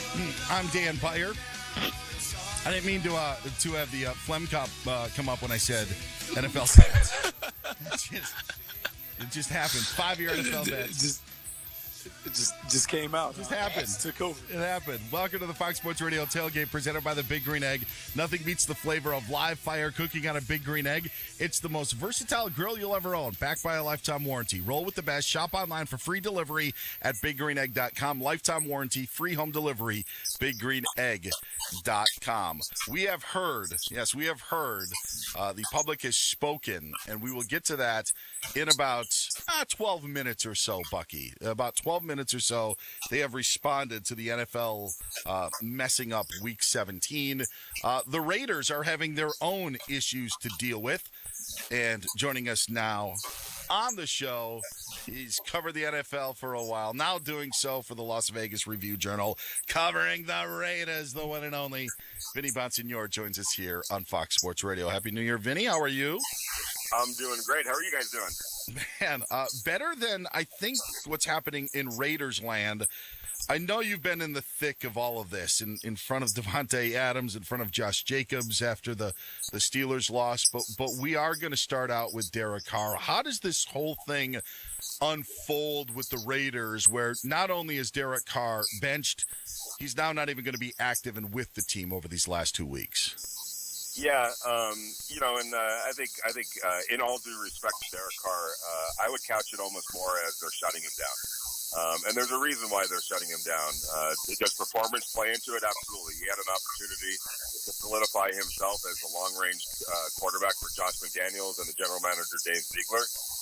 And frankly, he didn't hold up his end of the bargain. And I think that's a decision that the Raiders made probably about a month ago or so, that they weren't going to be moving on with him beyond 2022.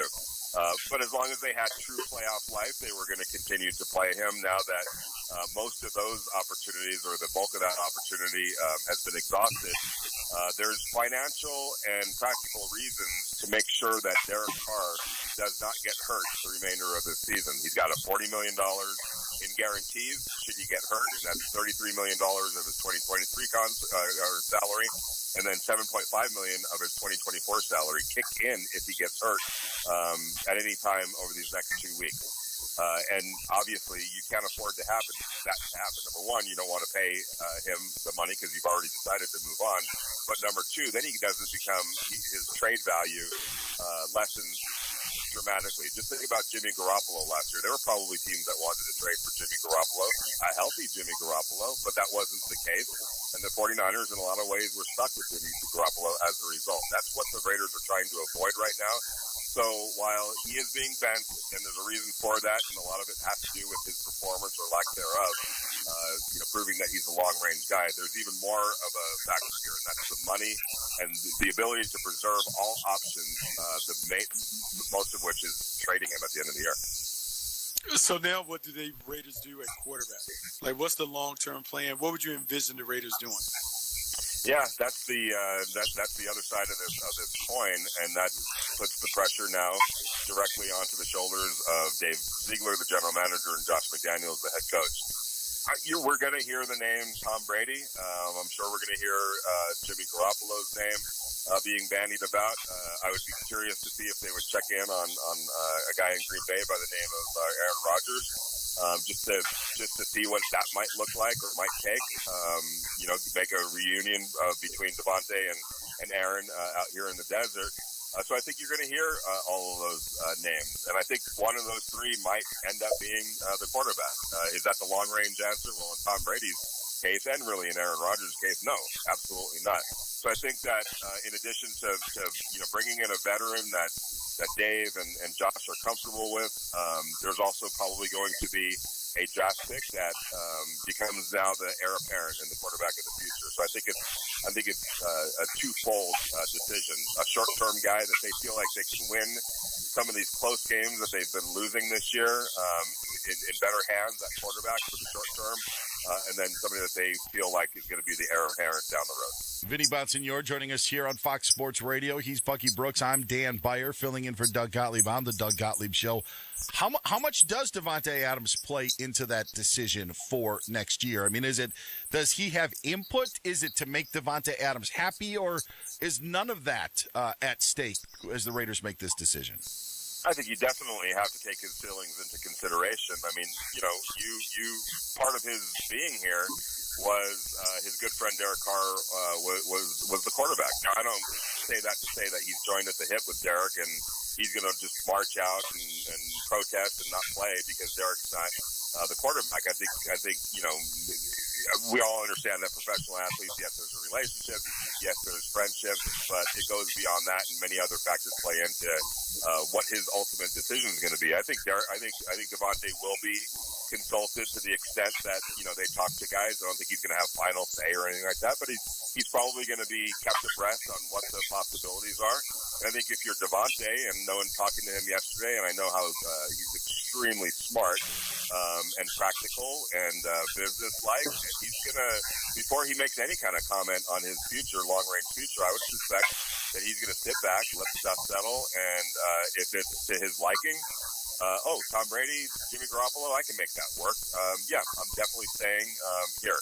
If it's not, and if they're going to go with a young quarterback that he doesn't have any faith in, then maybe he starts pushing some buttons. I don't know how much power he really has, and it's prohibitive from a Raiders perspective to trade him. After this season, there's a huge financial hit that they're going to take from a cash standpoint to a salary cap standpoint. So you're going to have a tough sell from their perspective and their end of things to trade him. So what's that going to look like if he's not happy and he's asking to be traded and they're like, we can't trade you right now. There's just no way we could practically do that. So how's that going to all play out? But I think first and foremost, he's going to let the dust settle and see where they are at quarterback and then make a decision based on that. And that's why it probably does behoove the Raiders to keep him in the loop. Did the Raiders get the right guy in Josh McDaniels? I'm sorry, what was that? I said, did the Raiders pick the right coach and given the team to Josh McDaniels? You know what? I think that's still, a story to be told. I think Mark Davis understood coming into the season that last year was a playoff team. But I think that there's an argument to be made. Was there any point last year where anybody really looked at the Raiders as a playoff team? Up until the very end of the season when they beat the Chargers to be able to punch their ticket to the playoffs. I'm not so sure that any of us were. I wrote their obituary, when they were 6 and 7, and their playoff percentages were like 5% at that point in time.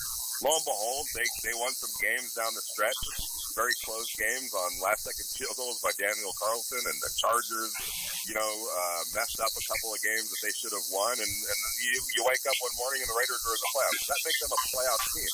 I don't think that Mark Davis ever really thought this is a definitive playoff team. Now the Super Bowl is next. So I don't think that this is this huge disappointment. I think the Raiders are kind of who they are right now, and it's not good enough. And I think that Dave Ziegler and Josh McDaniels want to get away from that world where you need all these breaks at the end of the season just and get lucky in some games to punch your ticket. Will they get there? Is he the right guy to do it, or are they? Because Dave does have final say in personnel. I don't know that yet, but I think they deserve the opportunity to build a roster in their likeness, the way, a full draft under their scouts and their leadership, and a full off season, kind of having a better idea of what they have in the team that they've inherited. And then let's see. I think it deserves at least another year to see if they're headed in the right direction or are able to close the gap so that they are winning some of these close games that they're losing. Vinny Bonsignor joining us here on Fox Sports Radio, covering the Raiders for the Las Vegas Review-Journal. What do they do with Josh Jacobs now? Obviously going to be a free agent, but is his future in Vegas or is it elsewhere? I almost think you have to sign him. And the reason I say that, he embodies everything that they have been talking about from day one that these guys showed up. They've been talking about guys who care about football, guys who are about the right thing, guys who work, guys who practice, guys who care, guys who are good ambassadors, off the field as well, guys who produce, guys who are available. All of those things, Josh Jacobs embodies probably more so than anybody on this team outside of maybe Max Crosby. So are you going to let that guy, the guy that that embodies everything that you've been talking about, are you going to let him walk out the door? I can't see that happening. I also think that the owner understands that as well. He's hugely popular in the community. He's hugely popular with Raider Nation. He means so much to this team. It would be a really bad signal, a message, I should say, if you let him walk out the door just because of money. Outside of quarterback, what do you think the number one priority for the Raiders going into the offseason will be? Yeah, fixing or improving the offensive line. It wasn't as bad as it felt like early in the season. I thought they got some things squared away, but I think they need to solidify the offensive line and the defense. I think they figured out shortly into this season that they didn't have the type of personnel that was going to be able to play the level of football that they wanted, especially from above the shoulder. Patrick Graham has a lot, in his playbook that he wants to get to and probably hasn't been able to get to this year because they haven't had the guys physically and mentally be able to carry it out. So I think that finding guys that fit that defensive system better and are able to carry things out at a high level that they want them to, that needs to be fixed. I think if you're looking at the offense, and let's presume that they bring back Josh Jacobs, it looks pretty good it still looks pretty good on paper. Maybe make a move along the offensive line, add to what you've been building this year. But you still have presumably, Devontae Adams and Darren Waller and Hunter Renfrow and whoever the quarterback. It's a pretty appealing group of talent, So I don't think they're that far off offensively, and it showed in the scores that they're not far off by any stretch of the imagination. But they need somebody that's going to be able to make plays where they need to be played. Unfortunately for Derek Carr, he just wasn't showing those signs. And also, not just make plays that need to be made at end of the game, but being able to make plays along the way so that you're not always playing in these close games and having it come down to the last possession. Adding on to leads. They had leads of 17 points, 3 times? Yeah. Another double-digit lead. There are plenty of opportunities, I know, because I was at all these games, where the offense missed an opportunity that could have really put their foot on the neck of the opponent. Going up by 21 points, going up by 24 points, but an interception or a fumble or some kind of calamity, hit where they weren't able to increase that lead. So that's another key to this. I think they want a quarterback that they feel is going to be better even in those situations as well. He's Vinny Bonsignor. Find him on Twitter at Vinny Bonsignor and read him in the Las Vegas Review-Journal as he covers the Raiders where there is never a dull moment. Thanks, Vinny. Can't wait to talk to you again. Talk to you soon. All right. Have a great one, you guys. He's Bucky Brooks. I'm Dan Beyer. We are having a great one. We dive into what shouldn't be a great game tonight. We'll do that after Brian Fenley gives us the latest of what's happening on this Thursday. Yes, Dan and Bucky, we do have a decent game college football bowl game-wise, considering, and it's halftime at the Pinstripe Bowl, playing at Yankee Stadium. It looks a lot colder than it is. They're saying it's 49 degrees right now, and the Golden Gophers, Minnesota, are leading 14-7 against the Syracuse Orange, where Minnesota running back Mo Ibrahim has a touchdown run, 16 carries, 71 yards. During this game, he became the Gophers' all-time leading rusher. So big there have been some good running backs in Minnesota, too. They have. Darrell Thompson, Lawrence Maroney, Marion, the late Marion Barber. There's a beast that used to tote the football for Minnesota. Well, in Wisconsin, Dan, there are so many that have come through the ranks. There are as well, yes, absolutely. Yeah, so the Big Ten knows how to produce those running backs. Speaking of running backs, we're not going to see one in Cowboys' Tony Pollard in the game tonight with Tennessee hosting the Cowboys, where Josh Dobbs is going to be starting at quarterback for Tennessee, just as Bucky and Dan predicted going into the season that the matchup would feature Josh Dobbs. And as Dan mentioned as well, Tennessee ball carrier Derrick Henry does not appear to be able to play. He's been doubtful all week long, and chances are he's not going to be able to go. Ravens signal caller Lamar Jackson was a no-show at practice today, and he is still dealing with that bothersome knee issue, so not looking good for his hopes of playing this weekend. But some encouraging news for Nick Sirianni and the Eagles with quarterback Jalen Hurts returning to practice with that right shoulder injury. And the Chargers are working their way back and getting a star, assigning Joey Bosa to return from injured reserve. So that is big news in LA front. Also, according to ESPN, the Chicago Bears are really interested in Big Ten Commissioner Kevin Warren to be their new president. However, as you guys have seen on social media, college football reporter Pat Forty, he put out this response from the conference once that news got out, and I'll read you just a quick part of it.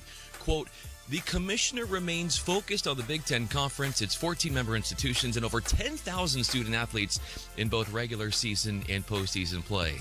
Close quote. So there's that. We also do know on a more morose news side of things that Pele, the superstar, 3-time World Cup winner in soccer, has passed away. He was 82 years old. Meanwhile, as I send it back here to Bucky and Dan, did you guys see this? Cameron Wolf, NFL Network, just reported that Joe Burrow has given his offensive lineman a Christmas gift. And what is that? A cruise with a +1. So a cruise with a +1 for all of his offensive linemen. Very nice. Man, so I think nice. The gift of seasickness, the gift of COVID from Jason Stewart. But you know what, Dan and Bucky? Burrow says he's not going to go on that trip, that cruise trip, because he says he, quote, doesn't like boats. When asked why, he says, "What if you get stuck out there?" Close quote. That's a good point. Yeah.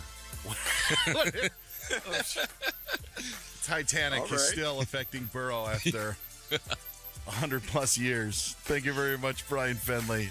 Brian's going to be around for a game coming up in 10 minutes. Speaking of the game tonight, do you think that this is a saving Malik Willis, or let's find out what Josh, or a benching, let's put it that way, a benching of Malik Willis for the Titans tonight as Josh Dobbs gets the start? Would like to say that they're saving him and making sure that he has all his confidence going into next year as a potential starter. But I don't understand why you would play a guy that you signed off practice squad 8 days ago. Yeah, maybe this is an opportunity to get Josh Dobbs some reps, get him used to playing in your offense. But do you have to give him the entire game? This is weird. Yeah, I think it's very weird. And I think that it's a benching. I actually do think it's a benching. I don't think that they think they can beat the Jaguars with Malik Willis at quarterback. So they're going. So what I would say, read the tea leaves. Let's see what Josh Dobbs looks like tonight. If he looks good, he'll start against Jacksonville. If he doesn't, then we'll play it off and say, hey, we'll rest Malik. Want to get him a full chance to get ready to go against Jacksonville and go that way. Yeah, but this is definitely an audition for Josh Dobbs. Jim tweets in to the show, I'm playing my son in the fantasy football finals this week. I have Derrick Henry. #screwed. Yes. Hank also tweeted in, I just heard people are mad Pollard and Henry aren't playing and it's hurting fantasy owners. This clod, at Dan Beyer on Fox, thinks the NFL should do something. You are the exact person I hope these guys sitting is affecting. I hope you lose every game. That from Hank tweeting in. Good news, Hank, or actually I should say bad news. I won 9 games this year. That's why I made the playoffs, and I won my fantasy football playoff semifinal last week. The joke's on you, Hank. Here's another one. This comes from Bill. Dan, great show. You do a great job. I love your insights. You are a really awesome person. That from Bill. Here's another one from Joe. Dan, great job again. Great points on putting Bucky in his place. That Bucky Brooks is always wrong when he does shows with you, but you always seem to be right. No, I made up those last two. Those are completely fabricated tweets. I like those tweets. I was like, that is directly from the family. Your family's listening in. They're tweeting. They want to make sure that you feel comfortable. But hey, Dan, I would talk to the guy who talked about being screwed with Derrick Henry. Yes. I would say draft better. Oh, draft better. How's he supposed You to got to know? keep churning. You got to keep churning your roster. You have to have things in place just in case. Oh, man. You never know. He's Bucky Brooks. I'm Dan Byer. We are live from the TireRack.com studio, sitting in for Doug Gottlieb today on the Doug Gottlieb Show. Coming up next, New Year's just around the corner. And if you don't have your resolutions in place, we run to your aid. That's next here on Fox Sports Radio. This is the Doug Gottlieb Show on Fox Sports Radio. The college football playoffs are almost here. Georgia meet Ohio State. Got it at the 5 and into the end zone. Touchdown. Michigan, say hi to TCU. How about that, boys? Your college football semifinal playoff coverage is here on Fox Sports Radio. You're putting back a few drinks. A few becomes a few too many. For a moment, you think about calling for a ride. Nah, you're a good driver. You live nearby. You can make it home, okay? What are the odds you'll get pulled over? Even so, what's the worst that could happen? You lose your license, you total your car, you kill someone. It only takes one mistake to change your life, or someone else's forever. Play it safe, plan ahead, and get a ride. Drive sober or get pulled over. Paid for by NHTSA. Wireless headphones. That'll be $200. I'll use my Capital One Quicksilver card. Now that's a hit. You used the Capital One Quicksilver card, which makes you the hero of every purchase. With Quicksilver, you earn unlimited 1.5% cash back on every purchase everywhere. I wanted running music, but unlimited 1.5% cash back is pretty heroic. Good instincts. Every hero needs a theme song. The Capital One Quicksilver card. What's in your wallet? Terms apply. See CapitalOne.com for details. Get in zone, AutoZone. Welcome to AutoZone. What are you working on today? Starting trouble. No one likes that. We'll get you set up for some stronger starts. You might just need a fresh charge, and we'll take care of that free of charge. But if it is time for a new battery, we've got replacement batteries that'll fit your needs, starting at just $79.99. You can learn more about our battery selection at AutoZone.com. That's what makes us America's #1 battery destination. Get in zone, AutoZone. Claim based on data from the NPD Group 2021. The Where Were You in 92 podcast brings you back to the year of big butt anthems, achy breaky hearts, and grunge. Take an audio trip back in time to relive the wildest, most eclectic, and controversial 12 months in music through interviews with critics, industry bigwigs, and the artists themselves. Take me back to a magical time when music was magic, and I had completely burned that to the ground. Listen to Where Were You in 92 on the iHeartRadio app or wherever you get your podcasts. Dingle. Some shows just know how to have fun. And Steve Covino and Rich Davis know a thing or two about having fun. No, you should have the nervous fart. So join the party. Like, I've cried one time in the past 10 plus years. Put in your diaper, sports baby. It's Covino and Rich. Perfect. Having fun. This is going to be fun. We all look sillier than ever. That's what we do here. Weekdays at 5 p.m. Eastern, 2 p.m. Pacific on Fox Sports Radio. They have a lot of fun things that go on in the morning. This is the show that has two pros and a cup of Joe. Who is Joe? LeVar Arrington, Brady Quinn, and Jonas Knox. So Russell Wilson spoke with the media for the first time following the firing of his head coach, Nathaniel Hackett, and this is what he said. Obviously, devastated by Coach Hackett because I think he's an amazing man, amazing teacher, amazing father. Just watching him, his kids, and what he's been able to do and how he's taught the game for us. This season has been a season that we never thought was going to happen the way it did. The reality is that I wish I could have played better for him too. Wish I could have played at the standard and the level that I've always played at and know how to play at. So what I do know is he's resilient. He's going to be a tremendous coach, like I said, and I love him to death, and everybody misses him for sure. Do you know who else wishes Russell Wilson would have played better? Nathaniel Hackett. He probably wishes that as well too. Because let's just call it what it is. There's a stink to Nathaniel Hackett, fair or not, that is never going to go away. Like, Nathaniel Hackett, more than likely, is never going to get an opportunity to be a head coach again. Just think about that. Didn't even make it through a season, and he'll never get an opportunity to be a head coach again. And part of it is because of whatever this bag of crap was that Russell Wilson rolled out this season. That guy has no chance whatsoever of getting an opportunity of being a head coach again. Like, there's a certain stink or a certain stigma that comes with certain coaching regimes and certain times as a head coach in the NFL, and you never really sort of look at those guys the same. Like, you just, for whatever reason... To get the rest of LeVar Arrington, Brady Quinn, and Jonas Knox, podcast by searching Two Pros and a Cup of Joe. Listen to Two Pros and a Cup of Joe weekdays from 6 a.m. Eastern, 3 a.m. Pacific on Fox Sports Radio. Make the Babaganoo! Ben Maller has a way with words. I've got battery salesman, action figure, and Juicy Lucy. He has all the ingredients for the Baba Ganoush. Oh, my God, no! And Ben Maller is the king of the late nights. And we're going to make the Baba Ganoush. We're going to make the Baba Ganoush. This is the Ben Maller Show. And you can hear him right here. Weeknights, 2 a.m. Eastern, 11 p.m. Pacific on Fox Sports Radio. Switch off. This is who we are. Our business is sports. We're going to do our thing. We're your friend. Yes! We're that pain in the butt. Oh! We're the one that makes you think. So the speculation is... And we're the reason why you take your time out of the day to listen. Bingo. Thank you very much. We're Fox Sports Radio. And, of course, the formidable Fox Sports Radio lineup. And this is who we are. FS1. To find FS1 on your television, go to foxsports.com for details. FS1.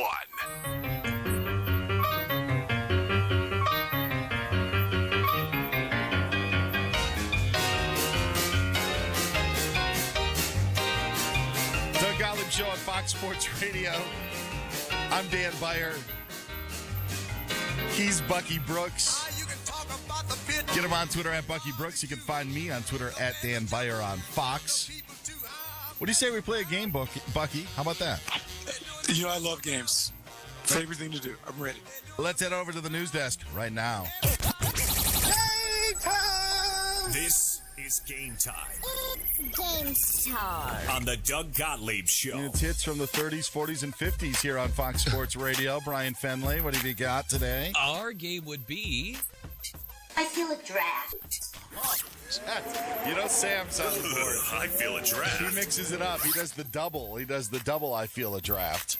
That he does. So we're going to go in a draft order here. And what we're going to be talking about here in drafting New Year's resolutions that are made but never kept. The order, Bucky going number one, Dan, then myself, then Jason, and then we'll loop it back around with Jason, myself, Dan, and Bucky. Sam's not in the order? No. We got to get, what the heck? Oh, yeah. You know what? He traded his picks away. That's on me. We got to add Sam as the fifth. Does he have maybe a compensatory pick? I mean, after that whole thing yesterday where he became the conduit between Bucky and us, I've kind of held it against him. So but let's add him to the bottom of this. All right, we got it. All right, Bucky, you're first up. New Year's resolutions. New Year's resolutions that are never kept. Okay, I'm going to lose 15 pounds in the new year, get the best shape of my life. Yes. I'll tell you what, January 1st, can't find a parking spot outside the gym. Go January 18th. So a lot easier for you. I'm second up. You know what I'm going to do in 2023, guys? I'm going to read more. I'm reading more. I am reading more in 2023 than I did in 2022. Okay. I'm going reading more. Nice. All right. Fenley. So this is a little bit different than going to the gym. More hot yoga for me, guys. Sure. I want to get in touch with who I am, and I think hot yoga, is going to get me to that place. Sounds hot. Very specific. Sounds yoga. hot. Yeah. Sounds hot. Jason. Yeah. You know what I'm going to do? I mean, it's a waste. It's a drain. I'm going to use social media less this year. In fact, for January, I'm gonna take them off my phones and use them less. All right, you got another pick. No, but you're gonna. Iowa Sam was added, so he's going to contribute. We're going to allow him to contribute. Okay. Sam, you got a New Year's resolution? Well, a tired one that no one ever keeps. Stop giving employees gifts. Is that what it's going to be? No, I'm going to continue to do that. I would say, I don't know, something like, doesn't every year you feel like I want to live life this year to the fullest, live my best life this year, something like that. Oh. Appreciate the small things. Yes. Appreciate the small things. I like that. Up my productivity. It never pans out. All right. For me, at least. By the way, one of the biggest BS comments ever is live every day like it's your last. My thing, if I know today's my last day, I'm not here, and I'm definitely not going to be making a lot of love and spending every cent that I have. So that's a reckless way to live. I'm going to say, you know what I'm going to do this year? I'm going to spend more time with family and friends. That's a good one. Just saw my uncle last week at Christmas, and I'm like, we need to see each other more during the year, and then we never do. All right. That's a good one. So, Brian, me, and then Bucky to wrap it up. Brian, you got one? Yeah, I'm going to work on my vertical leap. When I was in college, I couldn't dunk a basketball at 5'11", but I could touch the rim 10 feet. 10 feet, guys. Sure. 10 feet. I would like to get back to that. I want to work on the vertical leap. Okay. All right. Well, while you're doing that, I'm going to be traveling more. More. Yeah. Okay. I like that. Yeah. So healthy. That's good. Yes. Bucky, you can wrap this up. Oh, I'm going to do what we all aspire to do. I'm going to have better work-life balance. Ah, I want yes. to make sure that I don't work so much and I have a little more balance in my life. Yes, that's what we have. That's game, huh? Game time. This is Game Time on the Doug Gottlieb Show.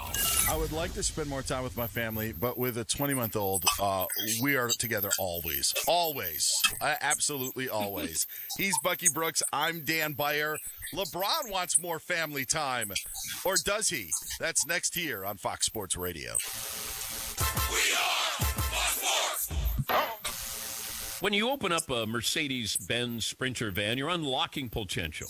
The potential to do your own thing. Be your own boss. Steer your own success. Blaze your own trail. Each and every Sprinter van built, designed, and equipped to let you hit the open road and take on any goal.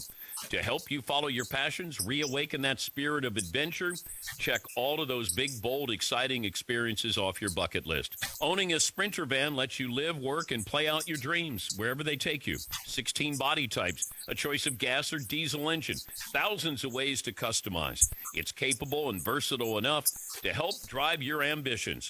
And now you can win your own Mercedes-Benz Sprinter van customized by Gretsch RV by entering the Dan Patrick Show's Ultimate Fan Van Sweepstakes. To enter, get official rules, visit danpatrick.com for your chance to win the Sprinter van. So go ahead, now's the time.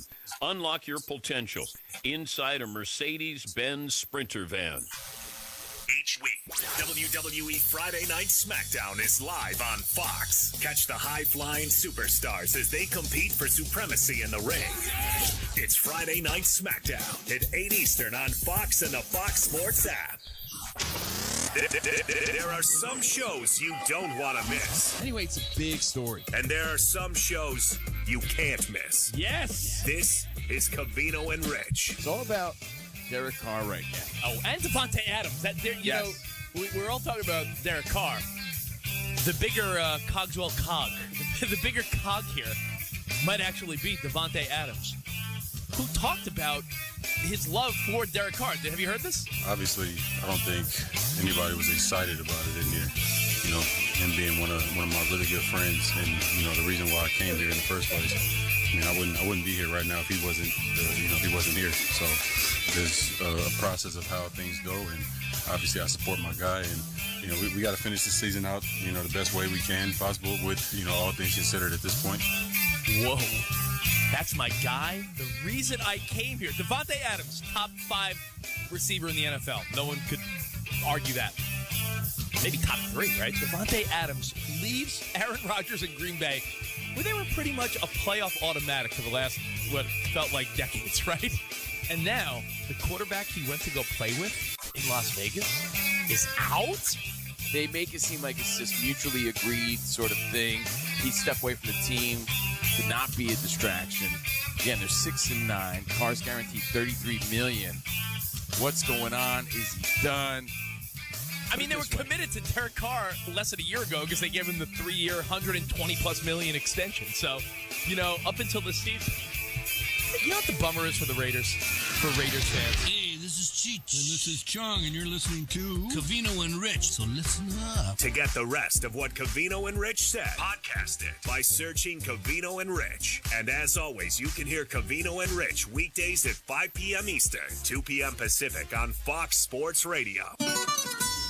This is the Jason Smith Show with Mike Harmon. Yep. As it is, I want to give my last, because I've had a really big year for bowl predictions. I've had a lot of big bowl predictions come through in 2022, man. It's been a big year. And the Jalen Hurts MVP Eagles in the Super Bowl could carry over to 2023. So, for the coming year in the NFL, you ready? Trevor Lawrence is going to be the NFL MVP next season. You can see the strides he's making. He's playing at a high level. He's the guy they thought he was when they drafted him. They just needed Doug Peterson, who won a Super Bowl, and develops quarterbacks to come in and say, hey, maybe this is the thing we should have done all along. So, Trevor Lawrence, NFL MVP next year. I told you Jalen Hurts is going to win it this year. Looks like he's going to, as long as he's healthy. Trevor Lawrence is your MVP next season. Ladies and gentlemen, you're listening to Jason Smith with Mike Harmon. Weeknights at 10 p.m. Eastern, 7 p.m. Pacific on Fox Sports Radio. There's something I wanted to bring up. Dan Patrick likes to remind people about two things. How many times do I have to say this damn thing? One, legends are hard to come by. Well, I'm the only professional here. And two, that he has a sports radio show. You can listen to this painful show. Yep, it's a no-brainer. Tune in to the Dan Patrick Show. I'm okay with that. That'll be enjoyable. Weekdays at 9 a.m. Eastern, 6 a.m. Pacific on Fox Sports Radio. Mornings on FS1. Skip Bayless and Shannon Sharp go head-to-head on the day's hottest sports topics. Undisputed with Skip and Shannon. Weekdays at 9:30 Eastern on FS1 and the Fox Sports app.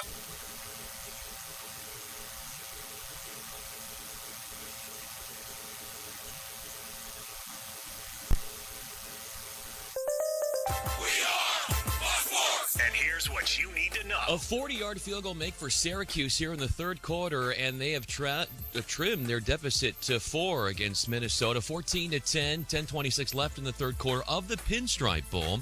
Meanwhile, in the NFL, Eagles quarterback Jalen Hurts returning to practice today, so that's a good sign for him in his hopes of playing this weekend. He's been dealing, of course, with that right shoulder injury. Jaguars quarterback Trevor Lawrence was limited in practice as he has been weathering an injured toe. Ravens signal caller Lamar Jackson did not show up at practice